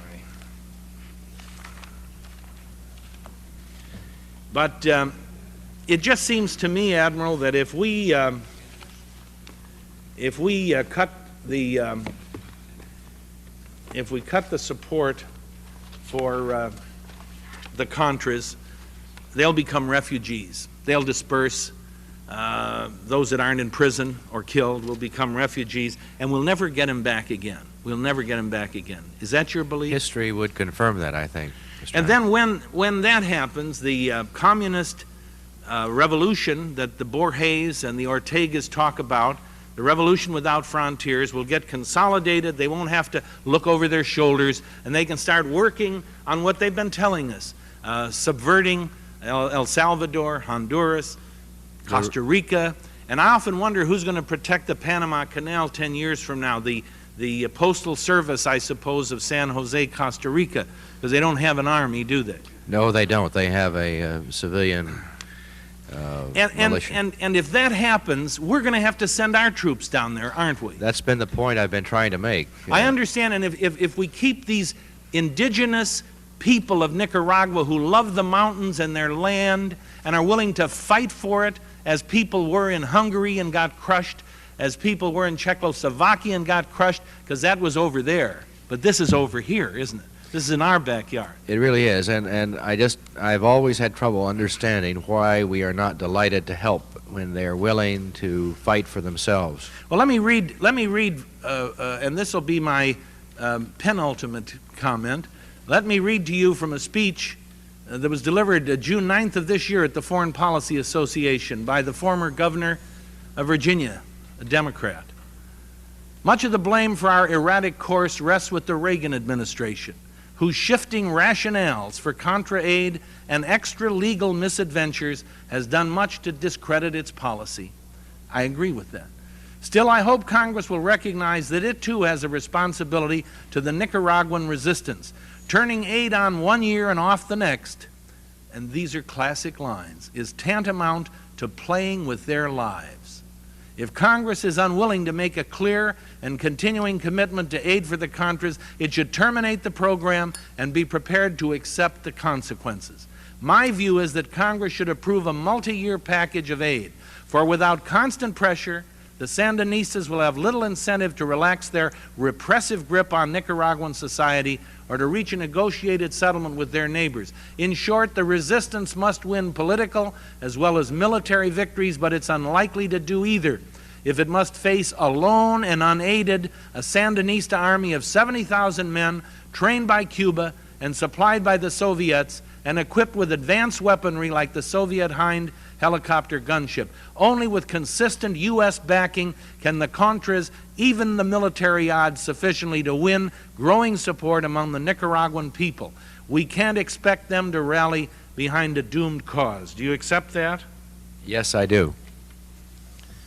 Well, Admiral, this has been for all of us, and some of us have tried to lighten the burden, but it is an emotional, gut-wrenching experience to go through these hearings and to see good people who have made errors in judgment have to sit here and go through the tortures of the damned. And I know what this has been for you and your family.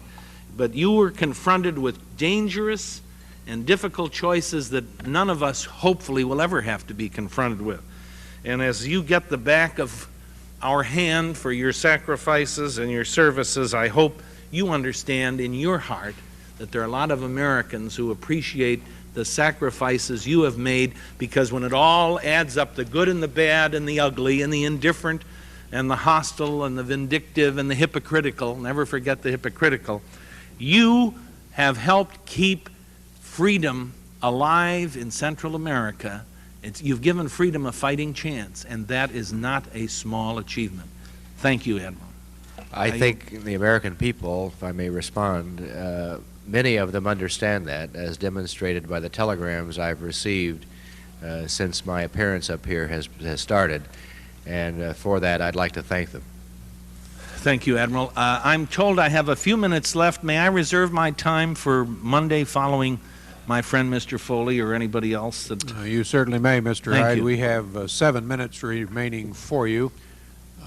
Thank you, Mr. Chairman. This concludes the business, and the joint hearings will stand in recess until 9 o'clock Monday morning in room 2172 of this building.